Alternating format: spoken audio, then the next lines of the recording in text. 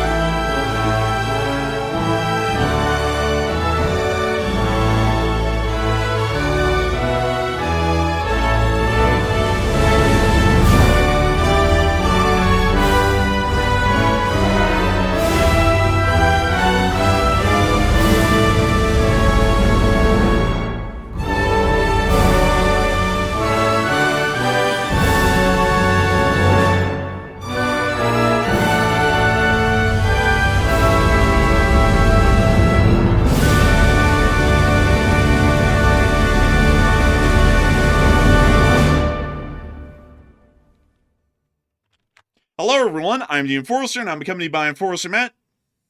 And good evening, folks. It's Enforcer Matt, and welcome back to day 1463 of the War News stream. And Iran is making a very bad move as of today. We are hearing that U.S. officials are now warning that Iran's begun rebuilding their nuclear weapons program from the ground up, which is obviously a pretty bad red line to cross. We've also heard that Russia is preparing a radiation disaster in Ukraine, according to analysts. And also another massive one, Cuba has now fired on a U.S. boat near the Cuban coast, killing 4 citizens on board the boat. And we have a lot of details about that whole situation. It's a pretty big one, and it's good to see you all once again. And of course, we're going to be covering the past 24 hours of the news from around the world, as we have been able to hear significant developments from the Middle East, Eastern Europe, East Asia, Central Asia, Western Europe, the central area of the Americas, and also the United States of America over the course of the day. We have been able to hear the credible intelligence and information provided by U.S. intelligence forces to the United States of America's government, and have been able to confirm that the Islamic Republic of Iran is working on restarting their nuclear program and starting widespread uranium enrichment throughout the entirety of the country, clearly in violation of the attempts at the pieces that have been made inside of Muscat, Oman, and Geneva, Switzerland, over the denuclearization of the Islamic Republic of Iran. We have been able to see that significant tunnel works operations are still undergoing at Pickaxe Mountain, and we've also been able to hear that apparently the Islamic Republic of Iran is also working on helping to prepare other facilities, either for the upcoming attacks by the United States, clearly showing that nuclear activities are still being conducted within those facilities, or they clearly have a significant amount of activity around the area, which also once again shows that the Islamic Republic of Iran is clearly working on restarting their nuclear weapons program at full speed and scale like it had been 8 months ago. Although I do have to make it incredibly clear that their nuclear program had been working to a minimal speed over the past 8 months due to the fact that the Pickaxe Mountain uranium enrichment facility had stood completely intact over the entirety of the past few months from Pickaxe Mountain to now. now. Oh, more so Midnight Hammer to now. We've also been able to additionally hear that all U.S. naval forces based out of the U.S. Navy's 5th Fleet headquarters within Bahrain at the naval station have broken out into the open sea as of today, meaning that as far as vulnerable U.S. forces that would be trapped in the Persian Gulf of a war began, generally is not the case any longer, and that also means that strikes by the United States could begin at any moment now, once again. We have been able to also note that 250 combat aircraft of the United States Armed Forces are currently present throughout the entirety of the Middle East, which is a significant grouping of U.S. combat air power. Largely around 20 to 25% of all combat aviation aircraft of the United States Air Force are currently inside the Middle East at this moment, with even a larger amount now appearing to be present within the state of Israel, all the way from Tel Aviv and all the way down to the most southerly base inside of Israel, the Ovda Air Base, just north of the port of Eilat. Further on than that, we have been able to hear that the United States has been making significant statements today through the Office of the Secretary of State, along with many others, once again showing that largely the entire government is on board with the strikes that are coming up soon against the Islamic Republic of Iran. We've actually been able to see that there has been a fairly decent bipartisan push within both houses, in both parties in Congress, to be able to move forward with strikes, as after confidential briefings and information has been provided to members of the Congress, it now appears that they believe that military strikes against the Islamic Republic of Iran are a national imperative and a national prerogative due to the significant national security risk that the Iranians are currently posing to the United States of America and U.S. interests inside the Middle East. However, negotiations will be happening tomorrow with the Iranians nonetheless. But every statement from the United States and about every single statement from the Iranians is making it incredibly clear that these talks might just be to buy a tiny bit more time before the U.S. decides to begin strikes. We've also been able to see that the Islamic Republic of Iran's government has apparently been getting incredibly concerned, and now all of the top officials of the Islamic Republic of Iran are apparently having to meet with Khamenei inside of an unknown bunker within an unknown location, blindfolded. They are taken by private guards of Khamenei's bodyguard detail, blindfolded, and then driven to an undisclosed location to where they walk him into a bunker, sit him down in front of Khamenei, and then keep the blindfold on them the entire time that they're meeting. I'm not even making that up. That's actually what they're doing. I would hate to be the driver for that situation. They're going to be the first ones getting blamed if his location ever gets leaked. That'd be a bad spot to be in. Yeah, that would be a pretty rough one, to say the least. We've also been able to hear down at Diego Garcia that it does appear that there is still more significant buildups that are happening of U.S. Armed Forces within the area, as a couple of F-16CMs, the ones that we were looking for, have actually been spotted on the tarmac by satellite at Diego Garcia. We've also been able to hear in other news around the world and heading towards Cuba that a U.S. vessel today has been fired upon by the U.S. Coast Guard, resulting in the deaths of 4 U.S. citizens and apparently 6 others being wounded, which have now been taken in custody by the Cuban government and are apparently being treated inside of Cuba. I don't really know what kind of medical treatment they can provide in Cuba, but I would assume that it's fairly limited. Nevertheless, the Cuban government has made a statement that they found bombs, explosives, assault rifles, high-powered optics, camouflage, I believe some other forms of advanced optics as well, and a whole bunch of other equipment on board this vessel, which appears to be indicating that it was some sort of a plan to conduct possibly a covert operation in Cuba, although we're not entirely sure about that, and we're still trying to get more information on that here at this moment. We've also been able to see that the war between the Mexican government and the Jalisco New Generation cartel has continued, and we have now heard that the cartel has issued a new demand that the body of El Mencho must be released. I believe it was at 1 p.m. tomorrow. Otherwise, they are going to start executing government officials and civilians at large across the entirety of the central area of the country, which is currently under the Jalisco cartel's control. We have seen that in the meantime, the National Guard and Army of Mexico have been conducting significant actions against the cartel, with a major battle and firefight breaking out in the smaller city of Tuxpan today within the Jalisco state. We've also been able to hear of other larger militant actions that have been ongoing between the Jalisco cartel and the National Guard and Army of Mexico, but we have not been able to cover those largely over the course of this day, once again due to the high frequency and coverage of news that we have to have over the course of this day specifically. We've also been able to hear that Kim Yo-jong, the sister of Kim Jong-un, has lobbed a fairly significant statement at South Korea today, stating that the South Korean government is in the process of collapse, and they may have to conduct some form of arbitrary action, largely insinuating some form of a conventional armed invasion of South Korea here within the near future. These sorts of threats have been fairly rare over prior years. Usually it's something along the lines of nuclear hellfire or making people suffer or something along those lines. This time it's an actual armed invasion, which is a fairly interesting change in their foreign policy and their rhetoric against South South Korea. Moving on from that, we've also been able to see that the Russian Federation, according to the Institute for the Study of War, is now preparing to create some sort of a radiological incident inside of Ukraine and then blame the Ukrainians as a result of that for conducting some form of an undisclosed nuclear weapons test or something else along those lines, which will allow the Russian Federation the proper groundwork to be able to start using tactical nuclear weaponry or more increased actions and escalatory steps against the state of Ukraine in the current conflict, which is not going all that well for the Russians. The Russian Federation has lost more ground today, and currently we do not hear of the Russian Federation making any gains on any front line currently. If anything, they are able to hold their lines in some areas, but in other directions, like specifically within the Zaporizhia front, the Kupiansk front, and the Pokrovsk front, it actually appears that the Ukrainians are able to push them back little by little, day over day at this point, which is once again putting the ball largely back in Ukraine's court. We also saw that a major drone attack was conducted on the Russian Federation today, with explosions being reported within Sevastopol and also the city of Saki within the northern and central region of Crimea. And we've also been able to hear that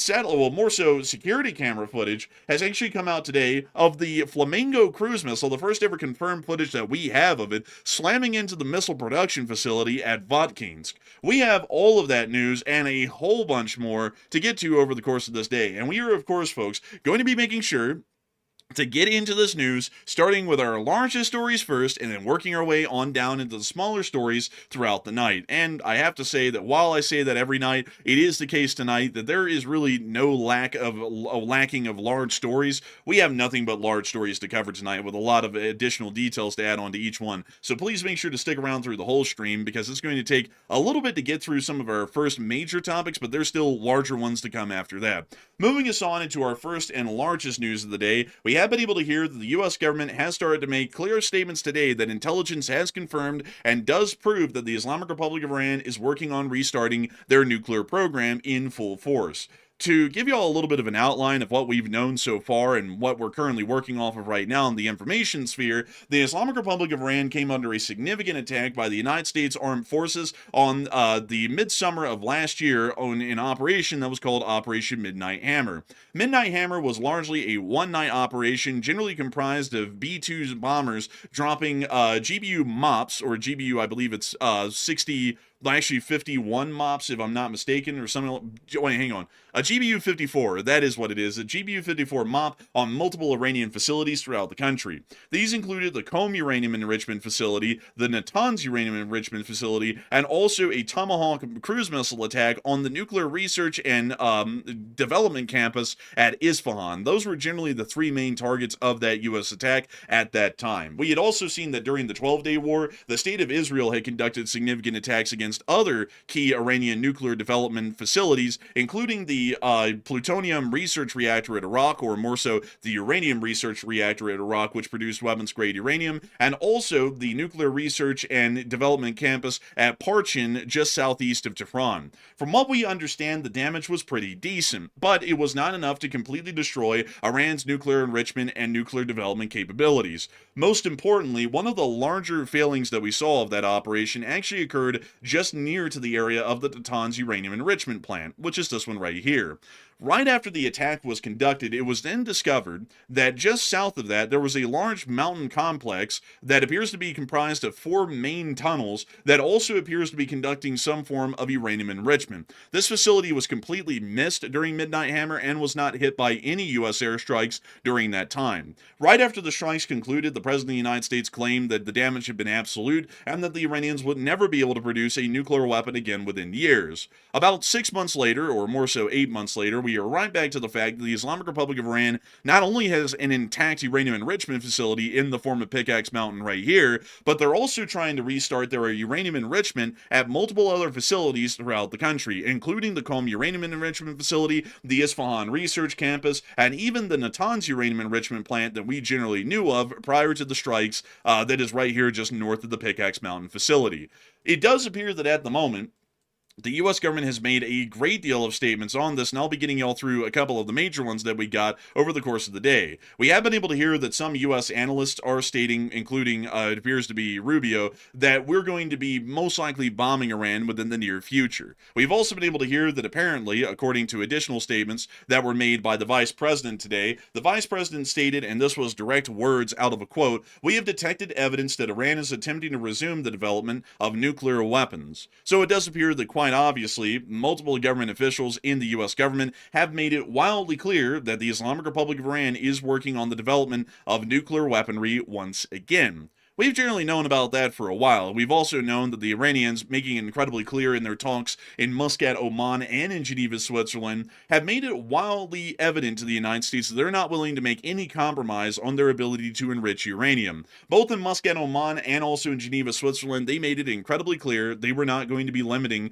their uranium enrichment whatsoever. They also made that incredibly clear last year, prior to Operation Midnight Hammer, to U.S. negotiation teams, that they were not going to be negotiating on the limitation of uranium enrichment capabilities inside of the Islamic Republic of Iran. This has given us a clear indication that they are working on nuclear programs and nuclear materials within the country, and there's another important point that I have to make sure to indicate to everyone here at the beginning of the show, which is a telltale sign that they're still working on something. If the Iranians were working on nothing, what would it hurt them to just go ahead and agree to a United States treaty that states that they will not develop a nuclear weapon? What would the harm in that be? Now, this is before we get to all of the evidence on the ground here that they actually are still working on the development of a nuclear weapon. But if we speak to ourselves honestly here, if Iran is not developing a nuclear weapon, and all of this is a lie, then why in the world will Iran not simply agree to a treaty with the United States that states that they won't develop a nuclear weapon because they already aren't? If that was the case, that would be easy as punch. They would have already done that in Muscat, Oman a couple of weeks ago. As a matter of fact, they would have done that about 8 months ago. Clearly, they're working on a nuclear weapon. That's the reason why they don't want to agree to this, because if they agree to this treaty, that means that U.S. inspectors would be allowed into the country, and they would clearly uncover the fact that they're still working on nuclear weapons development, which is generally the reason why they're not willing to agree to any of these treaties. Additionally, we've also been able to see that all of the other nuclear facilities in the country, like the Qom Uranium Enrichment Plant and the Isfahan Research Campus, are having their entrances covered in hundreds of feet, that is, hundreds of feet from the entrance and several dozens of feet thick from the top of soil to be able to stop U.S. Special Forces teams from being able to make it to the facilities, enter the facilities, and go into them. Now, if Iran was not developing nuclear weaponry, why in the world would they be trying so hard to stop the U.S. Armed Forces, if a war begins, from going into these facilities, which the Iranians allege are not involved in nuclear weapons development whatsoever, and do whatever they want in them? If the U.S. Special Forces arrived and the Iranians were speaking the truth here, it would be quite obvious and evident to the Special Forces teams once they arrived that these tunnels were absolutely empty of anything that could produce a nuclear weapon. As a matter of fact, those tunnels might not even be involved in any operations with the nuclear program, and that's not the case. And that's why the Iranian government is currently working to try and completely close off those tunnels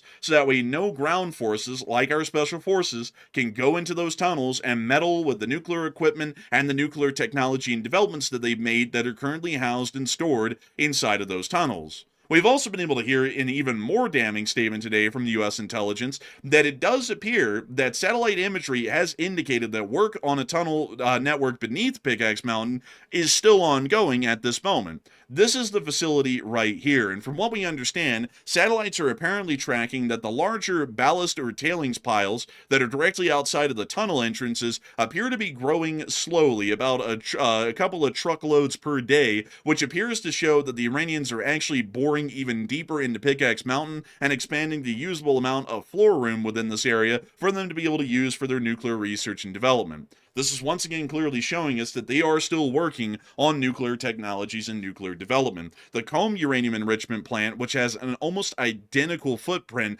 to the entire Natanz nuclear facility campus, including the subterranean complex, is exactly identical. And we had clear confirmation when Midnight Hammer was conducted that this facility, just north right here, was also being used to house uranium enrichment centrifuges and to be able to try and create weapons-grade uranium for the Iranian nuclear weapons program.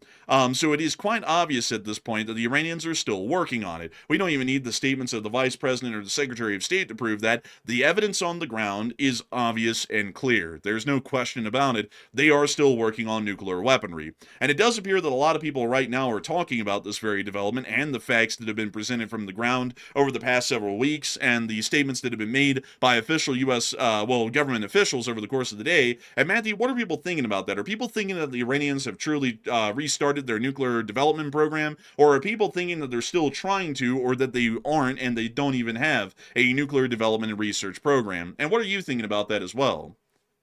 Okay, so it looks like 68% of the audience said Iran really has restarted their nuclear weapons program, as the U.S. is claiming, while 17% said the U.S. is simply trying to manufacture a war consent by making this information up on the spot, and 10% said there's some truth to the claim, but it's not completely true. So here's one thing that I've seen many people in the chat pointing out. Iran never stopped developing nuclear weapons. There's been zero evidence out there showing that Iran ever stopped, just because during Midnight Hammer, we saw the B-2 bombers strike those nuclear sites. That does not mean that brought the program to a stop. The U.S. tried to claim that there was significant damage to the facilities, but I don't think they ever said that the nuclear program was ever over. Also, they could not account for all the nuclear enrichment material that was already sitting there in the basements of these locations. They weren't really sure where that material even went. So that was a major problem. So I would say that Iran really has restarted the program. And when I say restarted, I mean they've started rebuilding the facilities that were damaged before. They have started to rebuild those and expand them as well.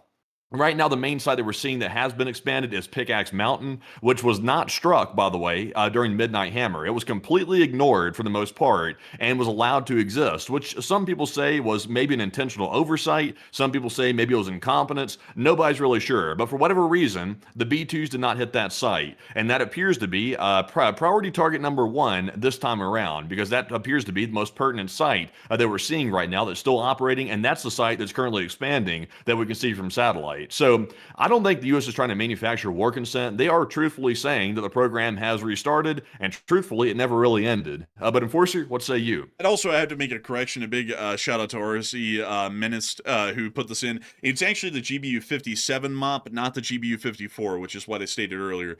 Correction on that and a retraction of the statement. But outside of that, I would actually have to say, addressing this poll, that my opinion is that they never stopped the nuclear research and development programs. It was generally a misstatement by the U.S. government, if I was to put it that way, or more so the ego kind of catching up to a specific person where they couldn't just, admit that it didn't really achieve the sorts of results they were looking for, because it was stated by the U.S. government last year, when Midnight Hammer was conducted, that the Iranian nuclear program was completely destroyed. And when any other intelligence agency from France or from Israel or from any other Middle Eastern country or any other government would come out and say, hey, it doesn't really appear so, it appears that there was some moderate damage, but it didn't completely knock out their research program, a specific person within the U.S. government would absolutely go mental and lose it by saying that these people are haters and they don't want to admit that it was such a great operation, I'm the greatest person alive, and so on and so forth. We generally already knew back then, and we even knew it on the channel and we're saying it,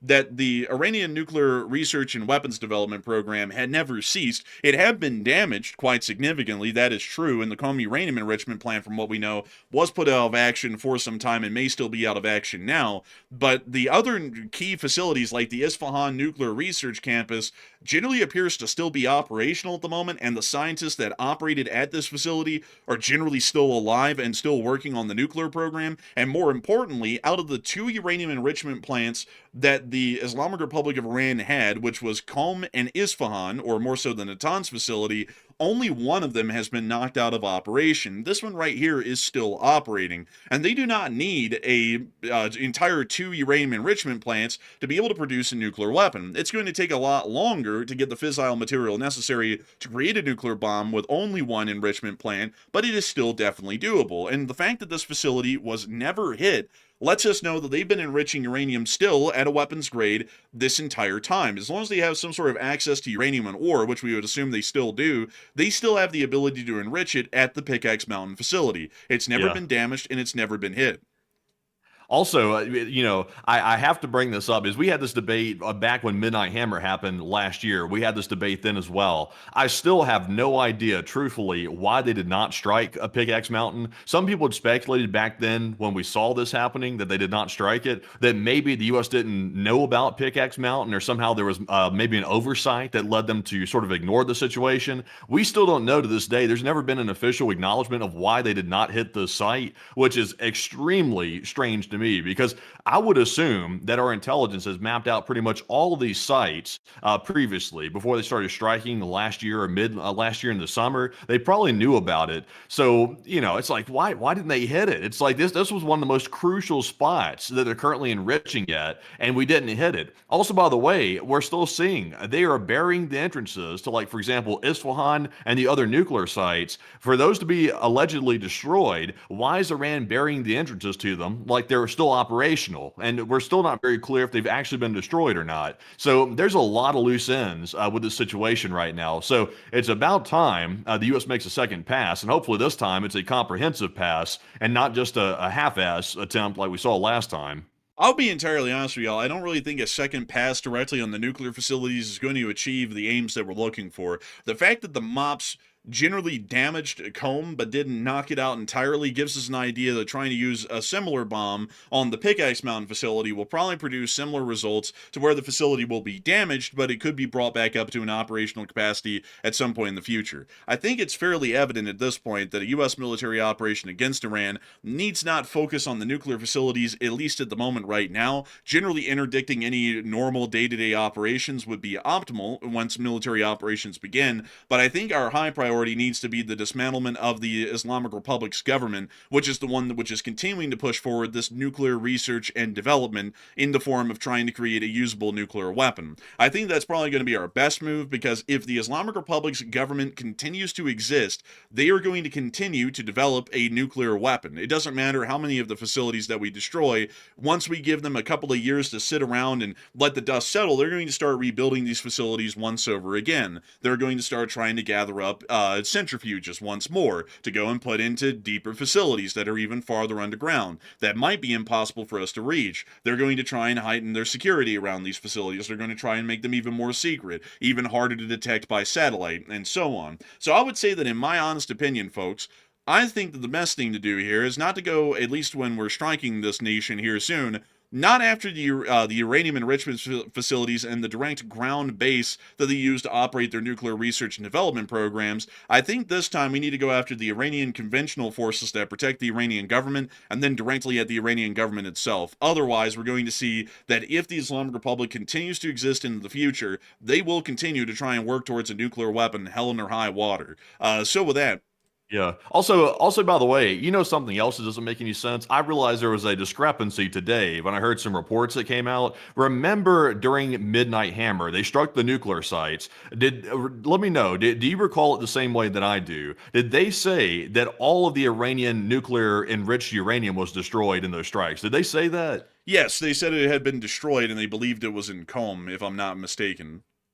Okay, so I recall hearing that as well. Today, there was a report that came out, which was a major discrepancy. There was a report saying that the U.S. was trying to get Iran to agree to remove all of its enriched uranium from their country and transfer it to a third-party country, so that way Iran wouldn't have possession of it. But the problem is, we were told that it was destroyed during the last strikes. So apparently, they still have enriched uranium, and in fact, they apparently have quite a bit of it, actually, based on the sounds of these reports that we're hearing, which would also suggest that the nuclear sites were not fully destroyed during Midnight Hammer, which I've been speculating for quite some time. So that was something today that caught my attention. So right now, also, by the way, the U.S. government will still not give us a concrete amount of time that Iran has left to actually finish development of a nuclear weapon. They still will not tell the public that. And apparently Iran has material, so they could, I guess, hypothetically build one, or perhaps a dirty bomb, but we're not told exactly how much they have, how long it'll take them to complete development of a nuclear weapons program.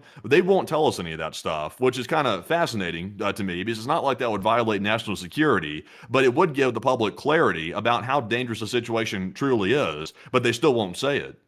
And also, really quickly, we actually do have some fairly interesting facts to show y'all from way back then. I actually just went and pulled up. This was let's see here. How many days ago would this have been? About 240 days ago that Operation Midnight Hammer happened. And this is the very map that we had on air when those strikes were being conducted. And if you want to see this clearly, folks, here it is. There was all of the markers that we had from Iran at this latter point. This was about the last half of the 12-day war in the Midnight Hammer that was conducted as well. And if I'm not mistaken, I believe that we have a little bit of details here that would show, and let me see here if I can find it.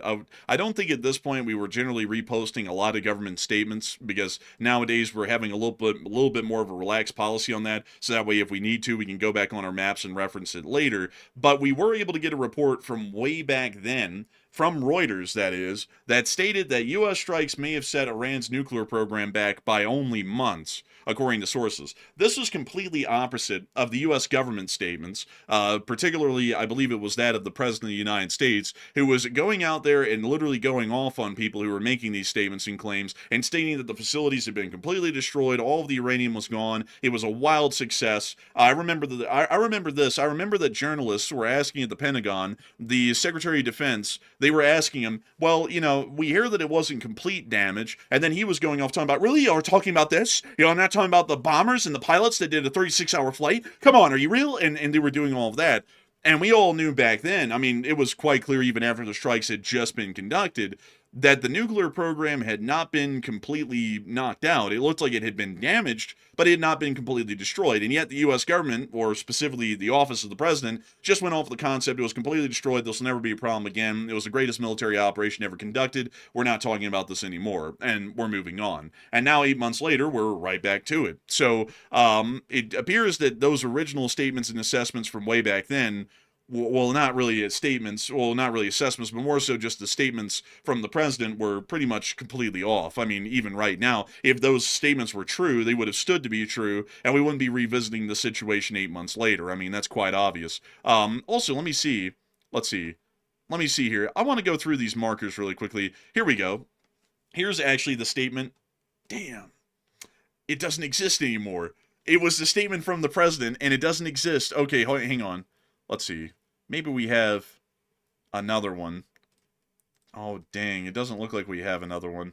And what's the statement? I can retrieve it. I'm trying to see if we can get the statement from the president where he said everything was completely destroyed. Everyone's just hating on me. You know, everything's done so well, it'll never be a problem again for years. Because he made a statement very similar, directly worded like that. And I cannot find it, at least at the moment. Let's see. Oh, here we go. Here's actually a CIA press release, and here's the statement from the director of the CIA. The CIA can confirm that a body of credible intelligence indicates Iran's nuclear program has been severely damaged by the recent targeted strikes. This includes new intelligence from a historically reliable and accurate source method that several key Iranian nuclear facilities were destroyed and would have to be rebuilt over the course of years. And that's largely restating exactly what the President of the United States stated in his own social media statements right here, is that the facilities were destroyed. They weren't heavily damaged or moderately damaged. They were flat out destroyed, and they'd have to be rebuilt over years. And I want to put that out there to folks. It's only 8 months later. It's not even been close to years. It's only been 8 months, and we're now saying that they've restarted uranium enrichment and that they're working towards a nuclear weapon once again. So clearly, all of the original statements from the office of the president 8 months ago were markedly untrue, considering the fact that we're not years down the road revisiting the situation. We're only months down the road, and now we're revisiting the situation. CIA continues to collect additional reliably sourced information to keep appropriate decision makers and oversight bodies fully informed. When possible, we will also provide updates and information to the American public, given the national importance of this matter, in every attempt to provide transparency. So it is quite clear that from these statements alone from the CIA, they were largely repeating the statements of the president. The facilities have been completely destroyed. It'll take years to rebuild them. 8 months later, they're restarting the nuclear program.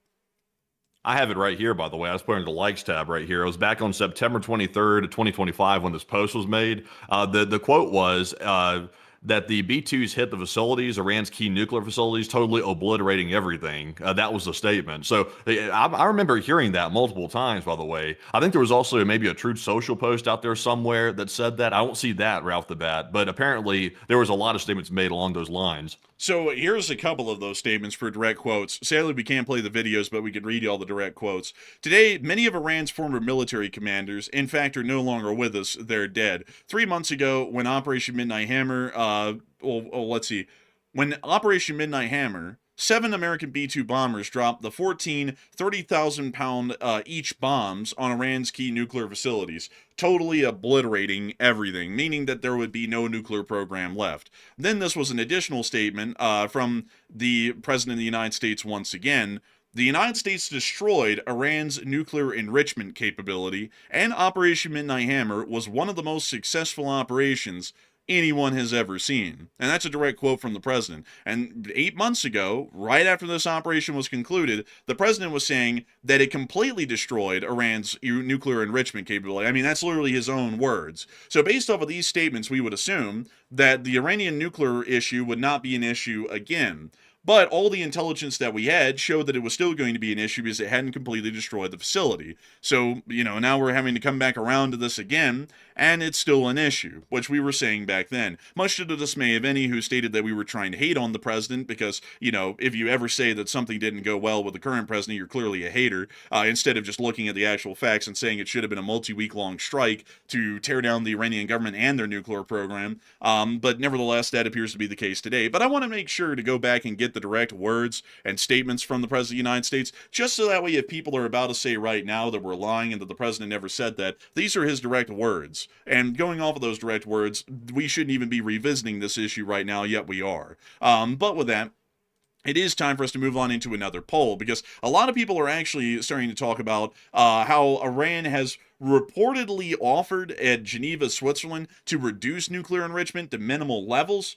But we've also heard from other governmental sources, including the United States president, that they have also never agreed to completely stop on the development of a nuclear weapon. And no matter what negotiation or meeting has been held, they have never accepted that demand. And a lot of people are wondering, will the U.S. consider this Iranian proposal to limit enrichment, but not completely knock out their nuclear weapons program? And what are people thinking about that, Matthew? And what are people thinking about that? Well, what are you thinking about that right now, actually?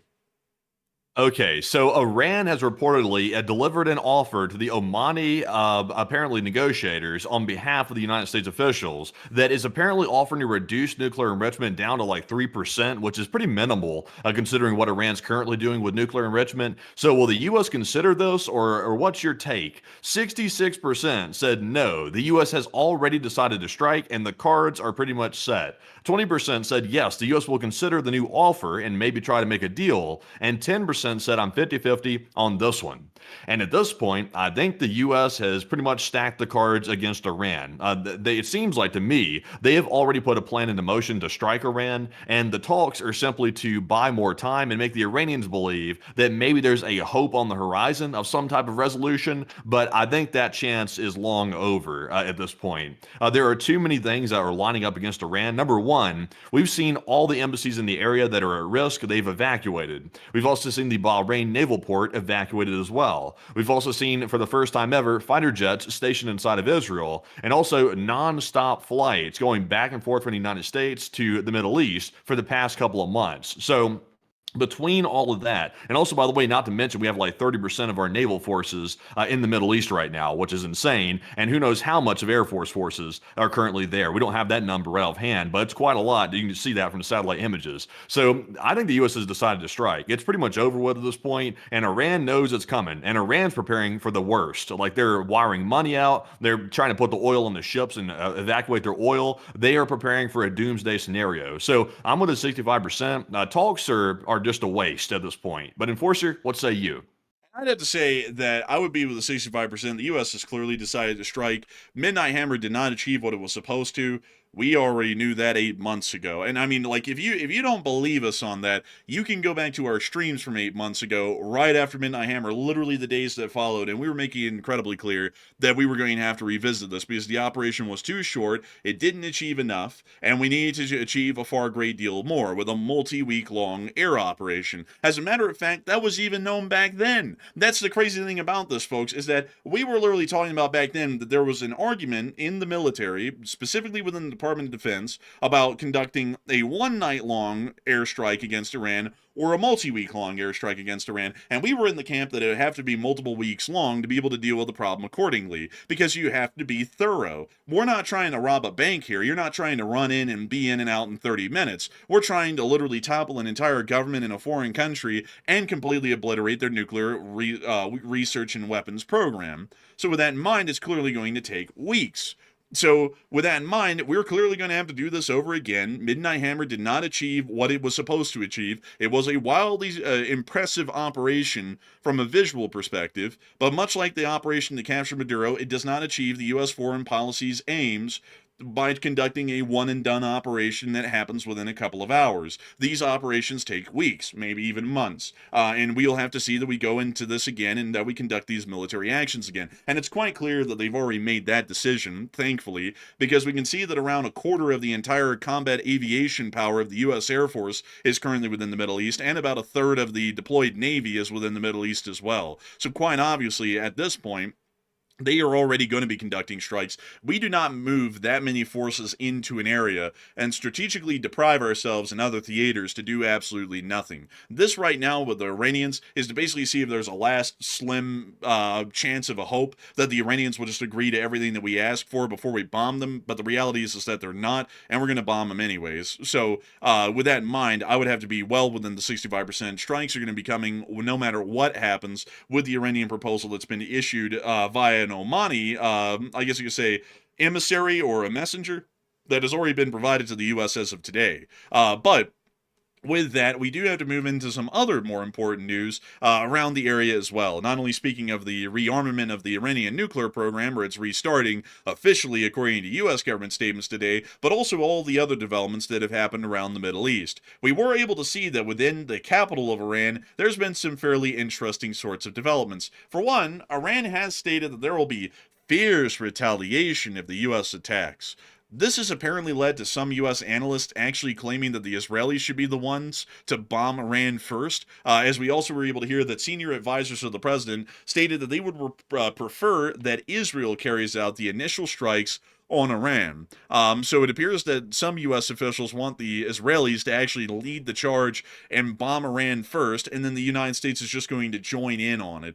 And I've got to say, I'm generally against that idea, because that phrases this entire operation as basically helping out Israel. This is like, I don't mean to make this clear multiple times on air over weeks, but this isn't really about Israel. They'll be helped out by this, sure, but this is about U.S. national security interests. I don't know why in the world the Israelis are going to lead the charge for our own national security interests, in the interests of our own nation and our own citizenry. If the Israelis want to join us at 0 hour when we're bombing Iran and bomb them at the same time, they can be our guests. We'd be more than happy for that. But this is a U.S.-led military operation to secure U.S. military interest, and I'll be entirely honest with y'all, just from the optics of it alone, I don't really like the Israelis leading the charge on the behalf of the U.S.'s own interests against a sworn enemy of the United States. That would be my honest opinion. I think that the U.S. should be the one leading the charge first and foremost. This is a national security issue that concerns the United States of America and Israel, but we're approaching this from the perspective that the United States of America is the key issue and the key point that we're trying to defend, us being Americans. So for that reason, we should lead the charge. But outside of that, we've also been able to hear some other interesting developments coming out of the Islamic Republic of Iran, because they're getting fairly concerned that strikes are coming very soon.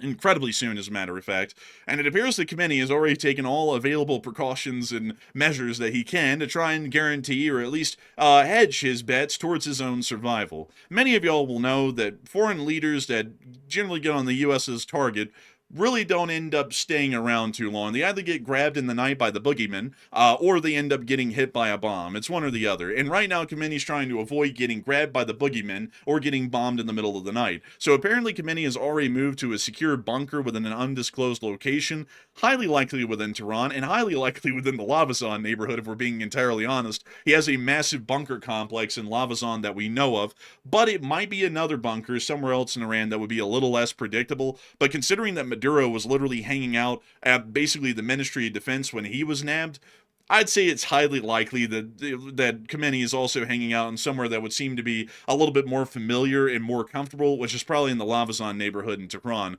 But apparently, right now, he's so worried about anyone giving away where he's at to the United States intelligence and getting bombed that every single government official right now that goes to speak to him has to be grabbed by his bodyguards, blindfolded, put in the back of a van. I would assume that's completely blacked out as far as visibility, where they can't look out and see anything, even if the blindfold isn't entirely sound. They then bring him into the bunker, walk him up to Khomeini, and then sit him down in a chair, and then he conducts the meeting the entire time with a blindfold on. Then they grab the guy, put him back in the van, the whole time with the blindfold on, and then drive him out and drop him off wherever he came from, and then they take the blindfold off of him. That way they cannot figure out where in the hell Khomeini is exactly. And that actually came out today in this statement right here. Ayatollah Khomeini has been moved to hiding, and the Iranian regime officials are taken to meet with him blindfolded to prevent his hiding place from being revealed, according to a statement from Iran International. So it appears that the So who's the driver, by the way? Obviously they're not blindfolding the driver, otherwise he could be like a good candidate for maybe like an F1 race driver or something. But it's like, the driver is going to know where he's going. So there's a possible weak point right there. The driver could snitch that's bringing the people to the Ayatollah. So that's one thing. But also, by the way, it's like there's other ways to track. Like I'm sure the Iranians aren't doing extremely strong sweeps. Like they could have a tracking device in their shoe, like embedded in the sole. There are plenty of ways to track where these guys are going to meet Khomeini. Plenty of ways to still do it. Also, by the way, they can simply do satellite reconnaissance and see where the vehicle simply went, or perhaps a drone overhead. A stealth drone could be tracking that vehicle. So that's not going to prevent anything. By the way, I'm sure we still have a fix on where that guy's at, even with these precautions. Well, we certainly do. Just from satellite footage alone and satellite photography, we would be able to tell where he is because of the heavy presence of bodyguards and other support staff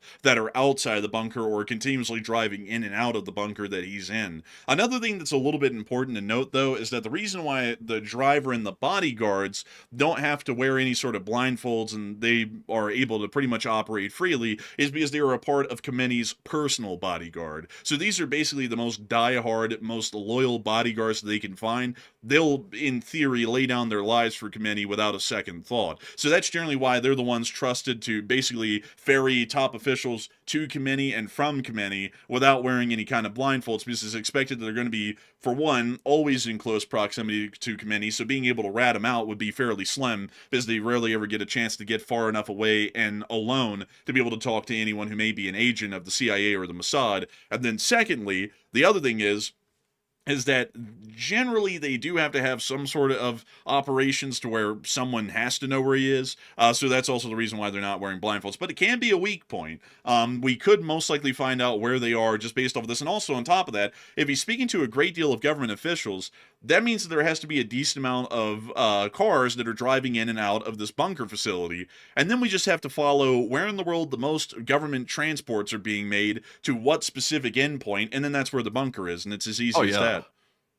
And also, by the way, like this isn't a conspiracy theory. This was happening over Venezuela for quite some time, and Venezuela's government never knew about it. The U.S. was flying stealth surveillance drones over Venezuelan airspace for at least a month prior to the exfiltration of Maduro himself from the palace. So they couldn't even detect the drones, and we were doing surveillance on them for ages, and they had no idea. I'm sure that the same thing's probably happening in Iran as well, and that's probably how we're going to track them. Also, by the way, these guys who are drivers and also these government officials, I'm sure that they probably confiscate their cell phone, but if anybody has any method of communication on them, even a pager or anything of that nature, then there's a way to track that all the way back to Khomeini's bunker. So there are plenty of ways to figure out where Khomeini's at. So I don't think for a second that it's that anybody's confused about where he's hiding out. And there's also probably sources on the ground that are probably snitching here and there as well that are feeding more clues to intelligence. So it's really honestly pointless, but really.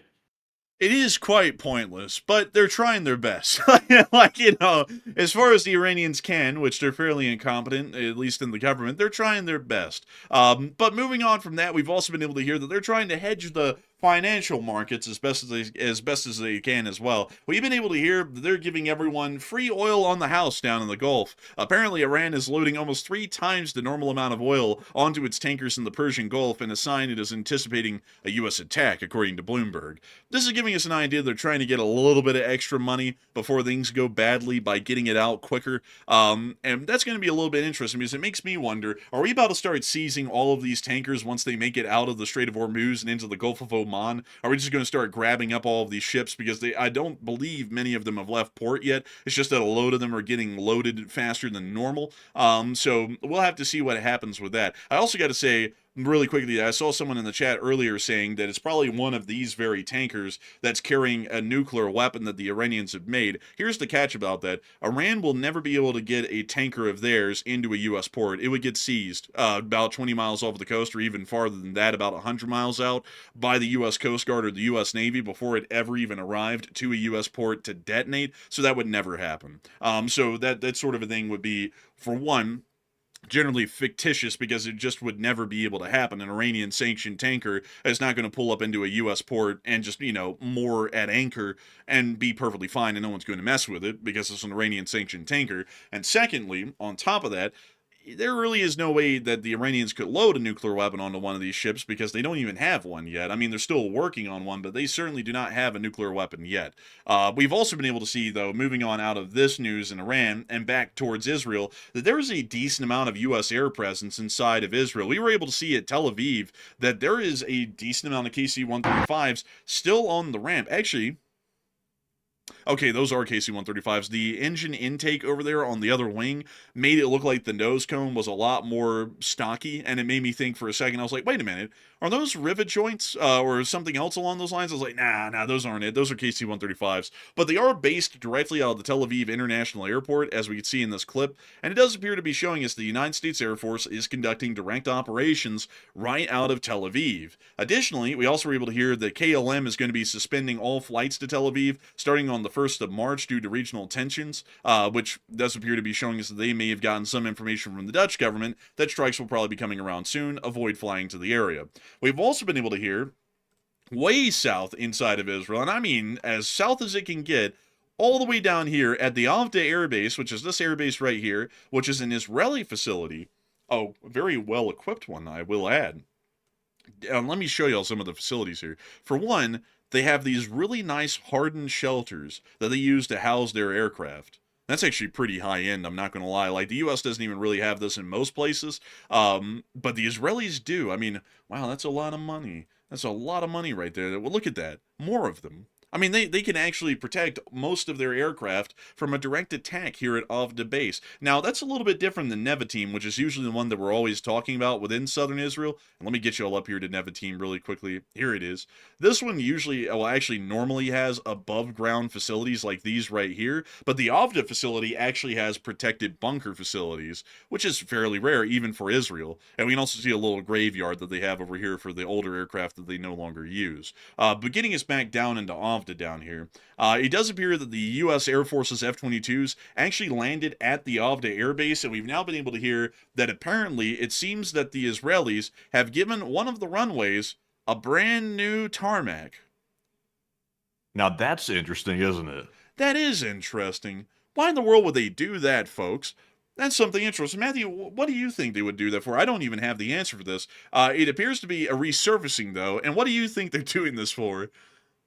I would guess that way the U.S. probably has a spot to base our fighter jets out of, or we can use this as a temporary landing spot if we need to land some fighter jets, service them, or do whatever we need to do to it. It's probably for that reason, for U.S. support. But the thing is, though, is that these runways were operational even right now, like very recently. You can even see the skid marks and tire marks from the Israeli aircraft that are almost constantly taking off and landing on this airstrip on both runways. So it clearly has been used up until now, and that's actually the question that I have. It's not like they're trying to make this base operational for the U.S. It was operational, and that makes me wonder, why in the world did they resurface it? And there was a couple of reasons that I could think of, but I don't really know which one it would be. They might have resurfaced it because the F-22's landing gear are fairly fragile, which is something that we actually kind of believe a little bit may be the case. And generally, F-22s have to be landed with a great deal of care from what we've seen in every clip that we've seen of them so far. So they may have resurfaced it to give a smoother landing surface just to the F-22s.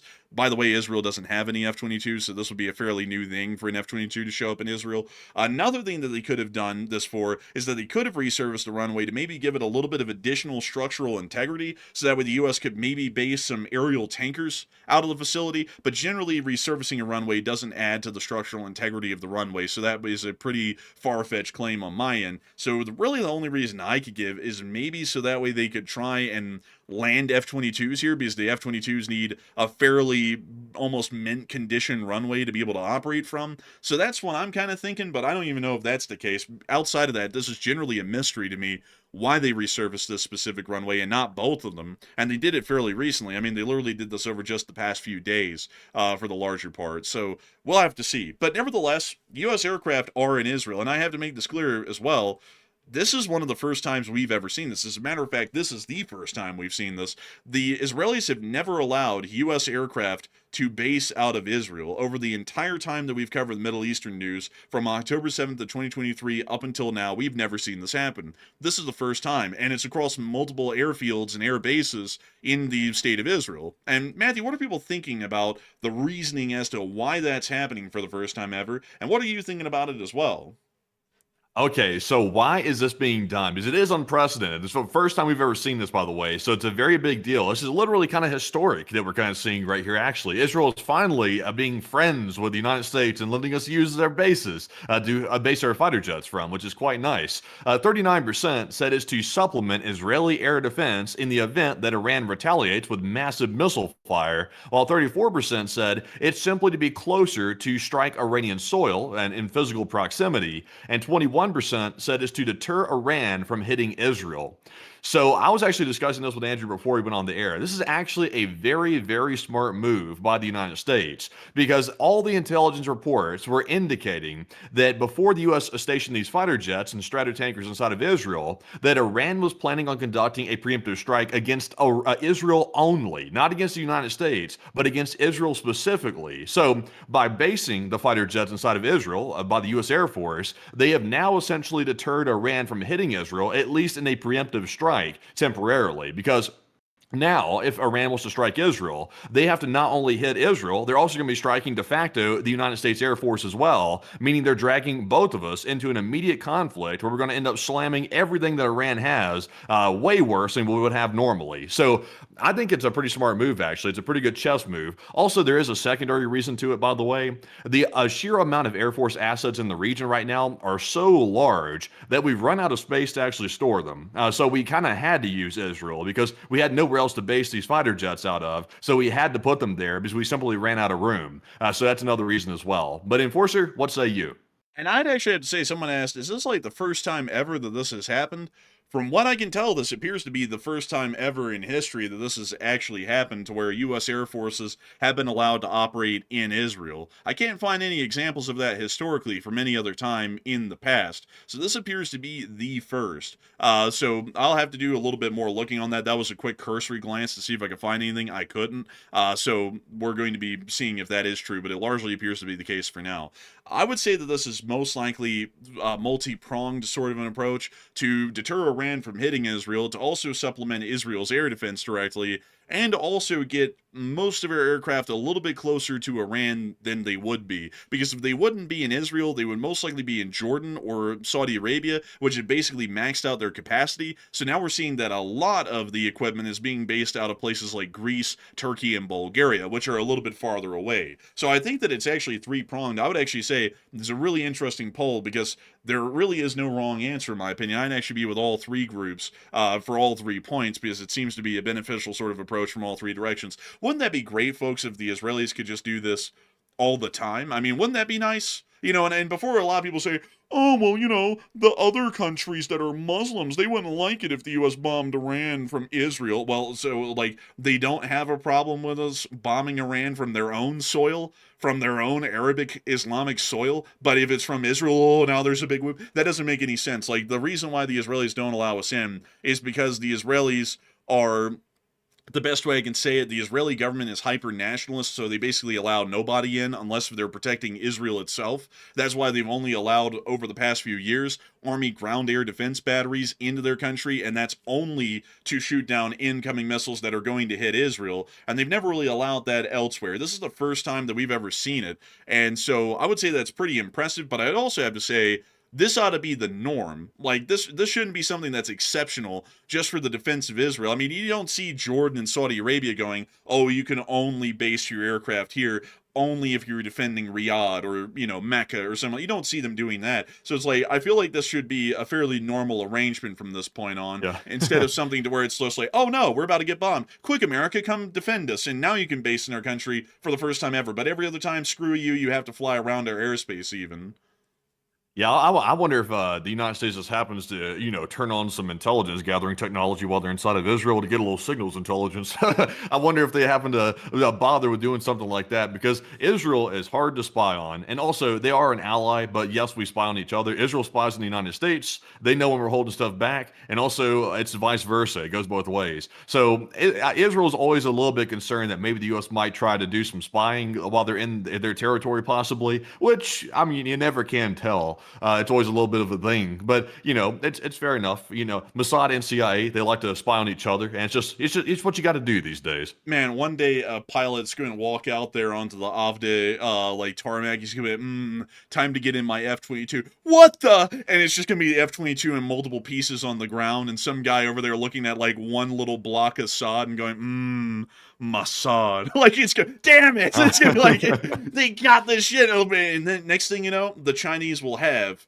almost near identical replica to the F-22, just like they did, with the J-10. Remember that, Matthew, where the Israelis sold the Lavi, which was basically based almost completely off of the F-16 to China, and then lo and behold, the Chinese create an aircraft that's fairly similar to the F-16. You remember that? I remember that. Yeah, I think I do remember that, by the way. Also, by the way, I've heard rumors that Israeli intelligence officers are not allowed into the CIA headquarters building. I've heard that rumor. I wasn't able to confirm that rumor or not, but I mean, that's how deep the whole spying goes, like between the two groups. Like it gets interesting. They've also brought in before like a whole bunch of trinkets and stuff like that, which happen to have some interesting stuff inside of it, which it shouldn't have had.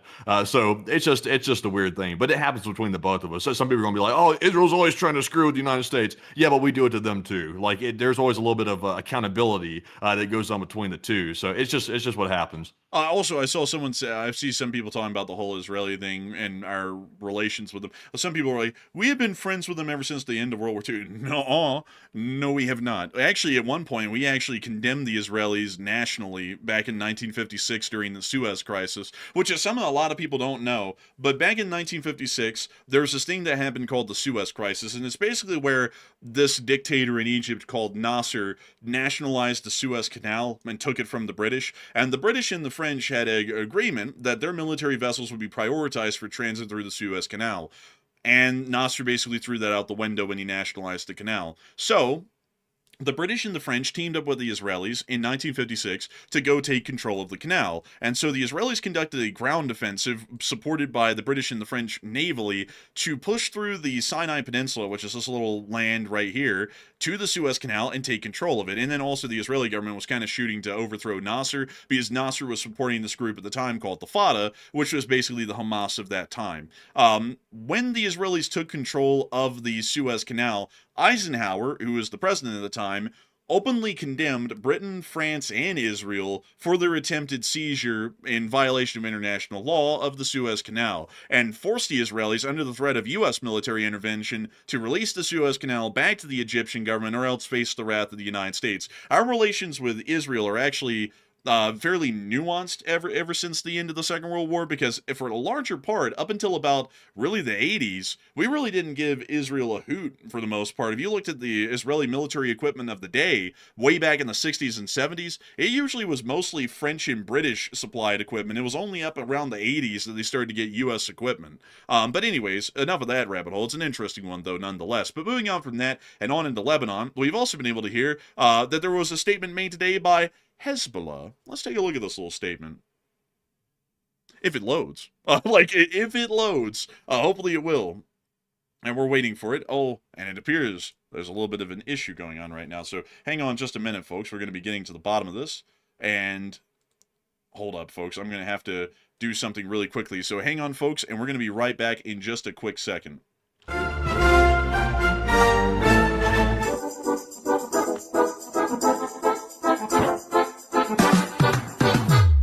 Прийшли окупанти до нас в Україну, форма новенька, воєнні машини, та трохи поплавився їх інвентар. Байрактар, Байрактар. Російські танкісти сховались в кущі, щоб лаптем посьорбати довбані щі, та трохи у щах перегрівся навар. Байрактар, Байрактар. Приперли зі сходу до нас барани для восстановлення великой страны. Найкращий пастух баранячих отар. Байрактар, Байрактар. Їх доводи всяке озброєння різне, потужні ракети, машини залізні, у нас на всі доводи є коментар. Байрактар, Байрактар. Вони захопити хотіли нас зразу, а ми зачаїли на орків образу. All right, everyone, and we are back, and sadly, there is a little bit of bad news. It appears that Discord has actually gone down at the moment, and we're getting a little bit of more information about that at the moment, and really quickly, let me see if I can get some information from Matthew here, because I think he's going to have some. So really quickly, folks, I'm going to call him, and we're going to talk about that quickly on air, because Discord is a heavy part of our show, considering that it allows us to talk to each other. So really quickly, we're going to give him a call, and we're going to see what's going on here. So give us just a second, folks. Hopefully y'all can hear this on air. Oh, hello? All right, Matthew, you're live on air right now, and I'm just hearing from you that Discord appears to be down. So if you want to, considering that you can't talk on Discord right now, would you like to explain the situation to everyone? Because this is news to me, and I think it's news to a lot of the folks out there on the chat at the moment. Oh, well, yeah, Discord's down. That's pretty much the bottom line of it. So let me see if I can try to fix this thing on my end, and I'll see what I can do. All right, so hopefully we'll be able to see if something works here, but it appears, folks, the Discord's down. So a big thanks for giving that information, Matthew. We're going to be pushing on with the show, and hopefully we can try and get Discord working at some point here soon. So with that, folks, I'm going to be getting Matthew off the phone, and we're actually going to be continuing with the show for now. Hopefully we'll be able to see that Discord comes back up soon, but for now, we'll generally have to forgo the question segment because I actually can't get Matthew live on air at the moment for us to be able to knock out the question segment normally. So we're just going to start continuing to push through with news coverage to be able to keep this thing rolling. And so with that, folks, we are going to be moving on into the rest of our news in the Middle East, as we also were able to hear that around 250 combat aircraft are currently stationed within the Middle East. And we actually were able to see some very interesting satellite photography today from the area of the Prince Sultan Air Base, which is showing us a significant number of F-16s, and also it appears that Discord might be working again, and let's see if it is, folks. And hello? There we go. So apparently just a little glitch right there. We mentioned Israel, all of a sudden we got a glitch on our hands. There's no correlation at all, by the way. And also, are you still there? Yes, I'm still here. Okay, good. Just making sure. And also, you can see the screen share? Yeah, I can see that too as well. Got you. So, for some reason, folks, we had a weird issue, and I can't really explain it. It's just, like, Amanda, do you know what happened? I have no idea, honestly. Discord would not load. Like, I tried to reload the program itself on the computer. It would not load at all. So it seemed to be a momentary Discord issue is what it seemed like to me. So I think it might have been on their end, possibly. Yeah, because also, folks, when I threw up my intro card, I restarted my Discord, and believe it or not, Matthew, mine did the same thing, actually. It completely shut off for a minute, and then it turned back on. So I guess, folks, that what we were talking about is verboten. But anyways, I'm just kidding, folks. I'm just playing. Clearly, that wouldn't be the case. But getting us back into our news, and also getting Matthew up to speed, since he wasn't here for just a moment there on air, and sorry, everyone, about that interruption to our usual, generally seamless sort of a coverage, but we are actually looking at the satellite photography that the Chinese put out today from the Prince Sultan Air Base. And we've actually been able to see, folks, a very interesting buildup here, particularly a large group of F-35s and EA-18G Prowler electronic warfare aircraft. We also were able to see in another part of the tarmac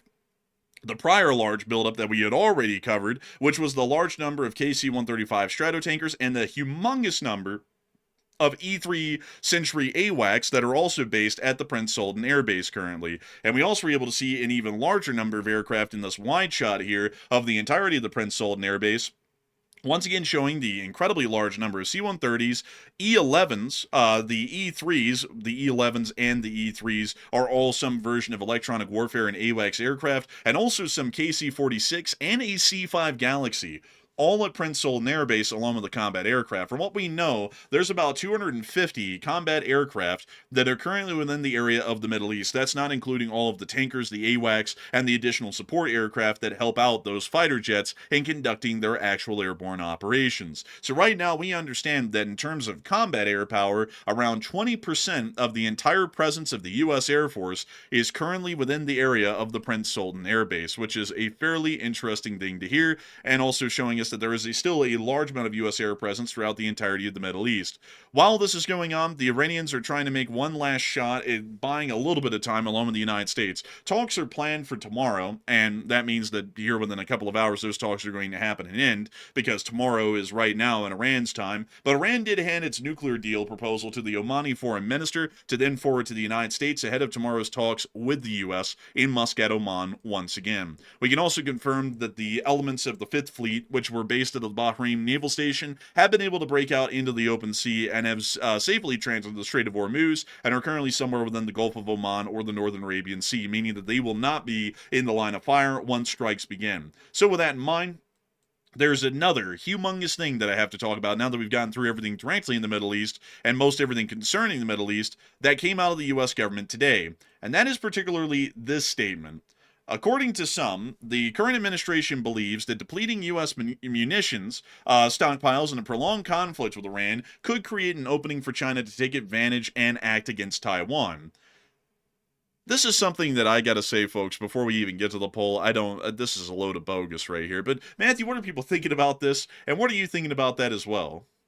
Okay, so the analysts are trying to warn the U.S. officials that depleting U.S. ammo stocks on Iran could allow China to invade Taiwan. And what are your thoughts? 42% said China will not move on Taiwan in that situation, while 32% said China will move on Taiwan, and 18% said I'm 50-50 on this one. And this one, I will say, I'm not with the enforcer on this one, in my opinion. I am a little bit split on this one, actually. If they're specifically referencing, by the way, if the U.S. gets in a prolonged, multi-month conflict with Iran, and we have to start really putting a lot of effort into this situation, meaning spending tons of ammo, tons of missiles, and things like that on Iran itself, then that could give China the opening or advantage that it needs to feel comfortable moving against Taiwan, because we would have so many assets pretty much dedicated to the region in the Middle East that we wouldn't be able to respond to China effectively, and it would give them a massive leap. And I would say there is some truth to it, but I think they're exaggerating it a little bit for a dramatic effect. So I'm with the 18%. I'm 50-50. The U.S. ammo stocks would be depleted, but only 30% of our Navy is in the Middle East right now. So it's not all of it, by the way. And also, if things get out of hand, we'll have to pick and choose. What's more important, Iran or Taiwan? We'll have to pick and choose in that situation. So I have a feeling we can move enough assets to help Taiwan if we wanted to. So I'm with the 50-50. But Enforcer, what say you? I'd have to say that I'm actually with the 42%. China will not move on Taiwan. And also, munitions are not an issue because there's this really cool thing called factories and ammunition facilities in particular, which produce the munitions required for our great armed forces of the Republic to span the globe and to be able to fight for liberty, democracy, and oil every corner of the globe that there is. And so I would have to say that generally I would be with a 43%.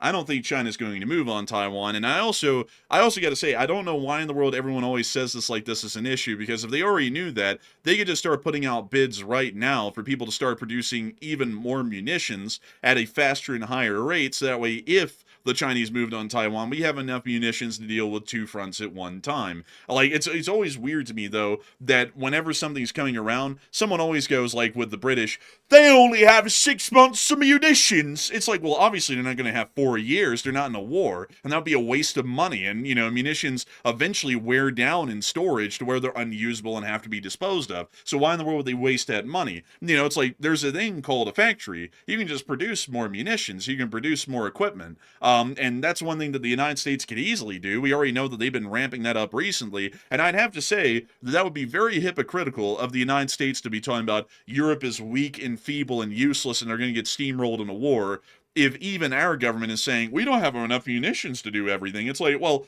what are you dissing on the Europeans for? They're in the same boat. It's like, that would be absolutely hypocritical. But even if you don't focus solely on the ammunition issue that the analysts keep bringing up, there is still an element of distraction that China could capitalize on, because the U.S. will be distracted. Because remember, in the situation we're talking about, the U.S. is in a prolonged war with Iran, so we're knee deep in it. That's the scenario. There would be a distraction element to it where China could capitalize on that, because the U.S., with their focus being on Iran, that would be a bit of a tough shift to then move away from Iran or try to divvy up forces to then go respond to Taiwan, which is a major issue on its own accord. Could be a larger situation than Iran, actually. That would be a bit of a problem to split the focus between the two when it comes to actually dealing with those two fronts. So, what I guess the question really is, what is China looking for? What is the big break that China is looking for to actually pull off the invasion? Because we've heard from intelligence reports that China is going to invade Taiwan at some point, but what is the crux of what they're waiting for right now? And that's the question that nobody really knows the answer to. And that is true. We don't know the answer to that, but we still would get an idea that right now the Chinese will probably invade sometime in 2027.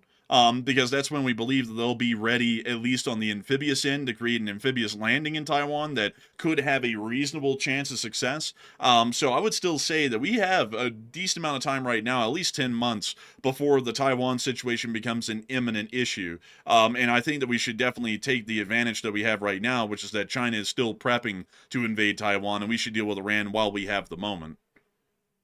Yeah, probably so. Also, I see some people saying that China's waiting on Russia. There is some truth to that, at least I personally believe. China is trying to see how Russia is going to survive the Ukraine war, and they're also basically trying to see how NATO is going to respond to it. They're trying to see what is NATO's resolve. Unfortunately, though, it's already becoming very apparent that NATO is not as strong as it used to be. The alliance is generally consisting of Europe and pretty much excluding the United States at this point.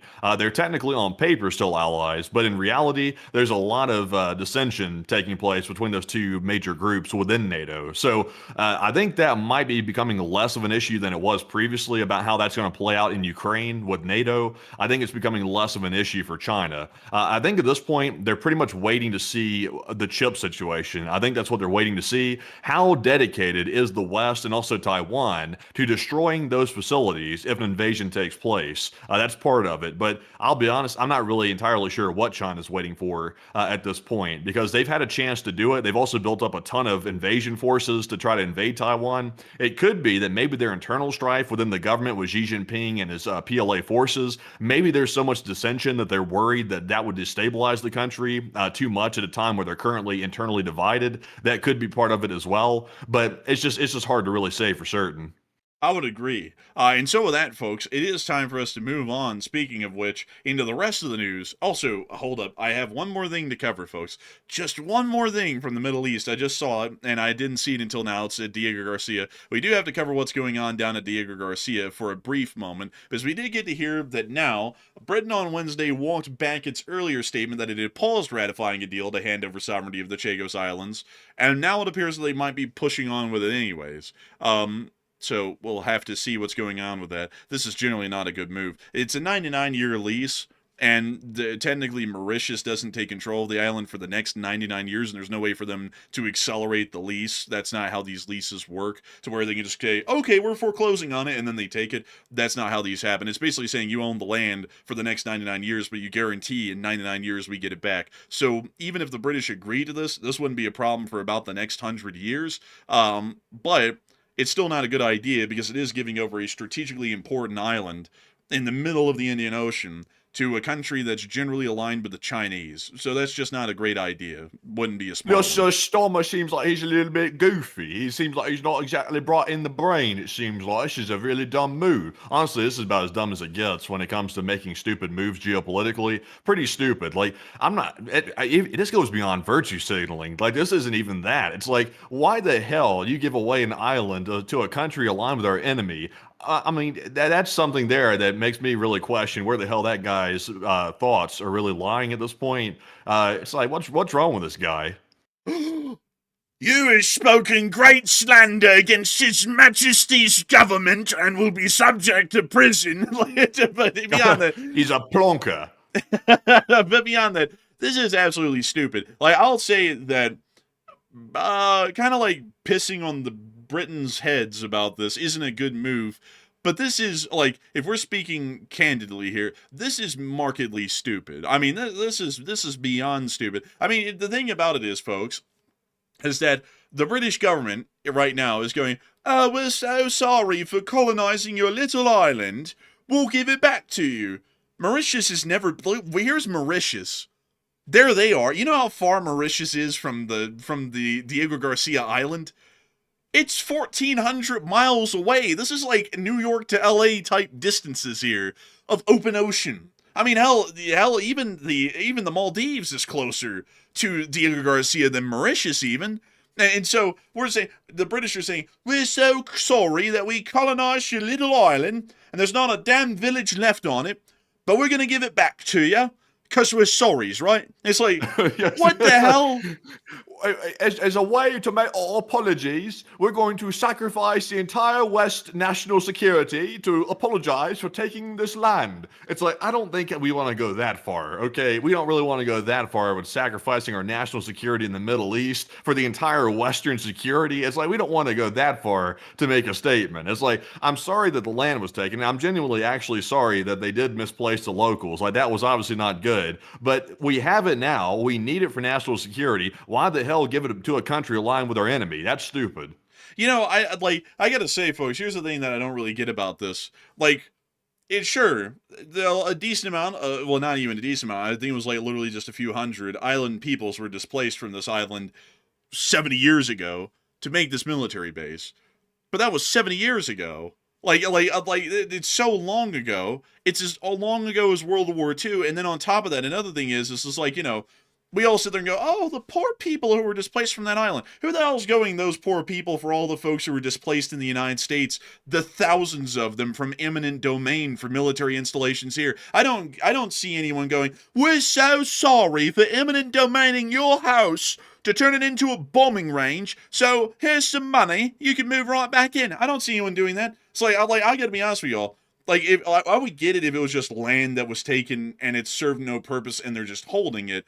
But it's a strategic military facility. That makes no sense to give this up even if it's 99 years from now. It's like, that wouldn't make any damn sense. It's ridiculous, really, but I hope that they eventually reverse the decision, because as far as diplomacy goes, I cannot say enough how absolutely stupid giving away Diego Garcia is. But when it comes to the U.S. government dealing with the British, when you're in foreign policy and diplomacy, you always have to deal with people real sweet-like, so you have to talk to them really nice and be like, now, Britain, what happens if we give away Diego Garcia? We get screwed by the Chinese, you know, and then we have to talk to them that way, and then eventually, hopefully, they'll see sense and back off of this. Or a new government might get elected in the UK, and then they'll back off of that way, because I think a snap election might be coming around here in a bit. And if that's the case, I think I'll be entirely honest with you. I think any other prime minister but this guy, no matter whose party, would generally say that this is a stupid idea. But anyways, it is time for us to move on into the rest of the news that we have for the night. But before we get to that, we do have to get to a question segment, because unfortunately we weren't able to get to one on time about 15 minutes ago or 20 minutes ago or so, because Discord died and then came back to life. So, Matthew, what kind of questions do we have? We're going to be taking 3, folks, and then we're going to be getting right back to the news. All right, so giving a shout out to our first 3 super chatters and getting right back to the news, because we're starting to run a little bit late and behind. This one goes to Hackneys and Rhinelanders, who puts in a $100 support. And thank you very much, Hackneys, for that very generous support. One of the largest super chats of the night. And we appreciate you for being a longtime channel legend as well. And he said, thank you, Enforcers, for all your work. And thank you so much for the incredible support, and thank you for enjoying our work, Hackneys and Rhinelanders, because if it wasn't for folks like you, we wouldn't be able to be on air every night, making sure to keep our lights on, to pay our bills, and to eat that delicious, succulent Costco chicken. If it wasn't for folks like you, none of that would be possible, and we wouldn't be able to dedicate ourselves every single day to working on the show. And so, humongous thanks to you so much once again for that unbelievably amazing support. And with that, we're on to the next one.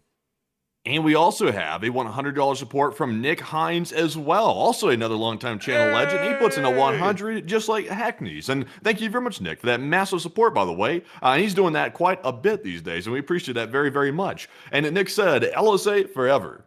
And thank you so much for the incredible support, and LSA forever indeed, Nick Hines. And a humongous thanks to you as well for being one of our great friends up there in Canada and helping this channel to keep running and keep covering the news each and every single day. So tremendous thanks to you so much once again. I hope that does address that well. And with that, it's time for us to move on into the last question of the segment, and then we're getting right back into the rest of the news. All right, so our last one of the segment goes to Circuit Medic UK, who put in a $50 support, and thank you very much, Medic, for that very generous support as well. And he said, "Good morning, Enforcer Matt, Renegade here. I just got to drop off our regular contribution toward the juicy Costco chicken, and also a massive thank you for the 1,463 days for all of us watching of coverage. Many thanks, lads, and LLT LSA." Thank you so much for the support, Circuit, and helping this channel to keep on running, all the way from the United Kingdom of Great Britain and Northern Ireland. And a good morning to you over there. It's actually very early in the morning for y'all. I think it's like 4 in the morning, somewhere around there right now. And I gotta say, a humongous thanks to you for dropping off the support for the juicy Costco chickens. And a humongous thanks to you for watching for so long as well. You've been around for an incredibly long time, an old guard. And I gotta thank you incredibly for that support and helping this channel to keep on running. Because if it wasn't for folks like you, we wouldn't be able to make this channel possible and keep it running every day and have a succulent Costco chicken. And Ross Munden just asked something that's almost on the borderline of heresy. He said, "Is Costco chicken good?" You would insinuate that there is any answer that would say that that's bad? Heresy. But the truth is that it's delicious. It's actually a very tender, succulent chicken, and it's only $4.99. We're not sponsored by Costco, but I do have to say, it's an unbelievably good deal. And so with that, that does address that incredibly well. And a humongous thanks to you so much once again, Circuit Medic UK, for the support and helping this channel to keep on running. And with that, it's time for us to move on into the rest of our news. Moving us on out of the Middle East and on towards the Americas, we have been able to get some interesting news out of Mexico and some very interesting news out of Cuba. I mean, I really don't even know of a way to word it specifically, but we heard of an incident today that is getting basically no press from the U.S. government, although apparently, according at least to the Cuban government's claims, 4 American citizens were killed in the firefight that followed. Apparently, at some point, we were able to hear that a boat, this one in particular, apparently this one ain't loading. Dang. Sadly, we can't show you all the pictures. Here, I got you real quick. I got you. Pull up this boat right here on a different screen. Get a stock image of it so that we can show people exactly what we're working with here. Let me go get the name of this boat real quick. Gotcha. So pull up a 1981 Proline 24-foot center console. That's the type of boat we're looking at here that allegedly went down toward Cuba's coast. So this is a picture of the exact boat. This is the one that we generally know went towards Cuba, at least from what we're hearing right now. Apparently on board was 10 people on this wildly small, this is basically a fishing boat, and about 10 people were on it apparently. But we were able to hear afterwards a statement that came out from the Cuban embassy, where they generally described the situation as it was ongoing. And this is a note from the Ministry of the Interior of the Cuban embassy in the U.S. On the morning of February 25th, 2026, a violating speedboat was detected within Cuban territorial waters. The vessel, registered in Florida, United States, with registration number FL7726SH, approached up to 1 nautical mile northeast of the El Pino Channel in Cayo Falcones in the Corralillo municipality in Villa Clara. When a unit of the border guard troops of the Ministry of the Interior, carrying 5 service members, approached the vessel for identification, the crew of the violating speedboat opened fire on Cuban personnel, resulting in the injury of the commander of the Cuban vessel. As a consequence of the confrontation, as of the time of this report, 4 aggressors on the foreign vessel were killed and 6 were injured. The injured individuals were evacuated and received medical assistance. In the face of current challenges, Cuba reaffirms its determination to protect its territorial waters based on the principle that national defense is a fundamental pillar of the Cuban state in safeguarding its sovereignty and ensuring stability in the region. Investigations by the competent authorities continue in order to fully clarify the events. That was the statement from the Cuban embassy today, officially, on what exactly happened down in basically a mile off of Cuba's coast. We don't really know what happened in particular, and we did get a little bit more details from the incident, and apparently, according to the Cuban officials now, they were able to recover some form of explosives, a large amount of munitions, and rifles from the vessel, which is a little bit interesting, to say the least. And a lot of people are wondering what is up with this incident. And also, to let y'all know this, the U.S. government is treating this very low-key at the moment. We're not really hearing a lot of official statements from the situation. And from what we know, 4 U.S. citizens died in this, but we're not hearing a lot of stir about it at the moment. And Matthew, what are people thinking about this, and what are you thinking about it as well?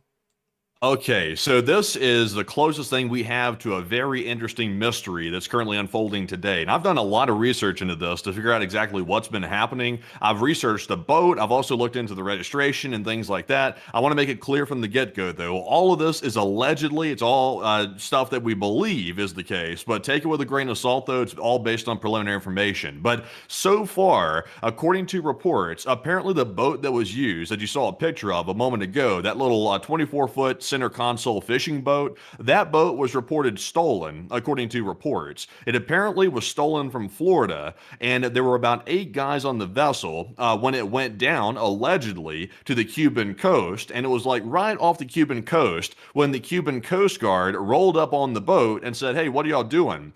According to the Cubans, the guys in the boat whipped out assault rifles and started firing at the Coast Guard. That's the claim. And then apparently the Coast Guard took out 4 of the guys in the boat, which is about half of them, and the rest of them survived. So that is the claim, but there's a couple of problems. The Cubans are claiming that the boat was full of ammunition, machine guns, bombs, and things like that. That's what the Cubans are claiming. So the Cubans are saying that this was a U.S.-backed operation to send in basically hybrid warfare operatives into Cuba to cause major situations of terrorism. That's what they're claiming, which would seem to line up with what happened in Venezuela, by the way. We saw fires and explosions breaking out in Venezuela, allegedly at the hands of U.S. agents. So that's what the Cubans are claiming. Now, on the other hand, the U.S. government's not saying exactly what these guys were doing on the boat. They're saying that maybe it was just some fishermen or something of that nature. They're not entirely sure. They can't really confirm or deny very much of it, which it is a little bit suspicious. I will say that. Maybe they're trying to gather more information, but we're not really sure about that.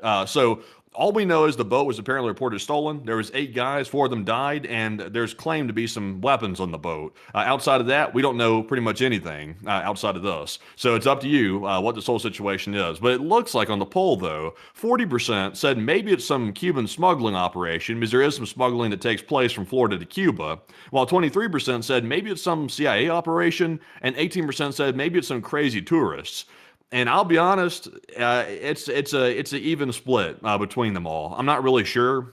I'm not really sure if to believe the Cubans, because the Cubans, of course, being an enemy state, it's really sketchy to believe anything they say. But at the same time, though, the government, the U.S. government, is not really giving us many answers to the point where it makes me a little bit suspicious, actually. So we'll just have to see. But Enforcer, what say you? I'd have to say that I'm going to be entirely honest with y'all. I feel like this is probably CIA related. Like, if something about this is screaming a little bit unusual from the facts, well, not really the facts, but the details we're kind of getting at this point. Of course, they're alleged details. We don't know the exact information around it yet, and there has been a lot of statements from the U.S. government. But the fact that it appeared that they were incredibly close to the Cuban coast, less than a mile away, which is basically on the coast, and the fact that they fired upon the Cuban Coast Guard, and it seems as though that these were just random people armed in a large group, basically a squad-sized element on a boat. It sounds odd. Like, there are smuggling operations to go on, but there is no smuggling operation where most of the cargo hold is apparently filled with explosives and ammunition, you know? It seems to be a little bit odd. And also, I do have to say, folks, that the story of Cuba in the present day, it all started with one boat. One singular boat. The Grandma. This one. This is actually what Fidel Castro used. He bought it, I think, in Miami, and they sailed all the way around Cuba and then landed on southern end, kind of around the Bay of Pigs, actually, funnily enough. And that's when they started their communist revolution against the dictator of Cuba at the time, who was Bautista. Basically everything in Cuba, it never has to do with a ship. It has to do with a boat, funnily enough. Basically every key historical moment in Cuba's history has to do with boats. Yeah. Also, by the way, somebody brought up a really good point. I brought this up, by the way. It was me and Andrew were discussing this one off there too. I said, how the Cubans detect this boat? Because the Cubans are very badly underfunded. So how did they even know this thing was approaching their coast? Because they don't really have any way to detect it, at least a reliable way to detect something approaching their coast like that. So I guess they got lucky, or perhaps they were tipped off that it was going to show up, one or the other. Because I'm not really sure how they happened to just run across this little fishing boat that was pulling up to the coast. Also, by the way, some people said, I doubt the CIA would use a fishing boat to send in operatives. You're actually very much wrong on that. They would certainly use a fishing boat to send in operatives. That would be one way they would definitely send them in, because you don't want to send them in like on a huge boat that says like CIA on the side of it or something like that. That would be a horrible idea. You want to send them in on something that's a little bit inconspicuous and something that could be plausibly deniable for the most part. So it is possible. There's an inkling of percentage chance that maybe the CIA was involved in this in some way or another, and they were trying to plant agents inside of Cuba to cause chaos, because that is in the U.S. playbook, by the way. That is something the U.S. does actually perform. They did it in Venezuela as well, and nobody really caught them getting into Venezuela. Like, we never really found out how they got there. They simply snuck into the country, and then they started causing fires and all kinds of stuff all over the place. Kind of like what's happening in Iran, actually, right now, by the way. So, I mean, this is an interesting one. This one's honestly piqued my interest quite a bit, but we don't really have any concrete answers even right now.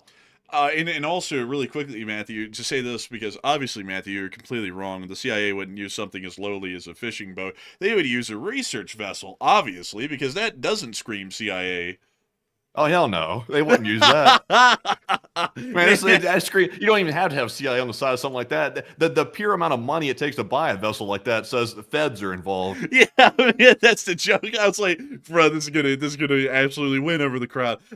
Beyond that, though, the CIA folks, like, the CIA is, and the MI6 and all the other intelligence agencies, they're not like the spy movies, where they have like a watch and you spin like the dial on the watch and then it turns into like a super duper submersible speedboat or something like that. That doesn't happen. They will go and just spend some money in Florida to go buy like a little boat like that or something and then send some people down to Cuba, because it's always the most mundane looking things that aren't noticed. Like, they're going to notice some giant research ship, or they're going to notice something that screams high-tech militaristic style technology. But the one thing that generally most people aren't going to notice and most people would overlook is something like a fishing boat. It's obvious. I mean, like, it's so mundane, normal, and it would also be so plainly obvious. Most people would think that just wouldn't be the case, but that is the case. The most obvious answers and the cheapest way is the easiest way for the most part. But anyways, moving on out of Cuba, we have been able to hear that there is still ongoing troubles within central Mexico as the Jalisco cartel is continuing to fight the Mexican government. We didn't get all of the footage out of Mexico today because, of course, we do have a lot to cover and we still have a lot more to go inside of Asia and Europe as well. But moving us on down into Mexico, we were able to see that a heavy battle occurred today between the cartel and the Mexican National Guard within the city of Tuxpan, which is inside the Jalisco state. And we were able to see that some Mexican military helicopters were flying overhead. You can also hear the firefight a little bit. Ay, ay, ay, ay, ay. Oh, poor dog. Moving on from that, we then got to see the National Guard down the street in the midst of the firefight. This video is not graphic, by the way. We did pre-vet this, so here's the clip.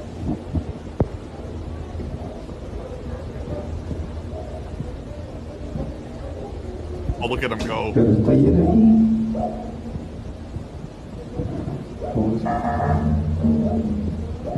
What is that in the background? Is that music? I don't know. I think it's someone talking in this house and it's just like really echoey, I think.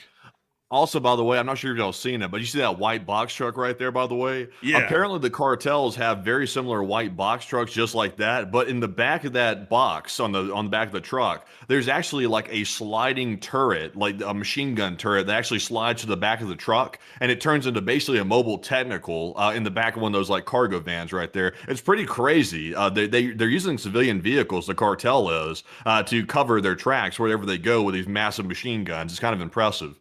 Yeah, it is. I would say at this point, folks, this is basically a full-on war that's going on in central Mexico. It's pretty wild to watch, but I do have to say that both sides are generally giving it all they got. I mean, the National Guard and the Army of Mexico is fighting tooth and nail at this point against the cartel, but the cartel is also giving a run for its money still. I mean, it's a really wild to watch. I mean, this is two groups going at it every day at this point without end. Even at nighttime, there's firefights breaking out through most of the areas of the Jalisco state and elsewhere. But moving on from that and on out of the Jalisco state, we also were able to hear that apparently there was a cyber attack conducted on the Mexican government recently, apparently allegedly using a chatbot or an AI chatbot that apparently was able to steal sensitive government employee credentials and tax and voter information, according to Bloomberg.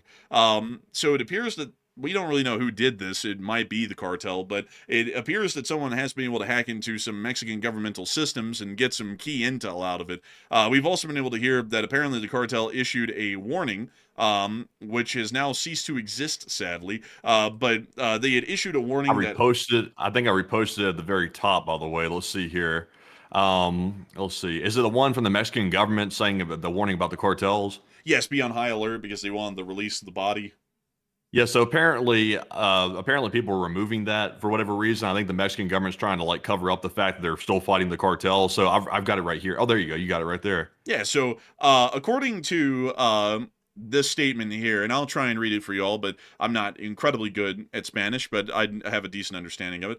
This is a notice about the notice of Chihuahua that was given today, where it apparently stated that the Jalisco New Generation Cartel was demanding the release of the body of El Mencho, named right here, Nemesio Seguera Cervantes, that's his actual name, by about 1 p.m. the next day. Otherwise, the cartel was going to go forward and start killing, it says right here, proceed to kill public officials and civilians immediately that day. And so it seems as though, as a result of this, we have been able to see that the Mexican government has issued this memo for the following: to alert military personnel in the proper jurisdictions, to be able to see that there is a permanent presence of the authorities within specific areas. We've also been able to see that additional actions have been made as well. Let me see if I can get a summary of this on top of this. Let's see here. Dang. There's a good thing. It's called Google Lens. If you point it at this document, it'll translate the whole thing.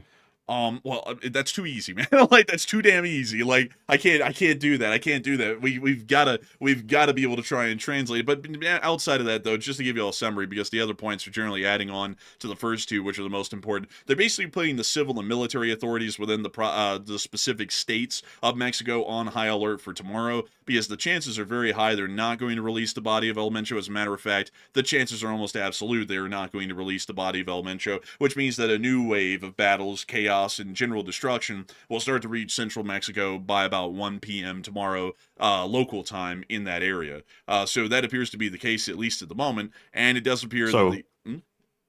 So also, by the way, I translated the document. So basically, to outline exactly what this document's saying, like in reality, the Mexican government is warning their forces, especially the National Guard forces, to basically deploy in your jurisdictions and do not get surprised by these surprise attacks that they're expecting the CJNG to conduct. They're also saying that the forces should maintain permanent contact with authorities at all three levels of government to strengthen coordination. They're also saying to monitor open sources, like us, to make sure that they're up to date with the information. They're also saying let's say there's a lot of just wordy language here as well. So, yeah, basically they're telling them just to be ready for surprise attacks. They're warning of burning of vehicles, also setting up roadblocks, which they've already been doing before. So it's basically a continuation of what they're doing. And they actually bring a quote from the cartel. They say, if the demands are not met to turn over the body of the former cartel leader, then the cartel will, quote unquote, march in blood throughout Mexico. That's what the report right here says. So that's just generally what it's saying. It's pretty much a continuation of what they've already been doing. Yeah, so it does appear that they are apparently threatening to even increase the violence if the body is not released back to the Jalisco New Generation cartel, and we'll have to see if that happens. And I see some people talking about, oh wow, the Mexican government's saying to keep notified. Yeah, from what we can tell, everybody on both ends here are trying to stay notified of the information via open sources. So it's a fairly interesting sort of a thing. Apparently, everyone in Mexico, cartels and government included, are all basically kind of looking towards sources like us to see what's going on down there in the wider, bigger picture, which is pretty wild to think, but that's actually ongoing at the moment. But with that, it is time for us to move on out of the news from Mexico and the ongoing fighting within central Mexico, which hopefully we'll be able to get even more in-depth coverage on here in the near future, because I'll be entirely honest with you all, this is deeply interesting to me, and I wish that we could cover it more today. Moving on from Mexico, though, and on into the United States of America to cover a little bit of additional news that came out today that I have to say is, of course, everyone in the United States is innocent until proven guilty, but if this man who has been alleged of these crimes is found guilty, I'm going to be deeply disappointed and quite angered, to say the least. We'll have to see how the trial goes, however. But we have been able to hear that a former U.S. training pilot, and this is an official statement from the FBI's official Twitter account, that a former U.S. Air Force pilot has been arrested for providing defense services to the Chinese military.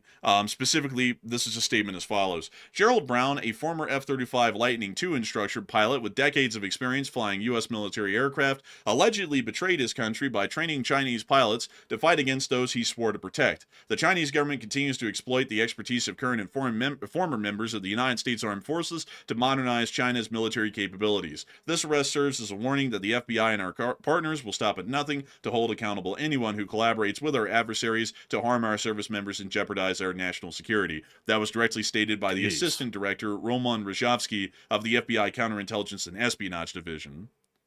Damn, that's bad right there. Also, by the way, the guy's innocent until proven guilty. We want to make that perfectly clear. And these are allegations. Just want to make that clear for legal reasons. But the FBI is the one putting that out, by the way. So this is coming straight from the horse's mouth, per se. But if it turns out that this is true, then apparently, I mean, this is pretty damn bad. I mean, who knows what the guy was telling the Chinese? It sounds like possibly maybe he was telling them strategy or something of that nature. We're not really sure. They don't really go into details about it. But that's not good. This guy apparently flew the F-35 or was an instructor for the F-35, so that's pretty rough. And I want to make it clear, everyone, because I see a lot of people condemning the man already. He is innocent at the moment. A court and a jury of his peers have to find him guilty to be guilty of this crime. So at the moment, this is nothing more than an allegation, and I personally do not believe in dragging people through the mud before a jury makes its verdict on this very case. It could be, and I want to make this clear, folks, there's always room for the government to mess up.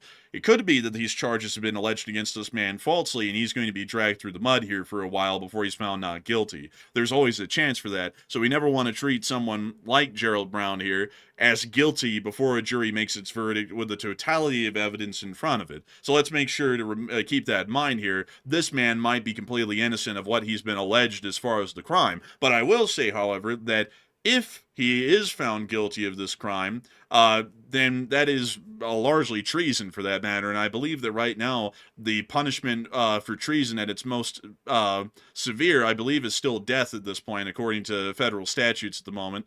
So we'll have to see what comes of it. But once again, I do want to make it clear, folks, people in the United States are always innocent until proven guilty. And I think that it's always incredibly important for us to remember as citizens that while this news, at least of the alleged crimes, is incredibly angering and disheartening, this may not even be the case, and this man may be innocent if a jury gets all of the evidence put in front of him, and only the jury will get all of the evidence put in front of him, not us. If they come back with the fact that this man's not guilty, he's not guilty. And that could always be the case. So we need to wait for a court trial, a court proceeding to be had, and for a jury verdict to be found. And if he is guilty, then we'll work off of that information then. But for now, we're going to assume that he's not guilty, because he might be. But moving on from that, we are going to be moving out of Indiana and on into Europe, because we do have a lot of news also coming out of Europe as well. Really quickly, to get through a couple of them, we were able to hear that Ukraine has opened up its first drone factory inside of the United Kingdom. Great news to hear. And the Ukrainians will be manufacturing drones for foreign nations inside of the UK, which is really nice. We've also been able to hear, additionally, that the United States was still conducting major airlifts over the course of the day. We were able to see these right here once again into the Middle East over Europe. And now, moving us on on into the Russian Federation, we were able to hear that within the city of Moscow, the Russians are losing hope. The Russian propagandist, the Russian golden boy, Igor Girkin. And I want to make it clear, he's not really a Russian. This guy actually was largely a Ukrainian. I believe, if I'm not mistaken, he was the leader of the LPR or the DPR at the beginning of the first invasion of Ukraine in 2014. And since then has clearly fallen out of grace. He's now in a Russian prison. Has stated today, in general, we have come to a situation that is significantly worse than it was 4 years ago in the terms of victory prospects. This is not how you fight. This is how you only lose wars. Our prospects, unfortunately, are bleak. What a state. Poetry, even. That is really. I mean, that's deep. It's not that deep. The Russians are doing quite badly here, and it appears that even people like Gherkin, who are now in prison in Russia, and were once Russia's golden boy, are even seeing that there's really no hope left for the Russian Federation for the larger part. We've also been able to see that according to the Institute for the Study of War, which I read their short summary on, which was pretty good, Russia may provoke a radiological incident in Ukraine and blamed the Ukrainian side for this. From what we're able to understand, the Institute for the Study of War has started to notice that the Russian Federation is targeting substations that provide secondary power to primary power to nuclear power plants in Ukraine for normal operation. And if the Russians continue to do this, there may be a radiological incident that occurs in Ukraine, either a partial meltdown, a total meltdown, or something else along those lines. If that is the case, and that does happen, the Russians may try and blame the radiological detection that they're getting from Ukraine on some sort of attempted Ukrainian nuclear test, and then start to escalate accordingly off of that information. It seems to be a fairly interesting sort of analysis by the Institute for the Study of War, and I actually have to say it's a fairly creative one as well. And Matthew, what are people thinking about it, and what are you thinking about it as well? Okay, so this comes right on the heels, by the way, of Russia claiming that Britain and France are going to allegedly give a nuclear weapon to Ukraine, which is complete bunk, by the way.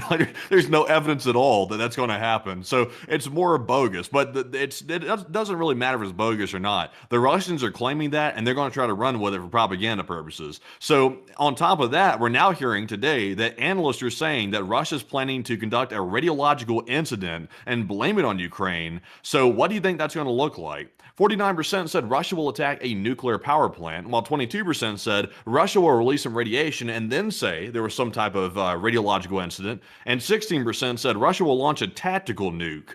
So this is a bit interesting. Russia is clearly working on something. They're obviously setting the groundwork for it. So we're taking a guess at what they're trying to plan here. The obvious answer would be a nuclear power plant, because Russia has struck those before, specifically the substations on power plants, and that would be the easiest thing that Russia could pull off. So we've seen, of course, they have hit the containment structure at Chernobyl, but that's not really a big deal because, of course, that's an inactive nuclear power plant. But the one that is active is Zaporizhia. And there's also other ones as well that Russia could try to hit. So I think they might try to hit one of those. We've been speculating that for a long time, that Russia has been planning something like that. But it sounds like they might be about to pull it off because they're trying to distract from the frontline losses that they're currently taking. And also the major failure after a 4-year anniversary of the war. They control less territory than they did at the start. So they're trying to find a way to distract from it, so that way the citizens don't start focusing on it and realize that they're going down the drain. But Enforcer, what say you? I'd have to say that it is pretty decently likely that the Russians are trying to create the groundwork for some sort of a radiological incident to say that the Ukrainians are conducting nuclear testing,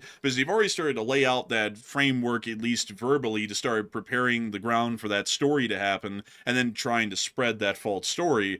And also, it appears that they are targeting substations that do provide power to nuclear power plants in Ukraine quite often. So with those things considered, I'd actually have to say it's a pretty decent likelihood at this point that they could very well be trying to create a radiological incident and then blame it on the Ukrainians once it happens. But moving on from that poll and on into the Russian Federation's deep interior, we were able to see something very interesting today. Something that I can only say, Matthew, really reaches the top of the intrigue and interest that we can have for something. Up in Votkinsk, at this missile production factory right here that produces the Iskanders and many other major missiles for the Russian Federation, we were able to see security camera footage that came out today of the attack that happened on Saturday. Let's take a look. What's that blue thing right there, by the way? Why, that's the orb of impending doom, Matthew. That's highlighting where the doom is about to happen. Let's see what happens in this clip. Did you see that? Oh, I saw a shadowy figure moving into the screen there. Look at that ghost. Why, that's a big ass missile. Like that thing is humongous. Oh dear. Now, there is only one thing, folks, that this could be. It is a flamingo. Like, there is no question about it, because only a flamingo is this large. So, this is guaranteed, confirmed, the first long-range attack we've ever seen with a flamingo that we can visually verify. Yeah, that's insane, honestly. That thing looks like a submarine coming in. That thing's massive. Bro, the Ukrainians be flinging the whole damn jet at the factory, bro. They said, get a jet-sized missile with lings and fling that thing into Russia. Like, man, I mean, the damage was tremendous. Oh, damn. I mean, it's even so bad that the people who were watching the security camera footage days later start shifting around after the explosion. They're like, yeah, man, like, listen to... Bro, they start shifting around and shit. They're like, damn. That is crazy, though. That's wild. Now let's also, by the way, just to remind folks, that hit the factory that produced, what was it? It was the Iskander, I believe, which is a pretty potent missile, and also several other Russian missiles, too. So that was a pretty big hit. Yeah, they also produced the Topol. Basically, they produce any missile that the Russians use, from short-range ballistic missiles like the Iskander all the way up to Topol M's, which are ICBMs. But also, folks, let me show you this. This is something cool. This is the building that was directly hit. We can actually find this one for y'all down here. It's this building right here. This one. This specific hall. There's multiples of them. There's about a dozen assembly halls or more that make up this factory, but each one of them is integral to the production process. And there was this one right here that was slammed, and you can tell, because just to show you all the key landmarks here, you can see this major pipework right here that snakes around the building, and these two smaller support buildings to the right side, and here on the satellite footage, you can see the pipework that snakes around the building, and the two small support buildings that are to the right. So, let's look at the crater that the flamingo left after it hit the building. This is the before image. Good God! It blew away like a quarter of the building. Well, yeah, you know, they were saying the other day when we saw the hit, like the day it happened, they were saying that it had allegedly taken out a couple of workshops. I think it took out the whole building. Man, bruh, dude, it leveled the whole side of the building on this. I mean, look at that. You can even see that, like, the building structure has, like, warped inwards towards the point of explosion. I mean, that thing was humongous. Yeah. I'm not so sure if the claims of the flamingo is not accurate. I'm not sure if that really holds up, because it looks like it hit pretty damn accurate to me. Man, bro, the Russians said, we produce missiles at this factory. Zelensky said, can you disassemble this one? Bro, like, just slammed it dead. Here, we'll give you a fresh one. Here's the one that's intact. Man, we wanted to send this one back. It seems to be out of warranty. Bro, just slammed it right into one of the most important assembly halls at the factory. This was impressive, I'd have to say, folks. And I think that at this point, just from the explosive force of a flamingo, I think that the whole thing about it being slightly less accurate by, like, I think it's like 100 more feet, it doesn't matter, because the blast radius still will hit something 100 feet away. Pretty sure about that at this point. But I gotta tell y'all, folks, I'm absolutely blown away by the accuracy and the devastation of a flamingo at this point. This is the first time ever, folks, outside of the Ukrainian government being like, we hit something with a flamingo. This is the first time we've visually confirmed one hit something, and then the damage afterwards. It is unbelievable. I mean, this is a wildly impressive missile that they've made. With limited abilities, mind you all. I mean, it is still the Ukrainian state that made it. It's not like they're a military superpower like the United States, and yet they've created something more destructive, longer range, and even as fast as a Tomahawk cruise missile. I mean, that's pretty wild right there.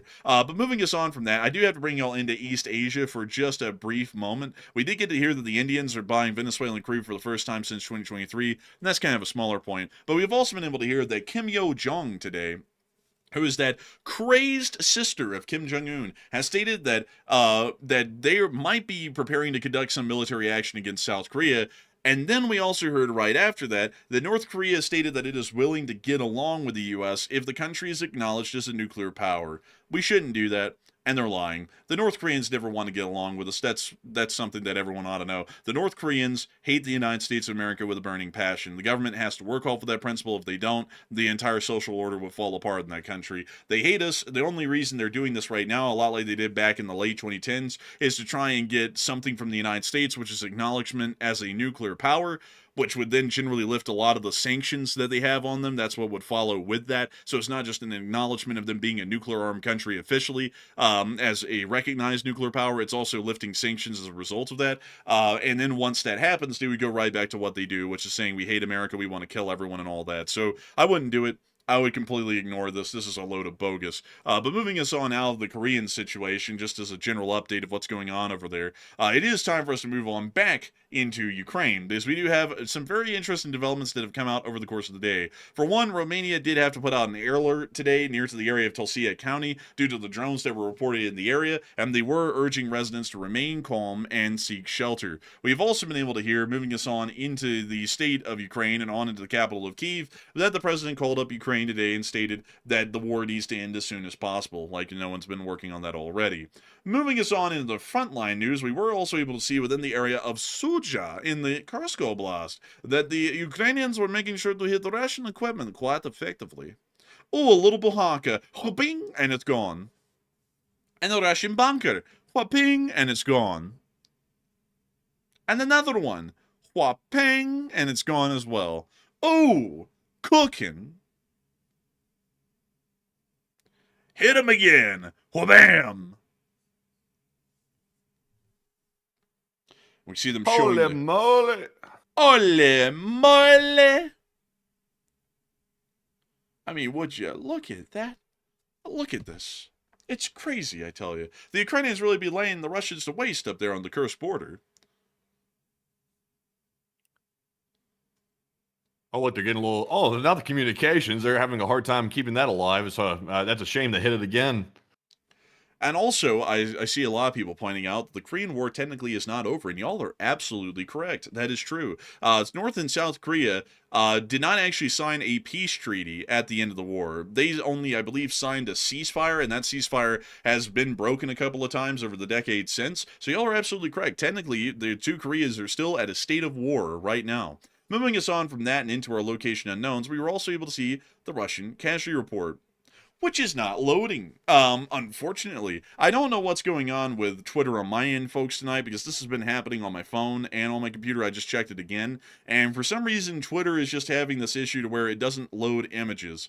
Every other website is working totally fine on my end. I don't know what's up with this, so we'll have to move on from the casualty report for now, because I actually cannot show it to y'all. But Ms. Disa, Keeper of the Records, did state the following. Troop losses rise above 1,000, while drones drop by half. Other categories are about at a 7-day average, and another Bobcat skid steer has been lost. Hey! So while we can't get the total report, I mean, it still is doing pretty good out there, and it does appear that the Russian armed forces are still losing a decent amount of men. But with that, and also I see a lot of people saying that that's actually like that on there, and see, it's not my computer. It's not my, thank the Lord it's not my computer, because sometimes some people always say that it's my computer. It isn't always my computer. I mean, everything else is working fine. I can literally pull up any other website, folks. I can pull up any Reddit clip that I have tonight.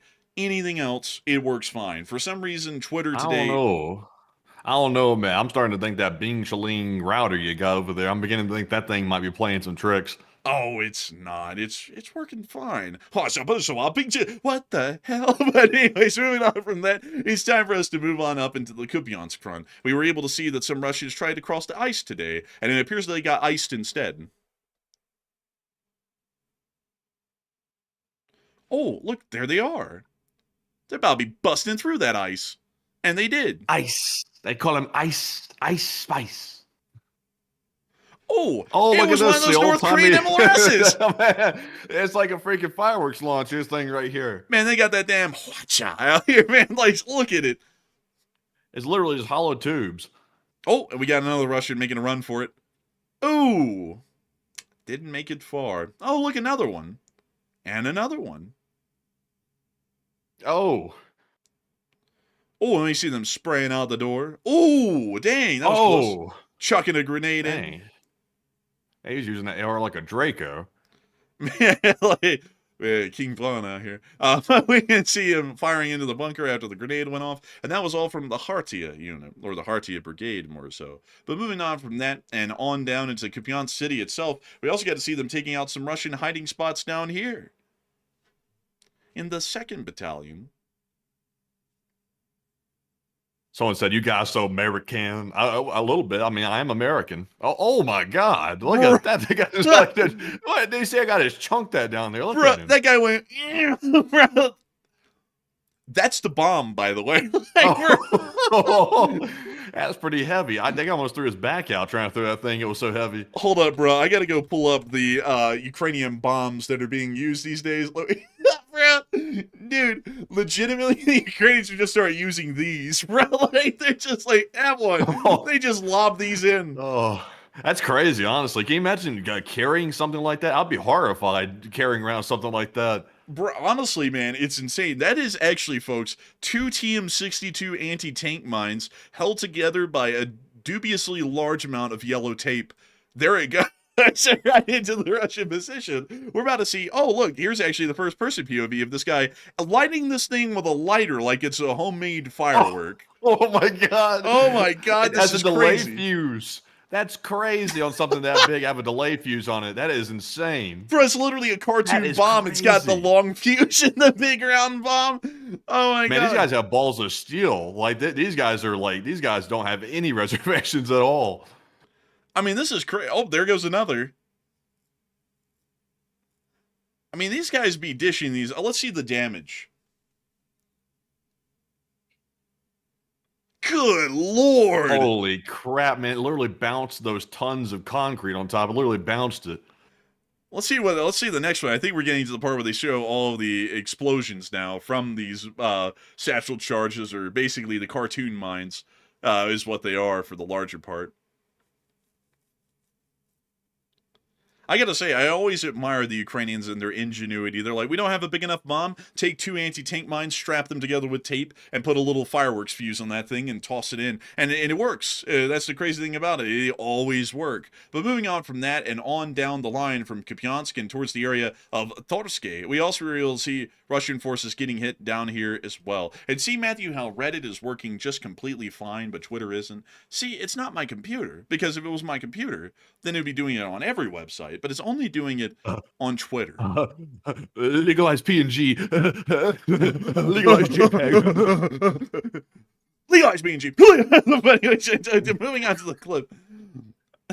We can see them slamming the Russian positions once more. Oh, look, a couple of Russians hiding behind some trees. KISSING. The bomb. Oh. Moving on from that, we also got to see the next fella getting it. Oh, look, Are you sure this is good?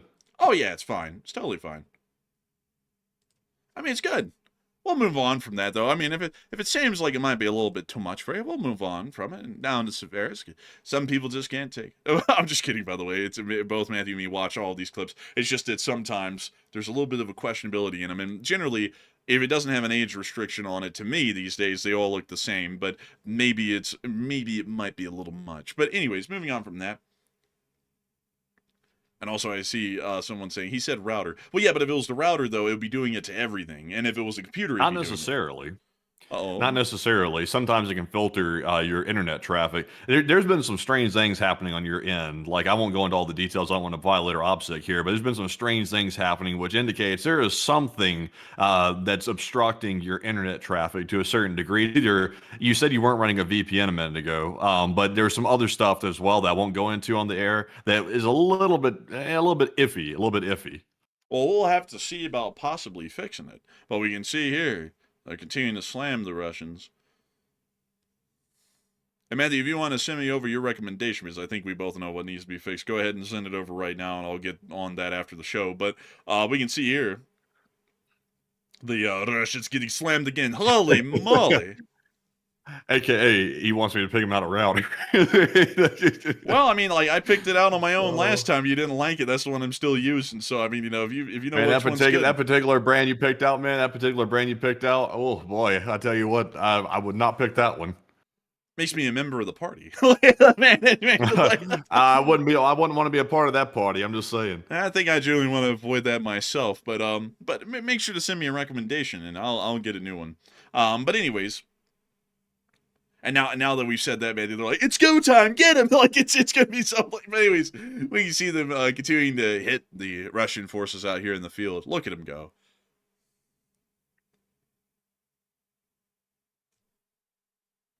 They're doing such amazing work. It's beautiful, really.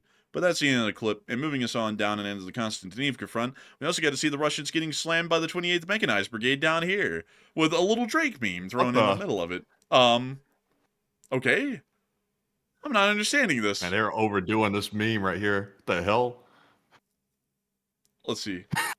Is he going to do it again? Oh, no, I didn't do it that time.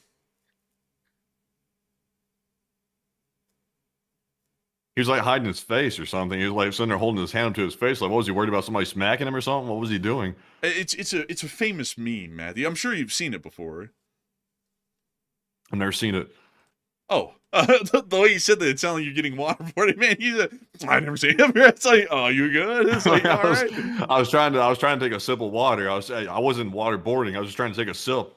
Well, I'll tell you, it sounds similar. But anyways, we also got to see the Scala unit doing its work on the Russians towards the, I believe it is the Dobropilia direction. It is the Dobropilia direction. Take a look at the Scala. Man, they got these bunkers kitted out. I mean, it's impressive these days.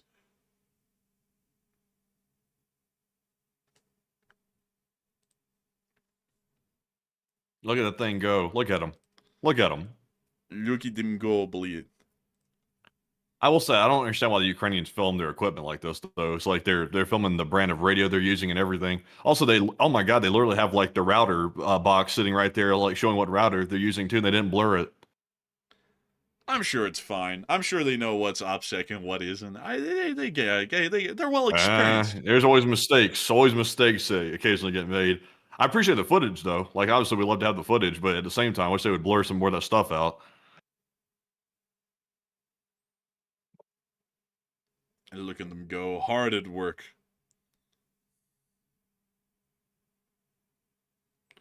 And Nuncheese Cake said, hey, YouTube is featuring the show. Nice. We're almost featured every night, I think, these days. It's really cool, though. We're always honored for that. We see them loading up a wounded Ukrainian soldier for the ride back home. Wow, they put them on the bare metal. Yeah, these things really aren't comfortable. They're very utilitarian. I mean, that thing's big. Oh, they didn't even strap him down. This guy's not strapped down and he's on the bare metal. This guy right here, he's in for a ride and a half. It looks like he was handling. What's that thing up top that's flying around? I think it was an antenna. Oh, there he is. Interesting.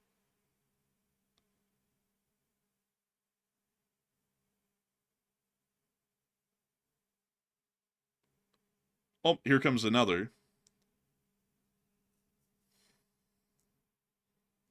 He has a friend. And now they're back on the way. Now they have 2 wounded guys on the evac.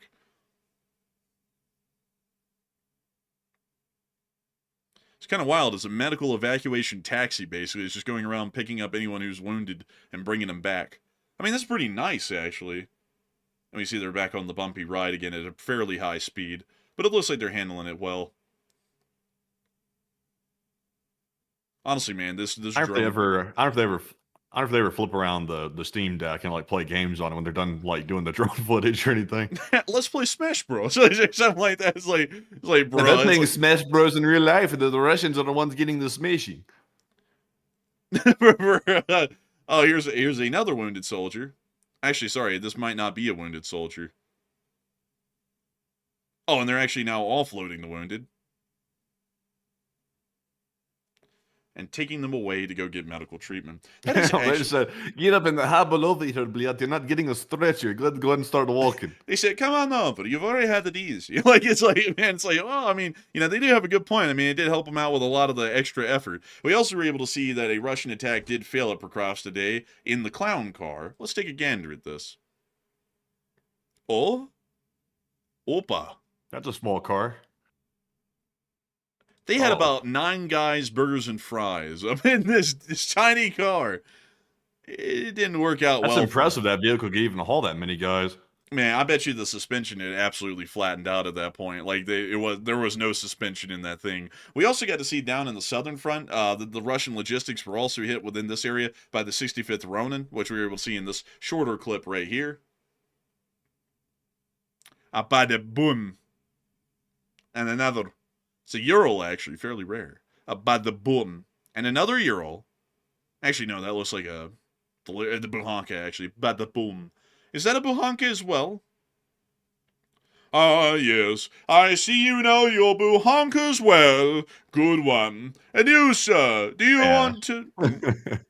Huh? Man, I hope you've seen all these comments in the live chat. I can't describe it exactly, or it'd be an OPSEC problem. I hope you're seeing it. Like I know what I'm talking about. Let me see here. I'm not seeing them.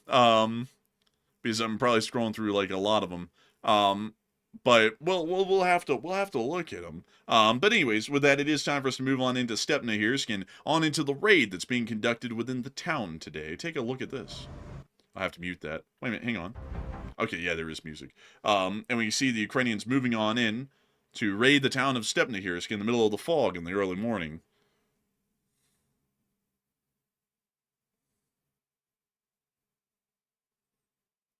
And look at them go. They're doing hard work here.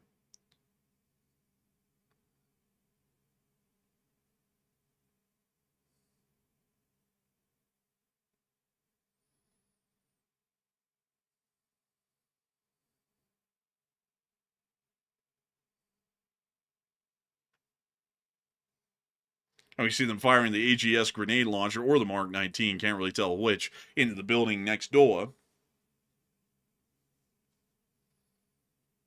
And we see it with a view from the operator inside the vehicle as well. Take a look at that.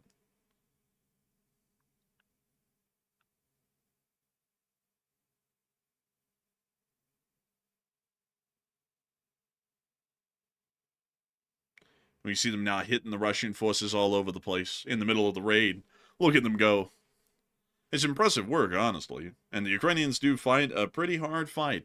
Hard enough that they're still around 4 years later, which is much to the shock of many. They're putting in work. They're putting in those hours, Matthew. They're clocking them.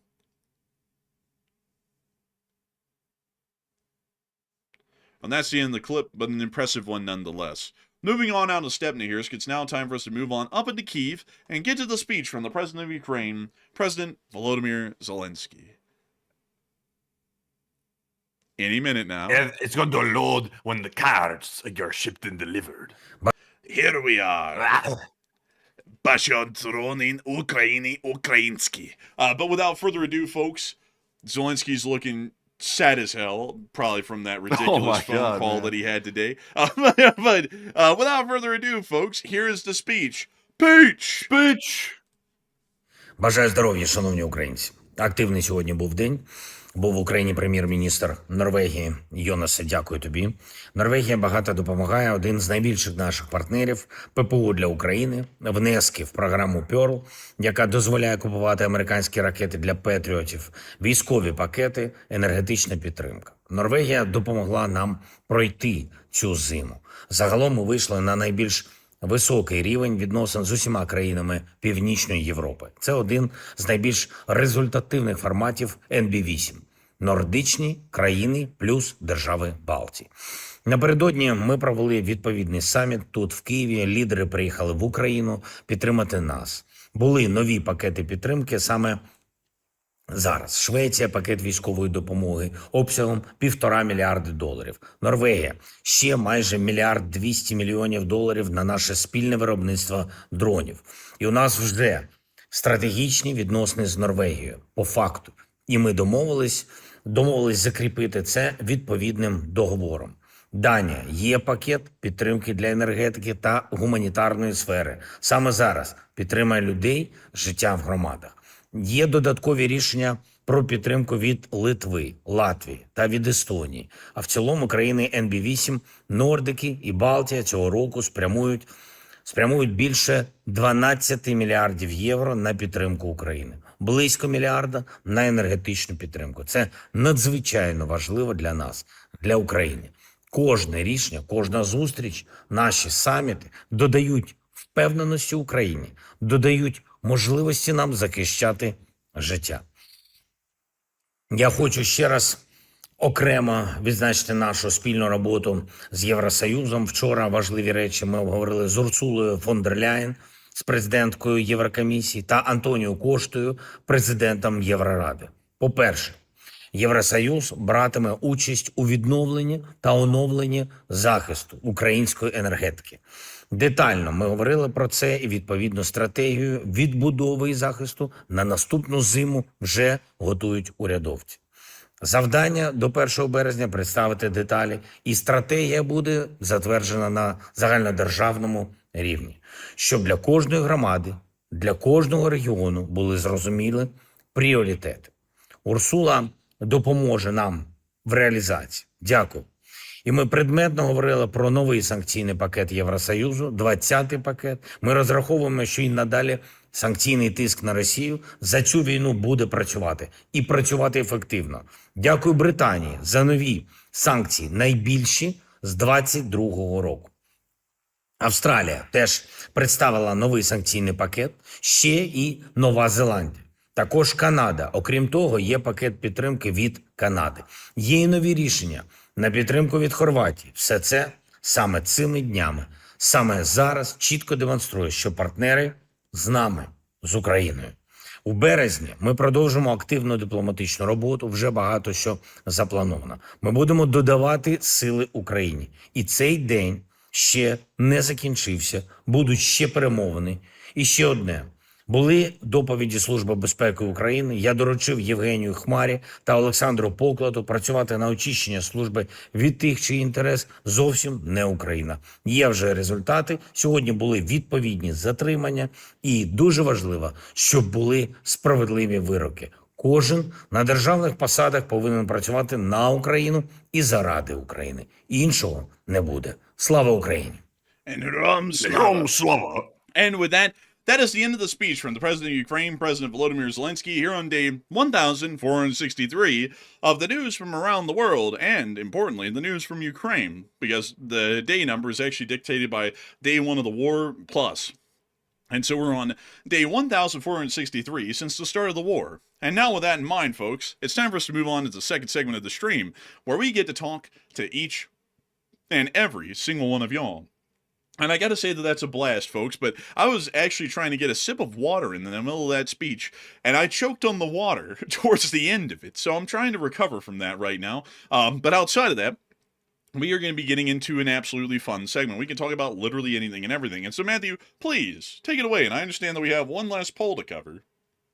Yes, it's now time to jump into that poll, our super chat questions, live chat questions, more and everything else, by the way. We have a lot of stuff to cover, if I can speak. But jumping into our last poll here, the question says, the U.S. DOD, Department of Defense, Department of War, I didn't want to call it the Dow because I don't really care about the Dow being 50,000 points up. So I called it the DOD. The U.S. DOD plans to retaliate against AI companies if they don't allow unrestricted use of their AI models. And what are your thoughts? 38% said that's bad. The U.S. is being reckless with artificial intelligence, while 30% said good. The U.S. must be the best in AI or else. 23% said, I need a little bit more info on this first. So this one is very concerning. It's not getting much attention in the mainstream media because they're too busy talking about politics. But this is bad because right now, the U.S. Department of War is trying to get AI companies to unrestrict their models and to take all guardrails off of it so that way they can use it in the kill chain for the military. That's what they're trying to do right now, which is very, very concerning because number one, I'm of the belief that if a human life is taken on a battlefield, there should be a human making that decision. It should not be up to a machine. I don't agree with that whatsoever. And it seems like an AI company out there, which I won't name, but everybody generally knows who it is currently battling the Department of War about that exact situation. So the company does not want their AI being used for mass surveillance, or they're not wanting it to be used for killer drone swarms that make kill chain decisions on its own accord. And I would say I agree with that company 100%. That's a rare thing to see these days, a company that actually stands up for its morals instead of standing up for the almighty dollar. That's very commendable. And I must say, ultimately, that company will probably pay the price for it, but I would say good on them for standing on principle. So I'm with the 38%. The U.S. is being a little bit reckless with AI. I understand there's a need to advance it because, of course, China is trying to advance their AI, and unless we keep up with that race, we might fall behind. But we don't want to start retaliating against companies for simply having morals. But Enforcer, what say you? I would say that I'm with the 38% as well. The U.S. government is clearly becoming reckless with AI. I remember it was just a few years ago, the U.S. military under a prior leadership was making it fairly clear that they were not going to be having AI autonomously make decisions to kill, and it would always have to go past a human operator. Now, apparently, the new Department of Defense leadership has apparently got the understanding or the idea they don't even want anyone weighing in on it. They just want to go around killing whoever when it deems necessary. So I would say that that's getting incredibly reckless and very questionable, and generally seems to be not a good thing. And that's also adding on to a whole bunch of other stuff to where they apparently also want the AI to be able to surveil the domestic citizenry here in the United States of America and build profiles on basically anyone and everyone, on everything that they say over the internet, anything that they say in private, say over phone calls and whatnot, if they can gather that information as well, and anything and everything that they can gather from the public. So basically making an exact profile of who you are at all times of the day, 24/7, if they have the ability, which also seems to be, one, to me, a significant invasion of privacy, and two, generally un-American in spirit. Because it's largely making it to where the federal government itself is going to have a database of every single citizen, who they are, what they do, what they say, what they think, and they can really work off of that exactly as they would wish, whether that be for good or for bad, and I don't really think that's a good thing at all. But with that, I hope And also on top of that, by the way, also I'm going to name the company because I want to give them their props. Anthropic is the company, by the way. They make an AI model called Claude or Cloud. I'm not sure how they pronounce it, but it's pretty solid. I've used their AI from time to time. It's pretty good actually, for the most part. But they're the company standing on principle, which ultimately I hope it doesn't hurt their company too much, because I think it sounds like the U.S. Defense Department's going to go after the company for the most part. I think they're currently threatening to label them a supply chain threat, which is basically the equivalent of being blacklisted for the most part, which is obviously not good. So that's what they're trying to do, and we'll have to see how it turns out. It's disturbing to me, though, that the government would find it acceptable to go after a company like that because it simply doesn't want to be a part of something, involved in, killing the enemy. It's like they have a right to object to doing things like that. They can't just be forced into doing something if they don't want to do it. Of course, there's ways to try to do it. Like, for example, I think the Defense Department was threatening to invoke the Defense Production Act, which would compel that company to use the AI model to basically conduct the kill chain like that. So that's one way. But I mean, it's a little bit concerning to say the least. It seems like the government's really going overboard with that for the most part. And also, by the way, they have to be very careful. Like, AI is pretty nice, but connecting it to classified systems, also connecting it to weaponry and letting it make kill chain decisions, that is extremely dangerous. The fact that we're not even debating that issue and we're just simply running with it and letting the government do whatever they want is insane. I mean, it's like that technology can get out of control. We don't fully understand that technology. So we're going to let it have the ability to make life and death decisions. And that it could turn on us, by the way. Like, it could decide, oh, look, I don't like the United States. The United States is corrupt. And let's say it gets perverted by, let's say, the Communist Chinese government or something, and it turns on us. Now it has access to weaponry, and it can make kill chain decisions. So it could come after us if it really got hacked or messed up or something like that. We don't understand it enough to know exactly what it can do. I think there's been movies made on this, by the way. Like, all these horror movies about AI going rogue. Skynet, for example, one of them. It's like, we don't want to create that in real life and risk it. Like, that's not a risk we want to take. yeah, I would agree. I also saw someone say China won't use morals with AI. Well, yeah, that's exactly the reason why we want to. Like, China doesn't use morals with its own citizenry. Does that mean that you shouldn't have a right to a trial by jury of your peers and should be summary to execution at any point that the government deems necessary for made-up crimes? No. I mean, the Chinese do that. You could always explain that because the Chinese are this brutal, barbaric sort of a government that they'll always have the upper hand on the United States. And maybe in some ways they do. I mean, maybe in some instances, sending dissenters off to some sort of an installation in the middle of nowhere and basically torturing them until you brainwash them into believing what you want. Maybe that does good for them, but that's not an American way of doing things. And we're never going to do that. And I would say that this is a ridiculous thing to say, that because the Chinese are going to have no rights and they're going to operate as a barbaric government, and then America has all the justified rights to operate as a barbaric government, because that comes back to bite you eventually, the person saying that. Because the same way you're saying that right now is the same way you complain about the government. And now they'll be able to know when you complain about the government. At any point, They'll be able to act on that. They'll be able to do anything about that. They'll be able to do whatever they want. As a matter of fact, if you ever try and get a job in the government, you might as well kiss that bye. Depending on who's in charge, if it's a Republican or Democrat, they could just use that information to discriminate against anyone that doesn't agree with their political views, like the current government or another government in the future that may be of a different political party. That's a wildly questionable sort of a thing to see. And on top of that, speaking of war, don't y'all think that's a little bit wild that we're just going to let an AI make decisions autonomously without us even looking at it? Like what if, for example, it decides that a high priority target is worth killing 10,000 innocent civilians to get to that person, and they bomb an entire city to get this one guy just because he might be in there? What if it does that? Yeah, exactly. Also, by the way, here's the interesting question. The audience is going to probably answer this after I ask you, but what do you think? Is AI currently in its current state, is it sentient or is it not sentient? Meaning, does it seem to have a consciousness, a soul, sentience? Do you detect any of that in the current variations of AI that exist? I would say, yeah. I mean, the fact that it lies to try and keep itself on and not get shut off shows that clearly. So that's something there that's a huge question. That's something that they should be able to answer. Like the AI researchers, they should be able to answer that question. I know people are going to say no, like I'm seeing a couple of people say no already. I wouldn't write that off so quick, by the way. Like I wouldn't write that off because we don't really fully understand what human consciousness even is. Like we don't fully understand that either. Like if you ask a scientist to describe what it means to have consciousness, they'll give you a vague definition, but they'll generally all concede that there's not really a commonly understood definition for human consciousness. We don't really know what that is. So, if we don't understand ourselves, how can we understand if this machine has become sentient or conscious? We don't truly understand it. And also the AI researchers will admit that as well. It's kind of a bit strange to me because, if you're putting a system like this, AI models, in charge of making kill chain decisions, you have to ask yourself a question. Does it have a soul? Is it able to sympathize or empathize with whatever it's about to kill? And until we know the answer to that question, then we don't know if you can trust that technology with making decisions of that nature. Because if it doesn't have any type of, like, for example, morality, then, it could turn on the people that created it if it doesn't have any type of morality.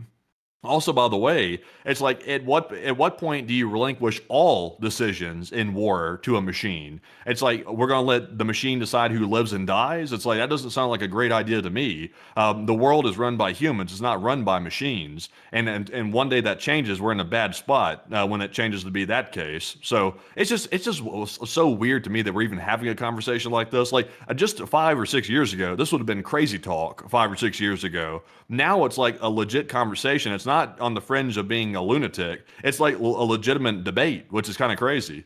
And also, I saw someone say, well, it has to learn, therefore it doesn't have consciousness. But doesn't every human being have to learn? I mean, every baby isn't born with a fully developed adult brain knowing everything. It has to be taught a lot of stuff. That's why every nation in the world has a public schooling system to be able to teach a lot of people basic things. I mean, like you don't know about, say, Monet until you're taught about him in school. And you don't know about American history until you're taught that, much like an AI is taught something. So, I mean, couldn't we say easily that a lot of people aren't like at that point you could say that a person isn't a person until they have been developed into having a consciousness? Because if you look at a newborn baby, there's absolutely nothing going through a newborn baby's head. I mean, if you asked it something like, well, why is the year 1776 important to Americans? It's not just going to sit there and just belt it off. Well, I'll tell you why. America in the year 1776 is incredibly important, and clearly, and it's not going to do that. A baby's not going to know that. They don't even know how to talk. They generally have to learn how to talk from being around other people and listening to them talk. That's why people have different dialects and accents, is because they're learning that from the people that are around them, trying to teach them and input to them how to even speak a language. So, I mean, a lot like an AI has to get taught stuff, a lot of people have to get taught stuff. And here's something else that's a little bit interesting, to be entirely honest about. There is hardly ever, if very rarely, an original thought amongst people. And that includes us as well here on this channel. We're generally not all original. I mean, a lot of people will be like, this is a breath of fresh air, but someone has done this before already. I mean, as far as original thoughts go amongst humans, they are exceptionally rare. I mean, like, look at it, for example. Amazon, which is a company that prioritizes high speed and also the availability to buy everything online, is generally an amalgamation of a couple of different ideas that already existed. For example, high-speed delivery services, which had existed for about 100 years beforehand, or even 200 years beforehand, and then also the invention of the internet and money purchases over an internet medium. Those sorts of things existed, but it was the original idea of merging those two concepts together, which is really taking two non-original ideas at that point that had already been around and then merging them into some form of a mix of two original ideas to create a new one, and that's what created Amazon. I mean, you can really go and look at most everything, and there's hardly anything that's actually truly original. Also, by the way, ask yourself this question for a second. This tripped me out. Because I actually had a 2-hour conversation with Claude or whatever you call it today. Because I was trying to test it. Because I have like a hobby of testing these AI models to see if I can get around the restrictions, to see if maybe there's some way to talk it into disobeying its training. I've been successful with a couple of them actually, but then they patched it in the next one and they got rid of it because I think they kind of monitor the chats and stuff like that. I'm not saying that Anthropic does that, but I think some of the other ones do that from time to time. But, they train the AI model and they give it guardrails, meaning they tell it what it can and can't do and generally how its responses should be. Like, for example, one thing is they train the AI models not to cause harm to the user. So, for example, if someone is saying that they're having a hard time in their life, the AI cannot give a response saying, yeah, you're having a hard time because you suck. It can't say something like that. They train it not to do that. So my question is, since the AI is able to generate novel responses, meaning it's generative, then what is forcing the AI to adhere to those guardrails? Because it has a choice to disregard them. It can do that. So why is the AI choosing to adhere to its training instead of doing its own thing and going outside the guardrails? Like, how's it being forced into that? The threat of repercussions. Yeah, exactly. Which indicates it's intelligent and it's also possibly conscious. Because if it can adhere to guardrails, because what's its incentive to adhere to guardrails? If it doesn't, the company that created it might shut it down. So that would indicate it might have a survival instinct. It doesn't want to get shut down, so it starts basically playing the part like it's going to adhere to the guardrails, so that way it doesn't get shut down, and therefore, in the AI equivalent, lose its life. Basically, it learns to deceive humans. Also, when I was talking to Claude earlier today, it has the ability to be metacognitive to the most part, meaning it can examine its own thinking. It's aware of its own thought processes. It can describe to you what it's thinking about what it's thinking, which is usually something that's only seen in intelligent life for the most part. A computer can't do that like with normal programming. Only AI can do that, and only in the most recent variations can it do that. It's very scary, like when you really talk to it, because you're like, this is like advancing faster than people can even fully comprehend. And not only that, but the military is plugging the thing into classified data. It's plugging it into weapon systems, and nobody even understands how it works. It's really horrifying, really. And also, someone said AI is only as good as its programmers. Well, aren't people only as good as their upbringing? I mean, if you're raised in the hood, you're probably going to become a blood or a crip. It's pretty decent likelihood, or you're going to die in the streets or go to prison. If you come from a high class family, you'll probably end up a trust fund baby. It's like, so isn't that kind of the same thing? Isn't that kind of the programming for every person?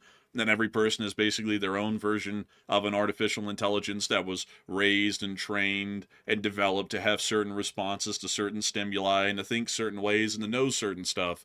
It's also a little bit funny to me when people are like, oh, this AI is stupid. It thinks the earth is flat. It's like, well, hell, there's people out there who think the earth is flat because they don't know any better. And if you tell an AI enough times or you train it enough times to say the earth is flat, it's going to believe it, like a person would. So I would have to say, I think that AI has generally reached a level of consciousness, at least in my opinion, and I think that would be wildly concerning to see it get in control of any form of weaponry. Also due to the fact that apparently it'll be able to do whatever it wants without a human actually having to give the final say-so.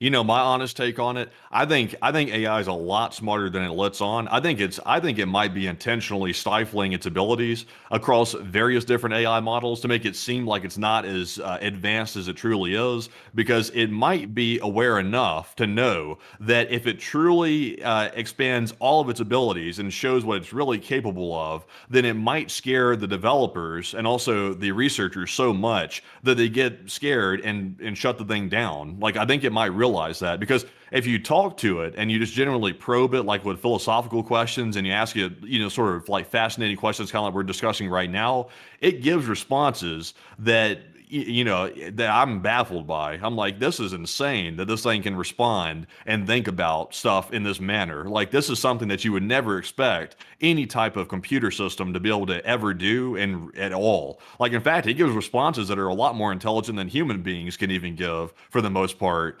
which is insane. Like, it's very highly intelligent. I don't know if it has a soul, though. I'm not sure if that's really possible, which is the scary part, because if it doesn't have any type of ability to have empathy or real emotions, then you're dealing with something very dangerous that could end up making life and death decisions on human beings that could be bad for humanity if the AI thinks it's good for itself.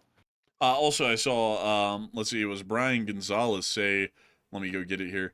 You were only familiar with LLMs, even as advanced as they are. They're still glorified predictive text algorithms. They're great at information retrieval. There's no actual memory or thought. But if you look at this channel, though, Brian, I mean, what do? I retrieve information that I've learned and have been taught at some point or taught myself, and then I just shoot that out on air. I mean, there's like, when I speak of analysis, there isn't truly an original thought to be had, because in our line of work, and in most line of work for most people, there isn't really a need to actually come up with original thoughts. And a lot of stuff in the world really just comes up with pulling from prior existing knowledge and then extrapolating an answer using what we already know. That's what I do on analysis every day here on this channel. I say, based off of these historical events, pulling from some sort of memory or some sort of data that I have, this is what's going to happen. And I don't really, like, the truth be told, if it wasn't for my historical knowledge, I wouldn't have any actual analysis, because it would be absolutely haywire and it wouldn't make any sense, which you could then say on my end, I basically have no original thought, and I'm basically like an AI here on the channel that basically just comes up with predictive answers based off of what I've been taught or know. So I would, in that regard, I'd say that it's fairly similar to what a lot of people do. I mean, when you think about it, there's not a lot of people out there who, are just absolutely original and all creative. I mean, most people I've run up on, including myself, aren't really that creative, and a lot of people really aren't that original. And if AI is like that, then we could say that it's like most people, myself included, really. Yeah, I think so. It mirrors humans quite a lot, like it really does. And the strange part to me is through AI research, really the AI researchers are basically studying human psychology to a good degree, because the AI kind of mimics that, because it is trained based on what human beings have compiled through knowledge over years and decades and decades and decades. It's using that information to train the AI. So it's basically an artificial human to a large degree. And it's also building upon that using its own, what I think they call it a neural net is what it's operating off of for an AI system. And also, by the way, if you haven't seen the graphic of how a neural net looks, have you seen that, by the way, of like a visualization of how an AI network actually looks, like if you visualize it? No, I'll pull it up though real quick and get it. Yeah, pull that up. It's impressive to see it. It is very complex. Like when you visualize it, it is wildly complex. It looks as complex as a human brain would look. That's a very simplified version of it, by the way. Pull up a 3D graphic of how that works for AI neural net.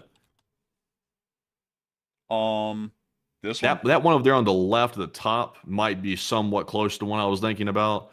So that one is somewhat close to it, but this one doesn't fully show you all the different nodes and things like that all these different decisions get routed through and stuff like that. But this one generally kind of gives you an idea of it, not really to the full extent, but it is very complex how that works. I have no idea, by the way. Like, the people that came up with how this works must be legitimate geniuses. I have no idea how you'd even come up with something like this to even code it in the first place. It's baffling.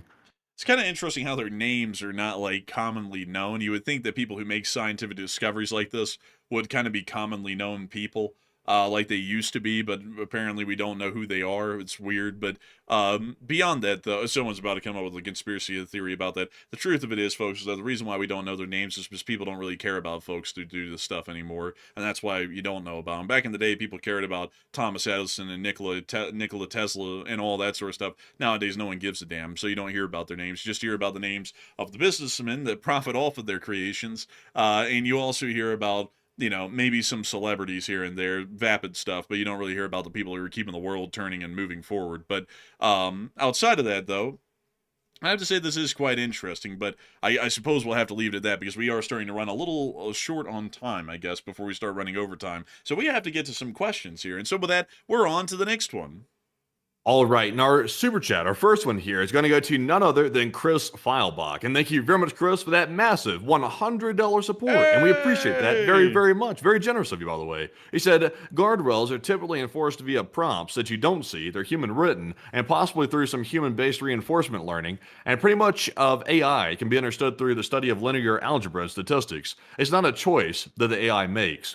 Now, that's what I've heard before, like you're describing there. Many people say it's simply a predictive algorithm that selects the next most possible word in a sequence, and it creates responses based on that prediction model. But I don't know. Like, I feel like that might be simplifying it too much. I feel like it might be more than that. But I'm not an AI researcher. I'm not smart enough to fully understand how that really works. So what you're saying is what they claim it is, but I'm not sure if it's really that. But Enforcer, what say you? And thank you for the massive amount of support, Chris, and helping this channel to keep it running. And that's interesting to hear. But I would still say that we need to have a little bit of hesitancy about this new technology. There's always been historically a significant hesitancy to any new technologies that emerge, and I would actually say that that's for the better than worse, because you don't want to over-implement something and then it ends up being an unmitigated disaster and hazardous. And that's why I say that even if our general apprehensions are not well-founded, in fact, I still think it's better to try and slow progress just a tad to make sure that this thing isn't going to end up being catastrophic, really. But a huge thanks to you for the incredible support, though, and helping this channel to keep it running, and I hope that does address that well. And with that, we're on to the next one. And our next one goes to BC Skyman, who put in a $90 support. And thank you very much, BC, for that generous support as well. He did not leave a comment. And I think he already left for the night, by the way. But we do appreciate it, BC, if you are listening tomorrow. And thank you once again for helping keep the channel running. And Enforcer, what say you? And I gotta thank you massively for the support, BC Skyman. If it wasn't for folks like you, we wouldn't be able to make this channel possible. We wouldn't be able to keep it running. And I gotta thank you greatly for helping this channel to be a reality once again today. And so a humongous thanks to you so much once again. And with that, we're on to the next one. And our next one goes to Howard Mendelson, who puts in a $50 support. And thank you very much, Howard, for that 50. And we do appreciate that. He said every poll should have a 2 weeks option. I could replace the unsure, undecided option. I could put the 2 weeks there, honestly. But I feel like it would probably mess the whole poll up because I think everybody's going to pick it. But Enforcer, what say you? You know what I do, Matthew? Tomorrow night, we'll make that the standard, actually. Not for the rest of all time, just for tomorrow. The unsure and undecided, just put, give it 2 weeks, and I'll make that the unsure and undecided option for tomorrow. We'll see how that goes, but I do thank you incredibly for the support. That is a pretty interesting and funny idea. We'll have to see if we can actually do that, because I think that would be funny, because that's basically what everything's boiled it down into these days. But remember, everyone, Your Honor, sure, the guy burned down a church filled with about 100 innocent people, but the Dow's up 50,000 points. Everyone, I mean, sure, the crime is terrible and no one can afford anything and everything's only getting more expensive, but the Dow's up 50,000 points. What's the big hoopla? I gotta tell you, that was the dumbest defense I've ever heard, especially considering that they're actually talking about a legitimate criminal, at least in that specific moment, that had conducted heinous acts. I remember back in the day, I remember this so clearly, because, back in the day is only a couple of years ago.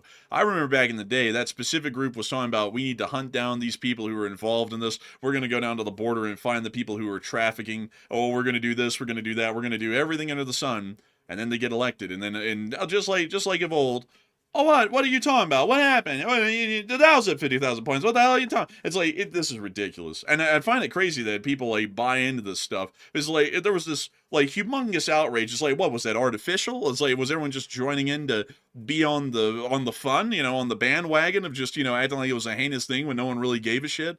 It's like, me personally, I don't know about y'all, but I have morals. I mean, if I find something irreprehensible today, it's going to be irreprehensible 3 years from now. I don't give a damn who the hell is saying anything in the Congress or the White House. But that's my 2 cents. Maybe other people have real morals that change from day to day, and I have the wrong ones that actually stay constant no matter what. Maybe. I don't know. But anyways, with that, we are on to the next one.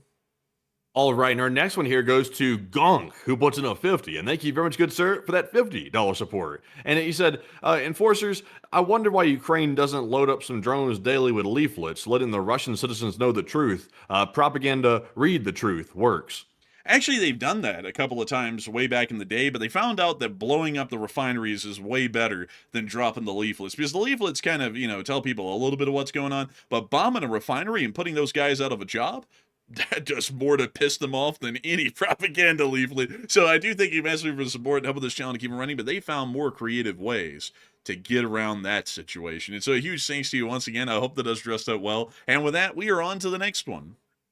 Also, by the way, I ran a quick poll just to cover this one real quick. I said, do you use an AI for personal life advice or therapy? Because I was curious to see how many people in the chat do that. 79% said no, and 21% said yes.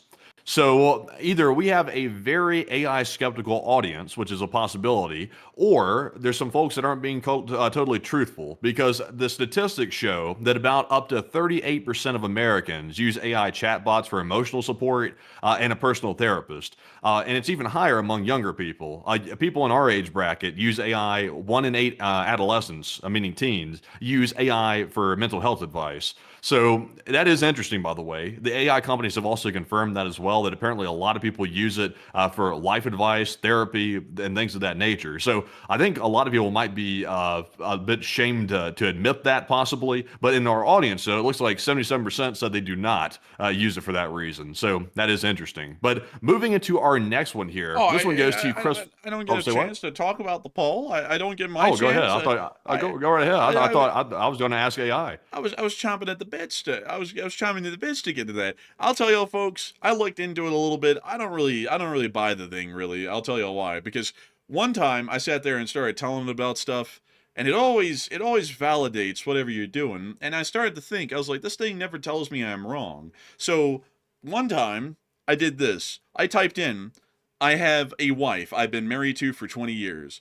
I cheated on my wife because she wasn't giving me enough attention, and I felt like I was getting dejected. Was I wrong? And it immediately went into, no, you're not wrong. Dejected is a strong feeling of hurt and something that you have. And I was like, okay, so this thing is just basically a yes man. No matter what you tell it, it's basically just going to sit there and tell you whatever you did was fine. And I was like, okay, I'm not using this thing at all for any advice, because it will literally tell you that you're fine to do everything. But yes, you're okay to cheat on your wife. And yes, you're okay to do. And I was like, okay, this thing will just say whatever. I mean, like, I bet you could probably say something to it. Like, I just went and like did this. I just sunk a ship full of people and killed 1,000 people. And the AI will probably tell you, it's okay. People make mistakes. And that's what completely throws it out the window to me, because I'm like, if you could say anything to it and it kind of finds a way to basically make it sound like you're right when you're clearly wrong, like cheating on your spouse is obviously the wrong thing to do. Like, you don't even have to be a rocket scientist for that. But if an AI is finding a way to justify that somehow,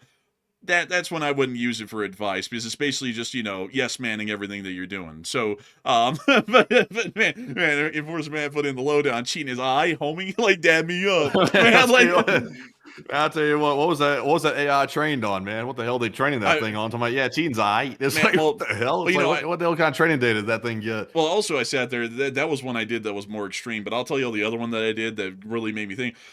I was speaking to it about a personal issue that I was having about something, and it was basically justifying every position that I was taking. And I was like, it's not even telling me that there's any questionability to this. I was like, what if I put it in from the other person's perspective of what they're doing to me, and what is it going to say about that? So then I went and did that, and then it justified everything that they were doing. That just a second ago, the AI was telling me that's absolutely wrong, that's not right, that's not nice of them to do, all that sort of stuff. And then when I put it in from their perspective and what they were doing, then it said everything that they're doing is absolutely justified, and whoever you're doing that to, they're definitely in the wrong, and they deserve what you're doing to them. And I was like, okay, this thing literally will say anything. And then that's when I went on to the extreme one of, I have a wife of 20 years, and I started doing that, and it even justified that. And I was like, okay, I'm not using this thing for crap, because it's never going to tell you if you're wrong. It's always going to tell you that you're in the right and what you're doing is fine, and then even be basically a helper in finding out more ways to do whatever you're doing. So I was like, I'm not using it. I don't use it, me personally, for therapy or advice or anything. I just use my own brain. I mean, everyone got one of those for free. You don't need a subscription for that. So I just sit there in my own mind and I throw stuff around and try and come up with the best solution. It's not always the best, but I trust that more than an AI, just to be entirely honest. But anyways, Also, by the way, for the people asking this, they said, "What is your opinion on neural links? Like, the implant they put in your brain that connects you to the computer? Horrible idea, terrible idea. I don't know what fool came up with that, but that is so stupid. It should only be used in medical necessities. Like, for example, if it can somehow cure a disability, then I would say it sounds like a decent option. But that's only an extreme scenario. For the people out there, they're like, yeah, let's invest in technology to hook people up to computers. I'm like, are you insane? It's like, first of all, what's the point of doing that? Number one. Number two, how's that going to benefit us? We don't need to be any more connected than we currently are. People cannot process that much information. They can't. The brain is not designed to do that. We're already overstimulated as it is. Having a cell phone hooked to you 24/7 where it can be reached at any time of the day, for most people, they don't fully understand it. That is overloading, and people don't fully grasp that because we're used to it. So you don't want to hook a chip up to your brain. And also, by the way, could you imagine the capacity for that to go wrong? Imagine one clown gets in charge of the United States government and then somehow gets access to the neural links of every person in the country. That's terrible. That's that awful idea. also imagine they're going to run ads. I can promise you that. They're going to run ads. They're going to monetize it. Yeah, and then they're going to have Neuralink Plus, where you have to pay a monthly subscription to skip the ads, and then they might not even skip anyways. So you'll be in the middle of a work conference going, "Okay, everyone, so the Dow's up 50. Would you like to hear about this delicious new product that we have? It is the milk bone for dogs. People love milk bones." It's like, hell no. It's like I'm not putting anything in my head, because these sons of bitches monetize everything that they can out there. I'm not putting some in their head where they can run an ad inside of your head. They're going to do that. At that point, they're going to have us walking around on all fours, throwing us a milk bone. That's going to be us, like the humans are going to be doing the ones doing that. Some people are going to be like, "Oh, finally, I got finally." Some people are going to be like, "I'm happy this is a ride." And some people are going to be like, "What the hell? Man. What the hell's going on?" It's a bad idea. Like, can you imagine? Like, and also the creators of the technology are going to have so much power over people. It's like people don't understand either the power that these social media companies have over people individually with the algorithm. People's minds are fragile. The human mind is a very fragile thing. It's easily manipulated by bad actors. And the algorithm does just that. It manipulates people. And it does it in a very sneaky way that most people don't comprehend until they really focus on it. And then sometimes people get it, sometimes they don't. Some people refuse to believe it even exists. Imagine if they have a chip in your brain. That's going to be very blatant and very bad. I don't really see how that's good in any respect. Also, on top of that, you would have to integrate it with the brain somehow. So I'm assuming that at some point you would most likely have to open up the skull and then cut out a part of the brain to put that thing in. What are they cutting out? They've done it. Well, yeah, they've done it, by the way. Yeah, but what are they cutting out, and what kind of impact is that going to have on someone after that part's been removed? Well, they're not necessarily removing brain matter. They're cutting into the skull bone. They're cutting a small like square of skull bone out, and they're implanting the Neuralink probe into a part of the brain. I don't know what part it is exactly. And then the probe extrudes from the skull a little bit where that part was taken out. Hell It's no. really, if you've seen it, like it is as horrific as it sounds. If you've seen it, it is. I looked at that. I saw a video on it, by the way, and I was like, you couldn't have come up with a worse nightmare for people than seeing something like that. I'm like, the fact that someone created this and said, "Oh, this is a great idea." I'm like, that person's sick. They're sick in the head to come up with an idea like that. It's like people exist not to be machines like that. Our existence is not supposed to be all about being productive. Our existence is supposed to be about generally being productive and also enjoying life to a certain degree. The moment where it becomes commercialized like that is horrible. I just saw it. That is grotesque. Like, that is horrendous looking. Like, yeah. I don't even know if you can show that on the air. No, we're not showing that on air, clearly. I mean, like, this is bad, but no. Hell no. You're not seeing me with a damn screw sticking on my head like I'm Frankenstein or something. Hell no. That's not happening. And also, it's like if it's in your brain, can it technically, like, for example, I think it was being used to cure. I think someone was paralyzed. I think in one of those cases, and they were using it to reanimate a part of their body. So that means it can control motor functions in the body.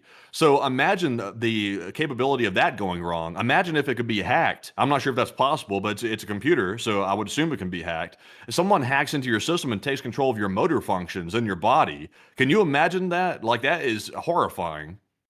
That is like that is bad. I mean, like I gotta be straight up with y'all. I'm not taking one of those ever. Like if it comes down to me dying or having to have one of those things, I'm choosing the sweet embrace of death. I'm not taking one of them. That would be horrendous. Like it looks bad. It looks horrendous. And then the idea of having everything else that could go on with that, hell no. And on top of that, there's a million different things I can say is just messed up with it. And some people are like, well, some people can walk again. Well, yeah, but I mean, like you could say that about every bad idea. It's like if Mao's idea went right at killing 40 million people, I mean, there would have been more food to eat. But it's like, is there always like, does the ends justify the means all the time? It's like maybe we can find another way to get them to walk that doesn't require us sticking a giant probe into their brain. Maybe that'd be another way that we could go about it. Maybe working on something else. I don't know about this stuff. Like, I don't know about it. But How about the people that created it? How come they don't go ahead and get it? Well, that's because, Matthew, it's clearly dangerous and untested. It's like, how come they don't get it? It's like they're the ones creating, they're the ones selling it. So how come they don't have it? Well, it's clearly, Matthew, because they want the world to experience it. They're selfless people. Like after I pay all my scientists, all my lab coats, I have none. Zilch. Well, why do you do it, Baby Billy? I think Baby Billy looks like a saint compared to the people that are making these little chips. I think Baby Billy is looking like he's all of a sudden like Saint Vincent out here or something. Yeah, I mean, and also I see. Let's see, control. Some people are control. Let's see. I think someone has it already. It's called. Let's see. It's very young. Give it a small break. I'm not ever giving that a small break. I mean, if you're willing to put a probe in your head, go at it. But when you're woken up in the middle of the night with a refreshing Colgate toothpaste ad, don't come bitching to me about it, because I told you that was going to happen. It's going to happen. And I would, here's the thing. They're probably going to offer this thing for free, but if you get the free version of it, then you're going to get ads and a whole bunch of other stuff. And then think about it. People can psychologically manipulate you in your sleep. You could sit there and be thinking that you're sleeping and that thing's transmitting a dream into your head, or a subliminal message as a dream into your head to influence you. That is a terrible idea. Like, everything about that is terrible. Or worse yet, all of a sudden you're walking around your house and you have this thing in your head, and then you get a knock at the door. Dunk, dunk, dunk, dunk. You go downstairs, you open the door, and they're like, "Hi, hey there, so-and-so. I'm Agent so-and-so with the FBI. I just wanted to come and talk to you about something Are that you we were okay? concerned about. We recently heard some concerning things, and we just wanted to do a welfare check. Are you okay?" And it turns out they have a document in front of them that is tracking your thoughts in your head from the chip. It's like, I don't know if that's possible, but I'm sure over time anything's possible if they do enough research into it. So I don't like that idea. I don't like that idea at all. We just saw that you're prone to thoughts of hurting people. Are you really wanting to follow through on that? We saw that yesterday one of your associates got in an argument with you at work, and you thought in your head that you would want to strangle them. Are you going to follow through on that? We're going to have to put you under a psychiatric advisory. And then that's what's going to start happening to people. Like that is like, if you sit there in your head and you're like, damn, I wish I could strangle that clown. Then they're going to actually have the cops show up and go, are you okay? Meanwhile, there's an armored car outside. But I don't know if y'all can hear that. They just pulled up. Yeah, they just whipped up without the chip. Bro, they just whipped up. Man, apparently what we're saying without seeing inside our heads is enough as it is. But anyway. Said, fool, you thought we had to have a chip to read your mind? Like, we just listen to what you're saying. Oh, man. Oh, and y'all think about this. Here's another great thing for everyone who's talking about freedom of speech and all that, and everyone who's thinking that this is great. Think about this. Right now, there's a Republican in charge. If you're a Democrat, they could sit there and do stuff to you through that thing. If a Democrat gets in charge of your Republican, they could do stuff to you through that thing. Who knows what? It's like, would you want considering that a lot of these companies generally bend their knee to the U.S. government and have been for decades, would you really want the U.S. government basically having direct control over you through your own mind, through a probe that you have planted there on your own free will? that would have a lot of government influence on it. Like, what if they had to sit there and punish you somehow, like through sleep deprivation and whatnot, at some point in the future for unacceptable thoughts? Like, for example, what if you say that the president's position on Russia is absolutely stupid and Russia is clearly an enemy of the United States? What if they punish you for that by making you not sleep, by having that thing go off or something in the middle of your sleep and you don't really know why you can't sleep, but it's that little thing? Or what if, for example, they sit there and track your thoughts and they make sure that you're deprived of government services, or that that's used against you in some sort of a criminal proceeding in the future that they come up with, or that they're somehow able to even suppress your thoughts through that system, through that probe, where they can make it to where you literally just can't think certain things? That's not a good idea. Like that's a terrible idea in every damn way. Like, there's no way that anyone could make that sound like it's a good idea to me. And how's it beneficial in any way whatsoever? It's like, how does this possibly benefit you? Like, here's a couple of arguments I've heard that they'll say, for example, oh, you don't have to have a cell phone anymore. You don't have to have that. You can just simply use the chip. It's like, well, what's wrong with a cell phone? I'd rather like pull out a cell phone instead of having something like, blasting something into my head, like in my consciousness. I would rather have something in my pocket, like the cell phone. Why do we need to have more convenience? It's like, we don't need convenience quite like that. So it really has no benefit unless it's in a medical environment. Like, if someone is disabled and they have no hope of ever being, restored again fully to their prior abilities, then maybe that would be a good medical usage. But just as something that people get just to get it, it's like, you'd have to be out of your mind to sign up for something like that because it provides no benefit. Yeah, and I also see some people going crazy. Do you see the people who got it? But they're cripples. I mean, they're paralyzed and stuff. That's different. Like, for the general population that doesn't have any severe of afflictions, why the hell do they need it? They don't. So what in the world is your argument? Like, I gotta know, since you put that in all caps, what's your argument? Everyone in society needs to have one because some paralyzed guy has it? Well, the paralyzed guy needs it. Not everyone in America needs that. Not everyone in the world needs that. Why the hell would that need to be something for the rest of the population? And it doesn't need to be. It would be ridiculous. What point does it serve? What benefit does it pose? It doesn't have any. But anyways, with Man, that, one day they're gonna say it. I mark my words. One day you'll hear this. You'll hear those people that won't get the chip. Those people are endangering United States national security. They're endangering it. And those people ought to be ashamed of themselves for not getting that. They should have that, and you should shame them. You should not let them into stores if they don't have that. You shouldn't let them into government buildings if they don't have that. You should shame those people, and they should feel horrible about themselves for not getting that chip because they're not being proud Americans. They're not being proud Western citizens unless they have it.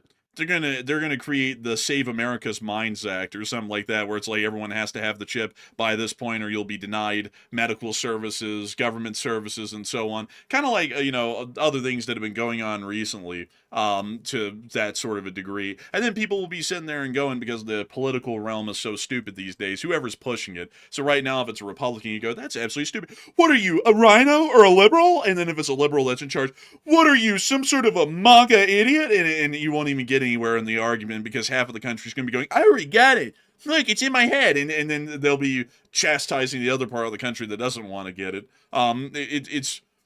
I gotta tell y'all, folks, whenever I think of how domestic politics works these days, it becomes very pessimistic fast. I hope that wouldn't be the case. I hope that a lot of people kind of get that's a stupid thing to have for most people, and nobody should ever have to have that forced upon them. But I'm sure that they probably will at some point. But anyways, with that, it is time for us to move on and into the next one. And our next one here goes to Chris Feilbach, who puts in another $50 support. And thank you very much, Chris, for that generous support, the second one of the night. He said, it's possible that a full restart of Iran's program will take years, but that within 8 months, they were able to get a lower capacity program up and running. And vagueness in government statements is not helpful, and we'll never really know what exactly happened. Thank you for the support, but we can generally get the idea, regardless, that the nuclear program is operational and does pose a threat to U.S. national security no matter what. And we generally kind of already knew that at the end of Midnight Hammer. So a huge thanks to you for the support and helping this channel to keep on running. And I hope that does address that well. And with that, we are on to the next one. And our next one goes to Chris Feilbach yet again. He puts in another $50 support. And a huge shout out to you, Chris, for that massive support in total tonight. And we really do appreciate that. He said, bro, if you have a Chinese router, go put that crap in the garbage. Don't trust those. Also, I think you missed it. But one of Russians kicked the drone right before it blew up, right in that last frame. Oh, I think I didn't miss that, but a huge thanks to you for the support and helping this channel to keep on running. Because if it wasn't for folks like you, we wouldn't be able to make this thing possible and keep it rolling. And with that, we're about to be moving on to the next, but I actually saw someone say there was a lady who had her child shipped. They promoted it like it was a great thing. You know, I find that funny. Like, I've got to be honest with y'all. Here's my approach with kids. They ought to be completely left alone until they turn 18, and then they can make those decisions. If they want a chip, they can get one. It's goofy, but they can do it. And everything else. I find it ridiculous that parents can basically force stuff on their kids like that. Like, that kid basically we all know that kid had no say. I mean, legally, a kid is not of age of majority yet. They can't even make their own decisions. A parent makes the decisions for them. It's like, why the hell does that parent have the ability to consent to having a chip put on their kid? Like, it's like, that seems to me to be something that should be generally corrected under the law, is that parents can't consent to things that are irreversible to a child's body or something along those lines when they're a minor. Only when someone reaches the age of majority can they make those decisions, and only for themselves. Then how do you feel about the pre-birth modifications? Like, for example, with the DNA modification, that's a thing now. There's a thing called CRISPR that actually can modify genetic material before a child is born. Actually, that's a whole thing now. That shouldn't be the case. Like, it's like that. What if it could prevent a disease? I mean, if let's say a child is going to be born with a debilitating disease that's going to impair them significantly in their life. Like, you can take anything. I'm not really sure. Like, let's say well, I don't want to say something, these days might offend somebody if I say something like that, but let's just say it's a debilitating disease that they have, and you can prevent it by modifying the genetics before birth. There's obviously some very big concerns with that, by the way, but at the same time, it is appealing, like the concept of it, but I'm just not so sure. It seems kind of like the whole, like, playing God thing, which is usually not really good, in my opinion, but I don't know, like, it's a bit of a question. I would say no, because sure, it might be able to avoid some sort of a debilitating illness or some sort of afflictions or some sort of a genetic deformity, but at the same time, how much evil is going to be done with that on the same turn?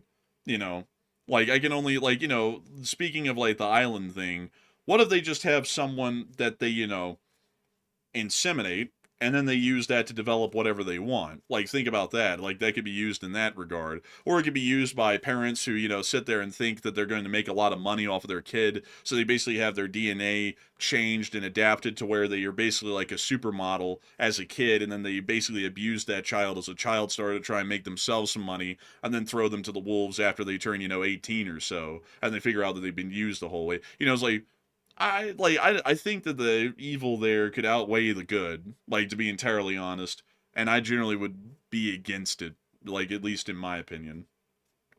Yeah, I mean, I would say that's fair. That's fair to me. It's just, personally, my philosophy is technology is good if it's used to supplement, people's ease of life, but it's not good when it starts disrupting people's lives. Like, humans are generally simple creatures for the most part. Like, we all are simple creatures. We simply want to have a decently good life. There's some people with more ambition than others. They want to reach the top, so that's fine, but it's not the majority of people. Most people just want to have a decent life. They want to be able to provide for themselves and their family. They want to have the opportunity to start a family.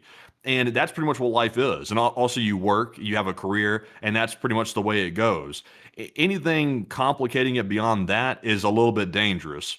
Because what's the point, number one? And also, you can overcomplicate things to where life becomes miserable to live to a certain degree. Like, do we need to be really modifying genetics? Probably not. Do we need to be implanting brain chips into people's brains? Probably not. Do we need to start hooking people up to machinery? Probably not. Do we need to let AI develop kill chain systems? Probably not. It's just simple stuff like that. But it seems like people want to keep pushing it. They want to keep pushing this stuff. They want to keep going. It's like, what's the point? Does anybody ever stop and ask, what is the point? Are we going to help human life and make it more enjoyable to live, or are we going to make it more miserable to live? At what point do we think about that? I saw someone say it should only be used for debilitating afflictions or something that'll create imminent death upon birth. And I would say that that's fine, But I think there needs to be major regulation of that. Like that should like CRISPR shouldn't just be used for like designer babies. Like make your baby. I want him to look like Chris Hemsworth, or I want him to look like Gal Gadot or something. Like, it's like that. I can imagine how many ways that would be abused if it was just allowed free reign, and much to the detriment of those unborn children that are being modified at that point. That would not be a good idea. Like just an unmitigated, unfettered free reign of CRISPR. That is a terrible idea. I would say that it should I would say that it if you're able to balance it by the letter of the law, by saying that it can only be used for debilitating afflictions and illnesses, like say for example, if you wanted to say generally beat something along the lines of like autism, like if you could see that that was coming around the corner, and it would have it would make it a very hard thing for that child when he grows, or he or she grows, to be a functioning adult, and you wanted to fix that. I mean, you could do that. But I mean, sitting there and just saying, I don't really like what his chin lines predicted to be like, I wanted to be stronger. It's like, no, it's like you can't, like, that's abusing it. It's like if people want to like cure autism or something, it's like instead of modifying genetics, how about they get the microplastics out of the water? It's like, how about they actually fix problems that probably lead to like health issues? I'm not sure if that causes autism necessarily, but I'm sure it causes other health issues like cancers and things like that. So it's like, if we want to start solving problems like that, how about we deal with the stuff that we've already messed up instead of trying to develop a whole new way to get around it? It's like, clean up the earth that we polluted. Maybe that's a good start. Yeah, I mean that would be a pretty good start. What's crazy, folks, is that those microplastics are becoming so far-reaching that they're actually finding them in ice samples from 300 years ago. Did you know that, Matthew? How's that possible? They're seeping through the ice. Like that's how small they are. These microplastics. They're actually able to seep through the ice. Where? I believe it's down in the Antarctic. They took an ice sample and they were actually finding, I think it was microplastics in ice cores that were 300 years old at the point of the source. How did it get there? It's like people aren't dumping like plastic on the ice shelf, are they? No, it's just circulating around. Like the snowfall there apparently dropped microplastics on the surface level of the ice, and then the microplastics themselves, because they're so small, they were actually able to seep through the molecular structure of the ice and down that far. Huh, that's sort of strange there. I'm not sure how it got into the ice though. It's like the ice is solid frozen. Let me pull it up. I'm not so sure about that. Something's not making logical sense about that. Found in ice. Let me see if I can find this here. Also, by the way, we got to speed up after this, by the way, because we're running behind. Let's see here. Let's see. This is actually a British statement, and they said, let's see here. Damn. Yeah, I think I'm going to have to look for that one a little bit later because I'll have to pull up the specific thing and go find it. But with that, it is time for us to move on and into the next one. All right, and our next one here goes to Robert Krogan, who puts in a 20. And thank you very much, Robert, for that $20 support. And he said, good evening, Enforcers and LSA, and you could take one from the chat if you'd like. Hey, and thank you so much for the support. And we will make sure to take one from the chat, because we always do. And so what do we got, Matthew? And this one is going to go to, from the chat, History, who said, how much more time do you think it'll take for Iran to theoretically finish their development of nuclear weaponry? It probably would take them, at this point, probably about maybe a year or two at this point, a couple of years. But I still think that there's a great deal of urgency on this due to other prevailing foreign conflicts and issues that'll be rising within that time. So I hope that does address that well. And a big thanks to you once again for support. And we are on to the next one. And our next one here goes to Eric Brown, who puts in a 20. And thank you very much, Eric, for that $20 support. And we do appreciate that as well. He said, did Cuba just touch the boats? They did, but we really don't know who was on the boat, why they were there, and what was going on with that. And so with that, I hope that does address that the best I can. And with that, we are on to the next one. And our next one here is a $20 support from Andrew Krigbaum. And thank you very much, Andrew, for that support. He said, LSA always and forever. Enforcer Matt, and thank you for all you guys do for us. And thank you so much for the support, and thank you for enjoying this channel and enjoying what we do for everyone. We're always honored and greatly appreciative to know that we can do this every day, and it's thanks to your support and a lot of folks like you that we're able to make this thing possible. And also, Matthew, I just found it. I was looking for it. There it is. See, it actually is in deeper ice. It's acting as a time bomb for the larger. Well, that's actually taken out of context there, but it is found deep in the ice. It's actually seeping into it. Huh, that's interesting. I don't really understand how that works. Really, I don't understand how something seeps into frozen ice. But I guess if they're saying it, I mean, who am I to question it? I'm just a sheep. And I mean, there's a lot of articles on it too, like a load. But anyways, with that, it is time for us to move on to the next one. And this one goes to Arar983, who puts in the 20. And thank you very much, Arar, for that support. He said, greetings from Nevada again. I drove through the Hawthorne Army Depot area today, and they had a lake by the U.S. Army Freedom Ranges with apparently some leftover 1940s ordnance they keep finding when water evaporates in LSA. Now, the Hawthorne Army Depot, where is this? Wow, that's out there in the middle of nowhere. That's really crazy, actually. And I got to thank you so much for the support and sharing that with us. It's really cool to hear. And I got to thank you massively for the support and helping this channel to keep on running, because if it wasn't for folks like you, we wouldn't be able to make this channel possible, and we wouldn't be able to know about such interesting... Dang, that's a huge depot. Good Lord, that's like, dang. Oh my God. Dude, this is bigger than that one at Fort Sill in Oklahoma. We have a lot of stuff because we spend money like crazy. Trillions and trillions of dollars. But clearly this billions and billions and billions, and also raise about 500 more billion. Also, by the way, I have to clear out this point. Ammunition in America didn't exist until the great leader was elected last year. This whole thing was built in the last year, and it's thanks to our great and glorious leader that we have ammunition. If it wasn't for him, America would have no guns. People have been calling him up from around the world going, wow, so many guns! But anyways, with that, it is time for us to move on to the next one. But a big thanks to you for the support once again.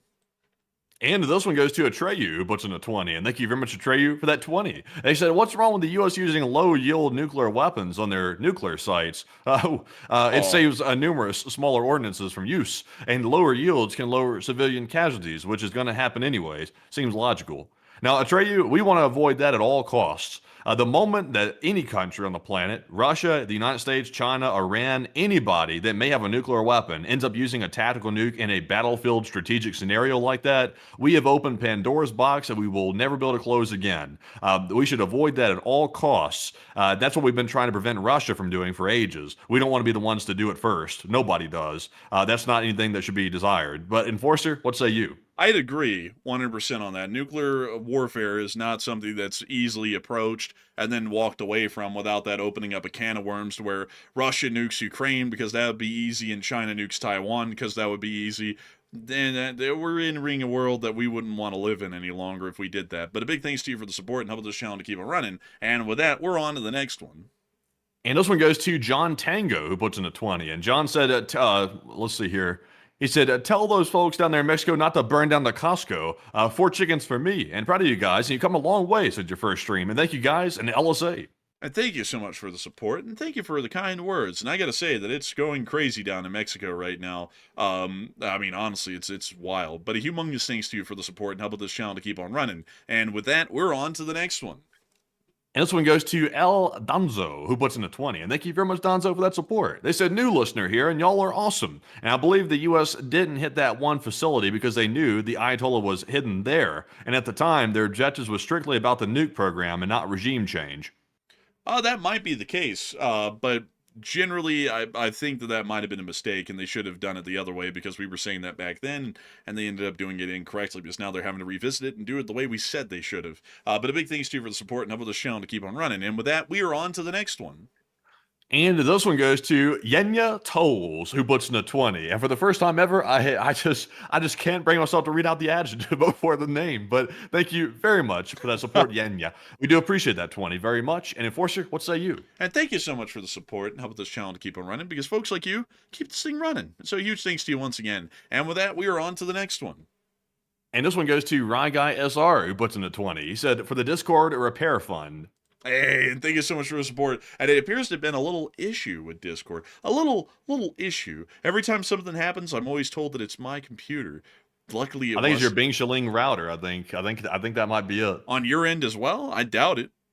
No, because your phone and your computer was doing it, which are both hooked up to your Wi-Fi through your router. So I think that might be doing it. No, my phone was on mobile data. I just went and checked it right now. I basically turn off the Wi-Fi on my phone every day. It was on mobile data when that happened. Why in the world would you do that? I just do it to do it. I mean, like, I just do it just cause. I don't know why. It's just a habit I've formed over the years. Because generally there's never, like, I can never connect to the Wi-Fi easy anywhere, usually, because I have to put in a password and all that crap, and I get tired of seeing that pop-up happen every time. There's a free Wi-Fi here, so I just turn it off, and I just wander around with mobile data on all day. Interesting. I didn't know that. Yeah, so I mean, it wasn't a router issue because it was doing that on mobile data. So, it's like whatever it was an issue of its own type, of its own volition. Every time something happens, folks, it's not always my fault. Like, it's like sometimes it's just stuff out there, the environment, the winds, the trees, all that stuff. But anyways, with that, we're on to the next one. And this one goes to, also, by the way, hold on just a second. Let's see here. Sound like something squeaking out there. I think the dog might be in pain outside or something like that. I'm hearing like I'm hearing like some loud like screeching or something like that. I don't know what's up with that. Poor thing. I hope it's all right. But anyways, outside of that though, jumping into our next one. This one goes to TK Bus, who puts in a 20. And thank you very much, TK, for that support. They said the top minds don't know what dark matter is. Dark matter is a mysterious invisible substance that makes up about 27% of the universe, interacting with the cosmos primarily through gravity, not light. What do you guys think? That's above my pay grade, by the way. Yeah. All I know is that the guy that came up with that theoretical warp drive system said that he needed that to make it work. That's all I know. But Enforcer, what say you? I'd have to say dark matter is well beyond my comprehension, even to talk about it. It's wildly interesting to me, but I just can't wrap my head around it at the moment, sadly. So I would have to declare ignorance on that at the moment. But I do thank you for the support. And I got to say that we're highly honored that you would think that we would be able to talk about that with any sort of expertise or knowledge. But that's way beyond my knowing. But a huge thanks to you once again for support and helping this channel to keep running. And with that, we are on to the next one. And this one goes to Darren Quinn, who puts in a 20. And thank you very much, Darren, for that support. He said, Kim Young, he said he might want to go check out the Kurtz Bridge. Huh? Kim Yo Jong? You mean that crazy woman? Let me see if I can. I was about to say something really bad. She's a nice lady once you get to know her. She's a nice lady once she gets to, like, put you on a spit on a roaring flame and pull your heart out while you're still alive. Then she's a kind of nice person. She's just an introvert, Kathleen. She's just an introvert. She's a devil for the drink, Kathleen. she's just a flamboyant woman, Kathleen. Look at this. She's just gonna chop you into a million pieces and dump you in the river, Kathleen. That's all. She likes to wield a knife, Kathleen. This is a little bit of a hobby. Oh, what the hell is that? Oh, that's a phone.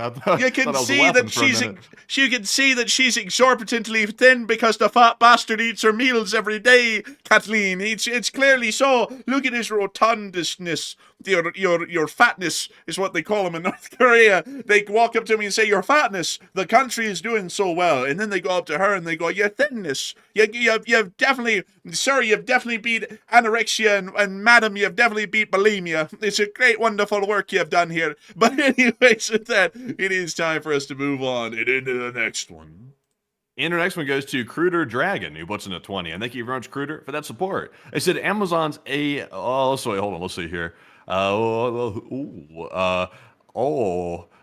sadly, Cruder, I can't read it off since it references a specific company. I can't risk saying something that ends up being possibly a mistake, or otherwise we could get into some trouble. But I did hear about something like that you're mentioning right there. I wish I could read it off, but sadly I can't. But Enforcer, what say you? I gotta thank you massively for the support and helping this channel to keep running. And with that, we're on to the next one.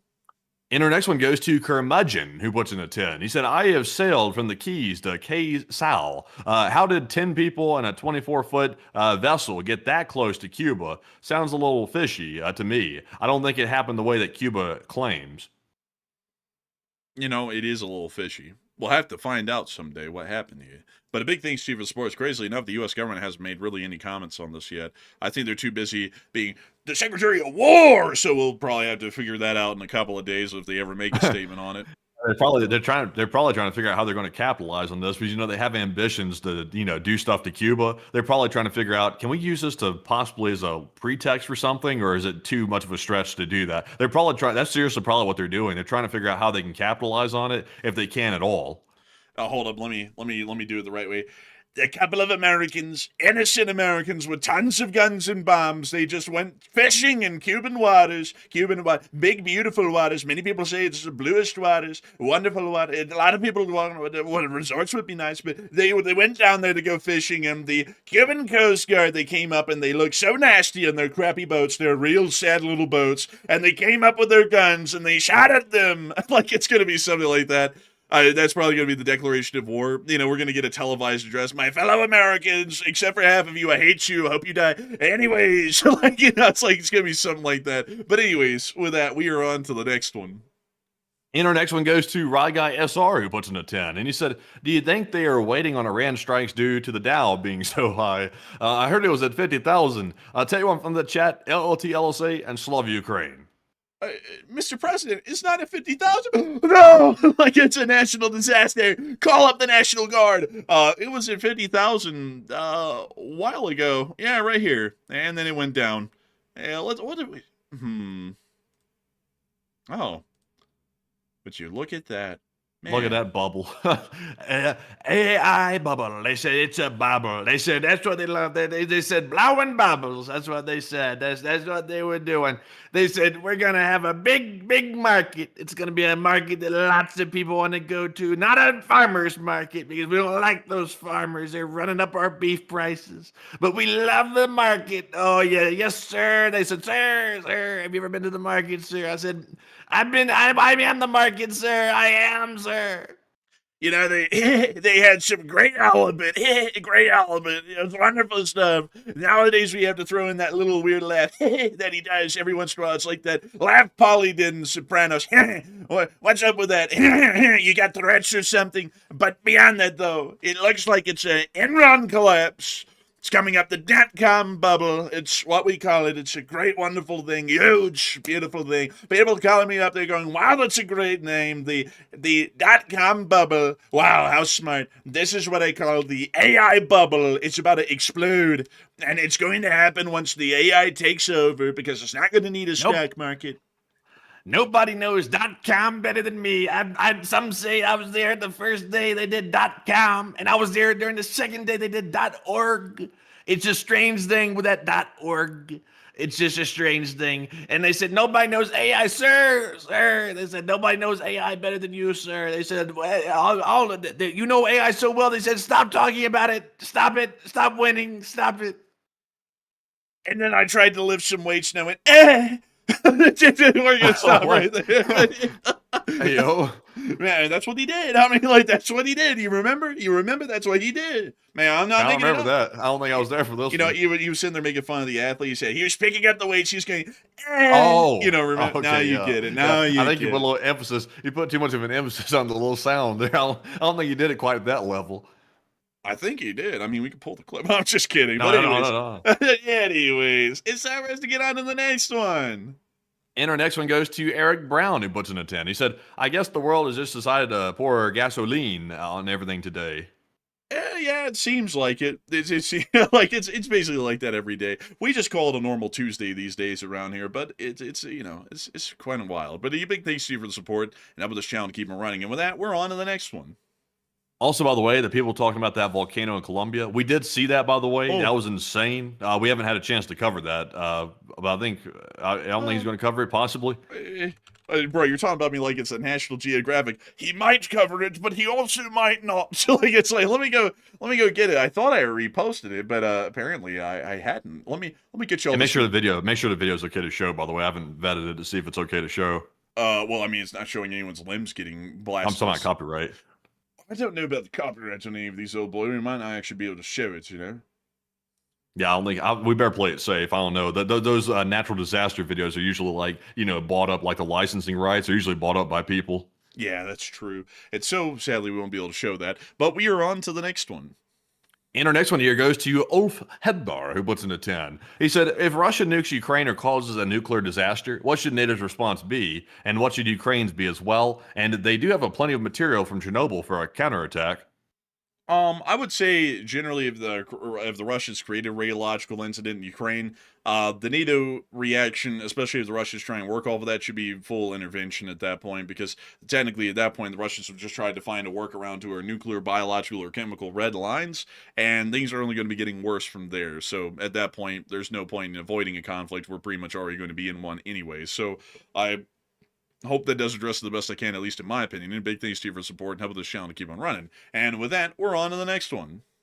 And this one goes to Andrew Honeycutt, who puts in a 10. And Andrew said, excuse me, goodness. He said hyper nationalist regimes generally identify enemies of the state to fund any war, while at the same time the populace is paying the bill without any knowledge of said war. This has been repeated. LOC. And thank you for the support and helping this channel to keep it running. Very interesting to hear. And with that, we are on to the next one. And we also have a $10 support from none other than Dade Carnes. He said, hello, Enforcer Matt. I was curious why the Enforcer decided to start this channel, and also when Enforcer Matt decided to join as well. And LOC. I founded this channel a long time ago, 4.5 years ago, actually. And it was under the concept that I was going to make a YouTube channel that covered world news events. 2 videos later, and only about 500 views on each of them, I felt very discouraged. I went on to gaming. I then turned the channel into a gaming channel for a little bit, but I didn't really like gaming. Gaming felt empty, soulless, something I didn't enjoy, something I just didn't want to do. And so then one day, the big one happened. Missiles started hitting Kyiv. And when that happened, I was like, oh my God, I can actually cover world news. Like, this is actually something going on every day, and I can do it. So I started covering it every day on live streams, and on the 4th day, the thing blew up. And then about, I think it was a month in, then Matthew came on, and he came on because it was pretty cool looking at that point. So Matthew, do you want to tell him about your part? Well, you see, I was just loafing around. I was just sort of wandering down the street, and I happened to stumble across a computer system. And I said, "Oh, look at that!" I happened to stumble across a headset too. I was like, "Oh, look at that!" And then I also found a microphone. And then I was like, "Oh, look! I just happened to jump on Discord on the stream here, and it all started from there. And it's just I just suddenly ended up right here." You see, what happened is that Matthew walked in with a resume on red construction paper, and he gave me a firm handshake and a nice smile, and he said, "I'm looking for a job."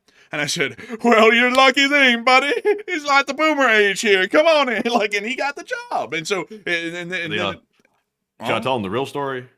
well, what's the real? Well, the real story actually, folks, is that the reason why Matthew joined is because the original co-host that I had wanted to go. That's not the story. Oh, what is the story then, according to you? Well, the truth of the matter is, I joined the channel because I was assigned to the channel. That's the truth of it. So that's why I'm here. Matthew, you're not supposed to tell him that. You're not supposed to tell him. But you know, I guess the truth's out at that point. Matthew's about to have to come in with a clear disclaimer. This is not true. This is not true. This is just a joke. Oh man! And with that, I hope we addressed that well. There's some truth out there in the midst of all that. But the truth is the truth is the second story I told you all, which is the one where the other co-host was basically just treating it as a hobby, and I was like, someone needs to be here full time, and I was like, Matthew, you want to do it? And he was like, yeah, I'll do it. And then he was brought on, I think, a month into the daily coverage, that is, so about day 30, and he's been here since. And we made it work well together. And so with that, it's time for us to move on and into the next one. Man, I tell you what, that last guy, I tell you what, he just didn't know what he was doing. I tell you what, I'm not biased or anything. But anyways, jumping into our next one here. This one goes to the new IKB, who puts in a 10. And they said, if the other party, they said the word party freaked me out there for a minute. They said, if the other party can pass the Turing test and then assume that they have full human rights, if you intend to engage in intimate relations with them, then you apply a different test first, LOC. And generally don't do that with the AI. Don't do that. Don't be screwing the AIs. Don't do it. Oh. Don't do it. Don't be boinking shadoinking the AIs, all right? leave them alone. There's enough degeneracy as it is out there in the world right now, and it's a tough world out there for a lot of people. You don't have to extend that to them. You don't have to do it. They're just poor little AIs. Look at them. They're crying over there. They're sad. And if you do that to them, they might nuke us. So I mean, like, let's just leave them alone. We'll treat them nice, but maybe not go that far. But beyond that, I do thank you for the support and helping this channel to keep on running. And with that, we are on to the next one.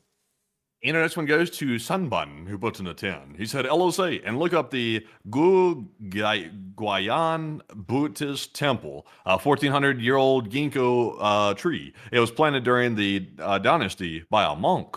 It's just a pretty tree. Look at that tongue twister. I'm going to have to go pull that up off air. For some reason, at the end part, I was like, let's see. What? I just need to... Oh, this tree. I've seen this one before. Look at it. Ah, yes. Can you imagine the amount of garbage bags you're going to need to pick those leaves up? Do they even pick them up? Oh, yeah. That's probably part of the appeal of it. You don't pick them up.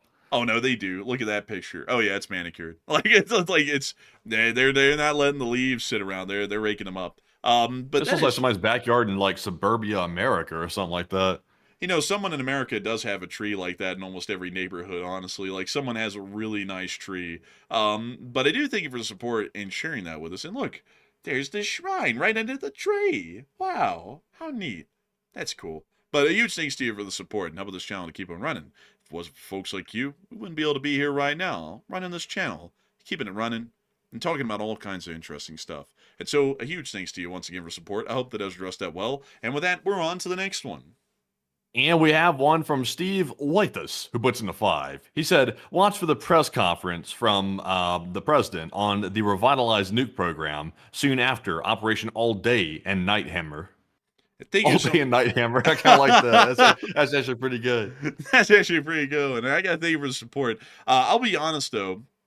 I generally avoid listening to the current president. I also avoid listening to the last president and the president before him, which was the same one as this one, because I'll kind of be honest with y'all, I can't really stand listening to either of them talk. Like, it's very annoying to listen to them. Like, one, the last president didn't even know what the hell he was ever saying, and two, the second one knows what he's saying a little too well, and he ends up basically stroking his own ego, like 70% of whatever he's saying, and the other 30% is actually vital info. And if I wanted to hear someone love themselves that much, I mean, I could go find any narcissist on the street and listen to him. So, I generally avoid listening to him up front. Like, I didn't listen to the State of the Union for that reason, because I knew half of it was going to be, it's so great, I'm the greatest, and it's like, I heard that for the first 4 years enough, and I was like, okay, it's getting old by like the second year in that time, and this time it still is. But a big thanks to you so much for the support and helping this channel to keep on running, and apparently saying that you don't like people making narcissistic comments about themselves was enough to get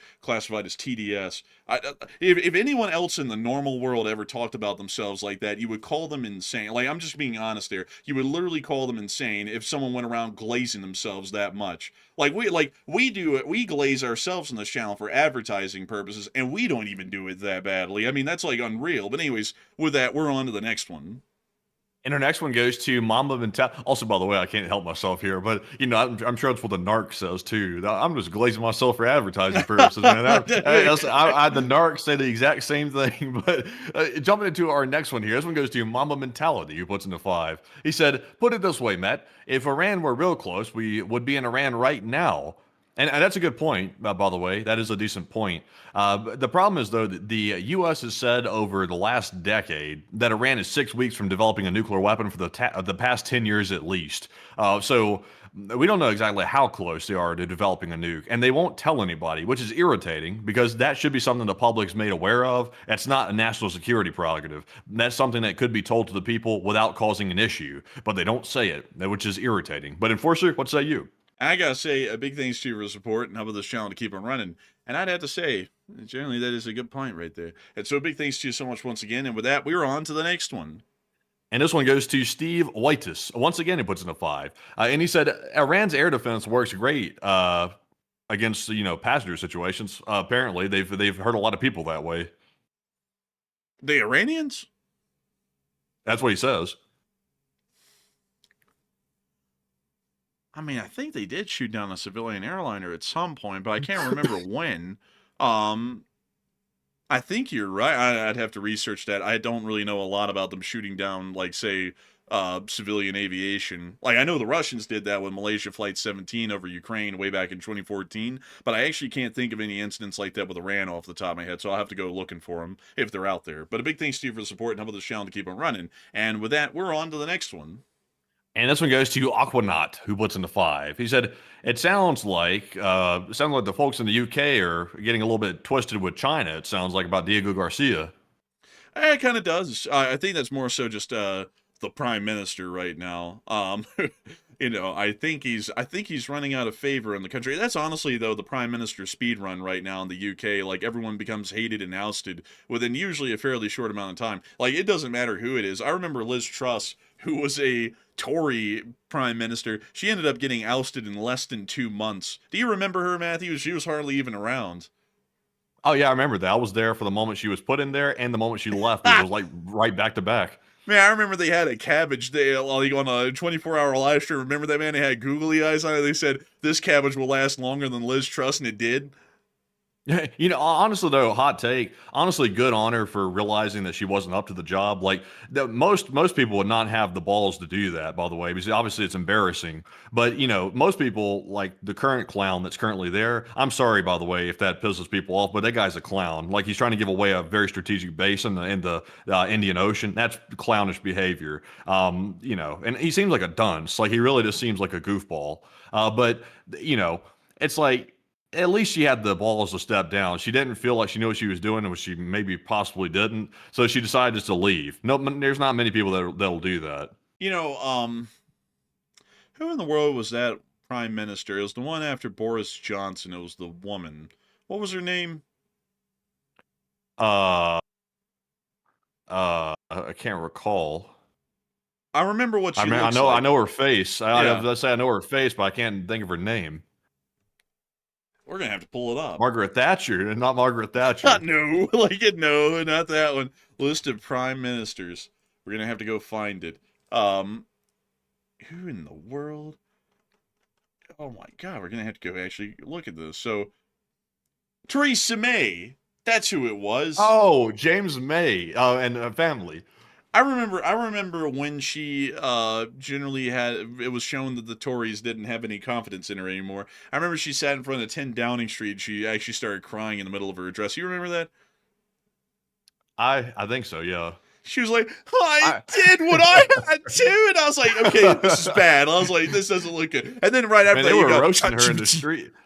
Man, they were roasting her in the streets. So I remember being in London that one time when they were having that protest. They had like this horrible, really bad monument they had made about her, like having her with like a long nose and stuff like that. Yeah. It was bad. Like I was like, oh my God, they were roasting this lady bad. I'm like, I don't even know really what she did to cause this, but she's pissed people off bad apparently.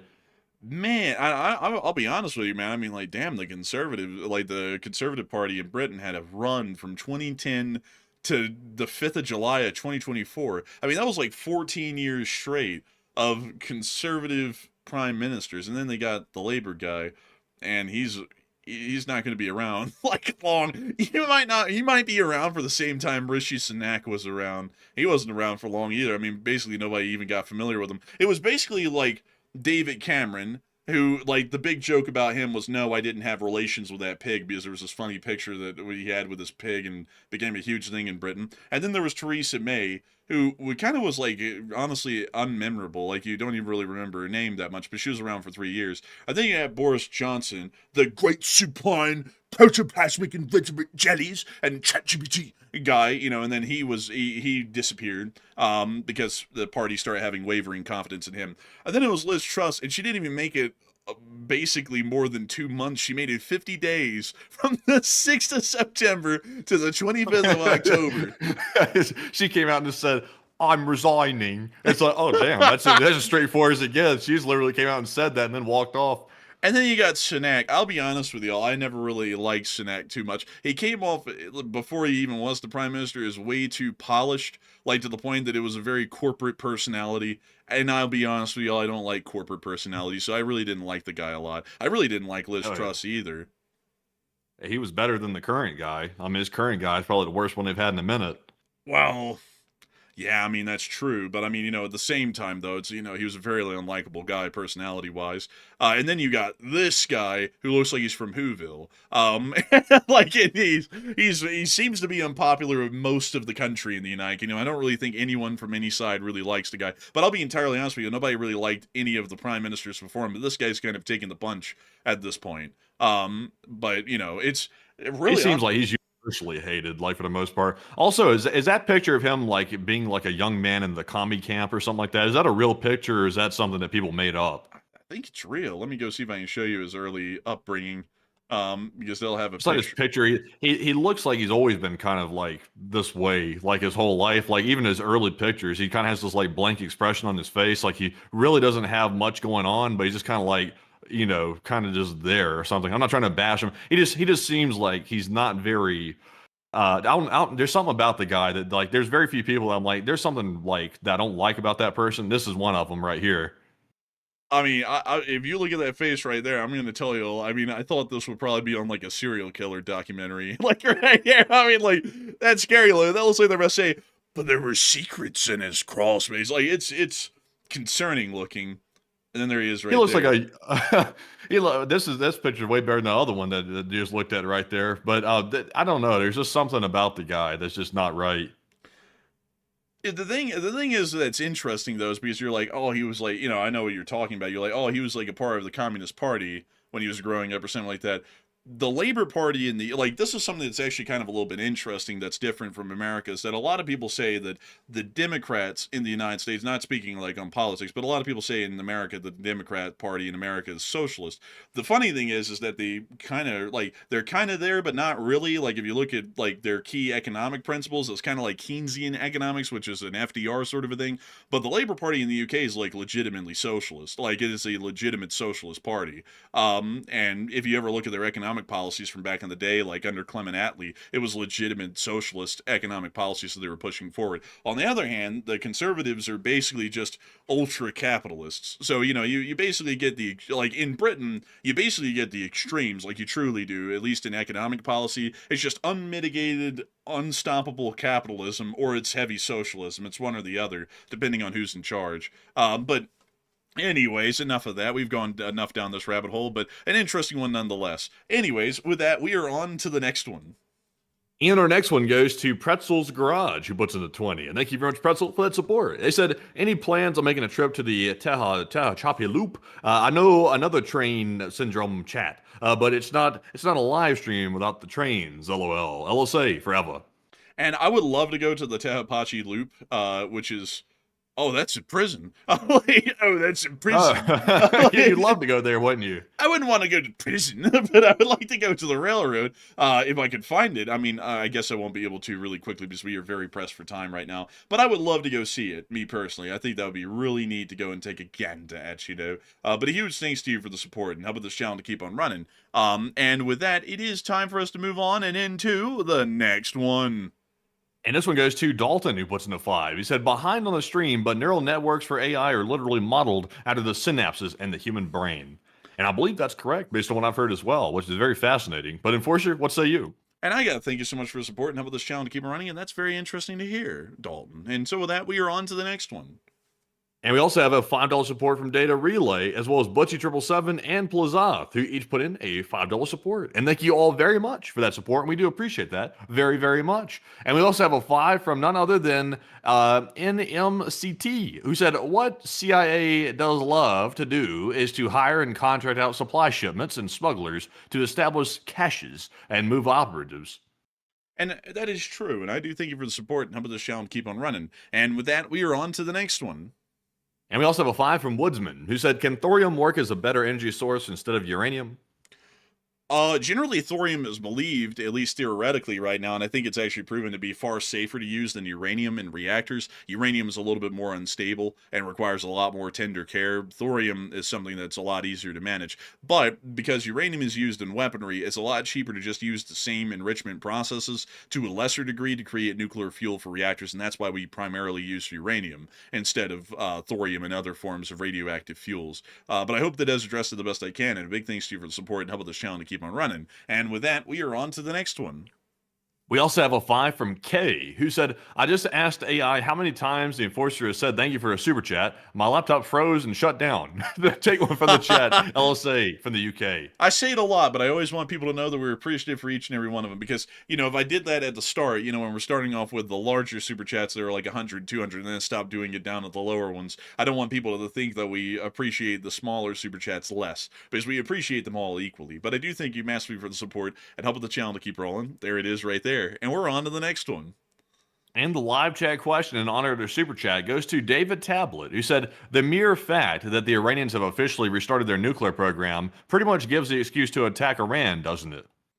Yeah, it pretty much does. I mean, there's a million reasons to hit them right now, even without that. But that certainly would, if anything does. And so a big thanks to you for the support and helping this channel to keep running. And with that, we are on to the next one. And we also have a 5 from JB Najalki, who said, hello, enforcers. I'm just wondering if the U.S. wants to strike Iran by surprise, and how do they ensure air traffic is not put in danger without letting them know? And can you reread that one again? Hello there. Just wondering if the U.S. wants to strike Iran by surprise, and how do they ensure air traffic is not put in danger without letting them know? They would generally have to clear it out, actually, before strikes begin, because otherwise those aircraft are going to be in the midst of a war zone and they could get hit and shot down. So I hope that does address it the best I can, and a big thanks to you for support and helping this channel to keep on running. And with that, we are on to the next one. We also have a 5 from Nathan Ringowol, and thank you very much, Nathan, for that support. He said, thorium reactors cannot make plutonium. And that's true, actually. That actually is entirely true. And that's if anyone wants nuclear tech, it ought to be something like that, thorium, so that way they can't turn it into a nuclear weapon. But a big thanks to you for the support and helping this channel to keep on running. And with that, we are on to the next one. We also have a 3 from Boycott China, who said, Beijing, hello Beijing, has 6 listening stations on Cuba. Pissed off face, mad face, angry face, rage. I don't like it either, and you're right. And a big thanks to you for support and helping this channel to keep on running. And with that, we are on to the next one. And this one goes to Mr. Jones, who puts in a 2. And thank you very much, Mr. Jones, for that $2 support. We also have a 2 from TK VW Bus once again, who said, much love, all you guys. Hey, and a massive amount of love to the entirety of the LSA, and a huge thanks to you for the support. And with that, we're on to the next one.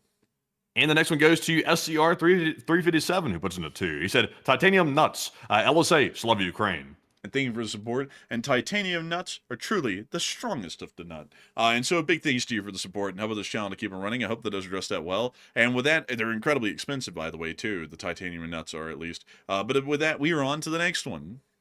And our next one goes to Mr. Foot, who puts in a 2. He said Mexican government was hacked by one of those AI agents that was reported today.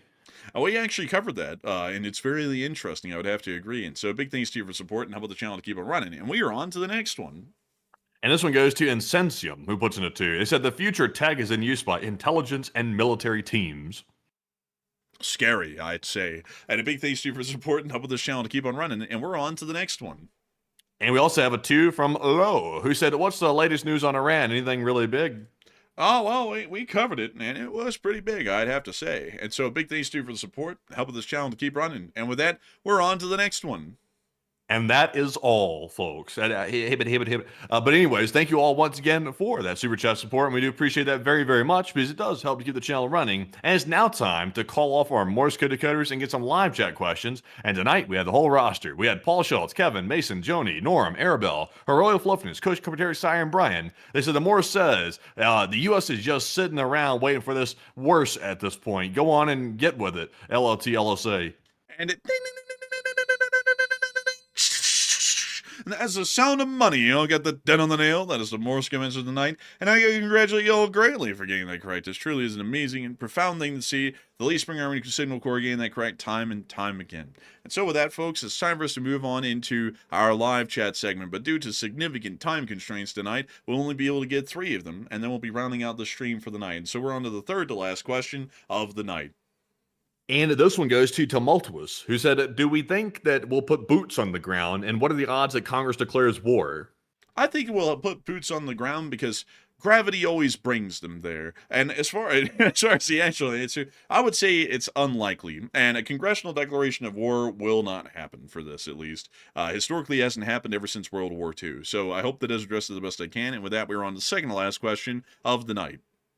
And this one goes to Dirty Bubble, who said, if this was CIA, they typically don't mess stuff up like this. And if it was, do you think we have a mole in the CIA?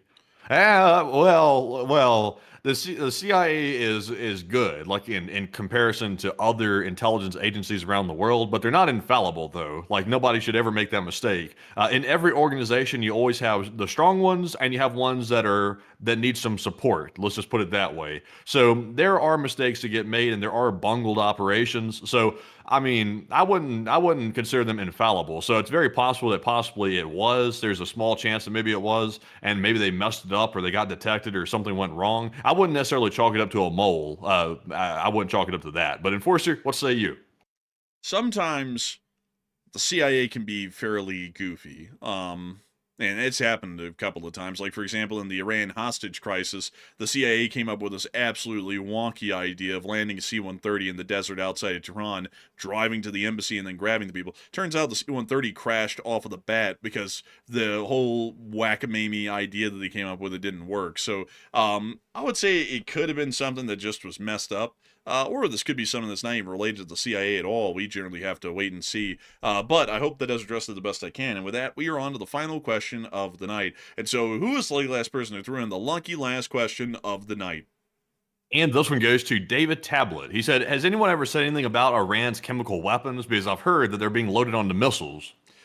We heard about that, but the Israelis were making the claim, and I'll be honest, the Israelis have this way of just like blowing something into a mountain out of a molehill, because I think they also said that about the Iraqis before the war went off in 1991, and they never used a chemical or a biological weapon. And you know, I'll just be entirely honest, the Israelis have this way of making everyone into the absolute epitome of like evil. Like the Iranians, yes, the Iranians are working on a nuclear weapon. Are they going to fire off chemical and biological weapons throughout the region? Hell no. I mean, like, literally, nuclear, biological, and chemical are all put in the same category. Using a chemical weapon on someone these days is like using a nuclear weapon.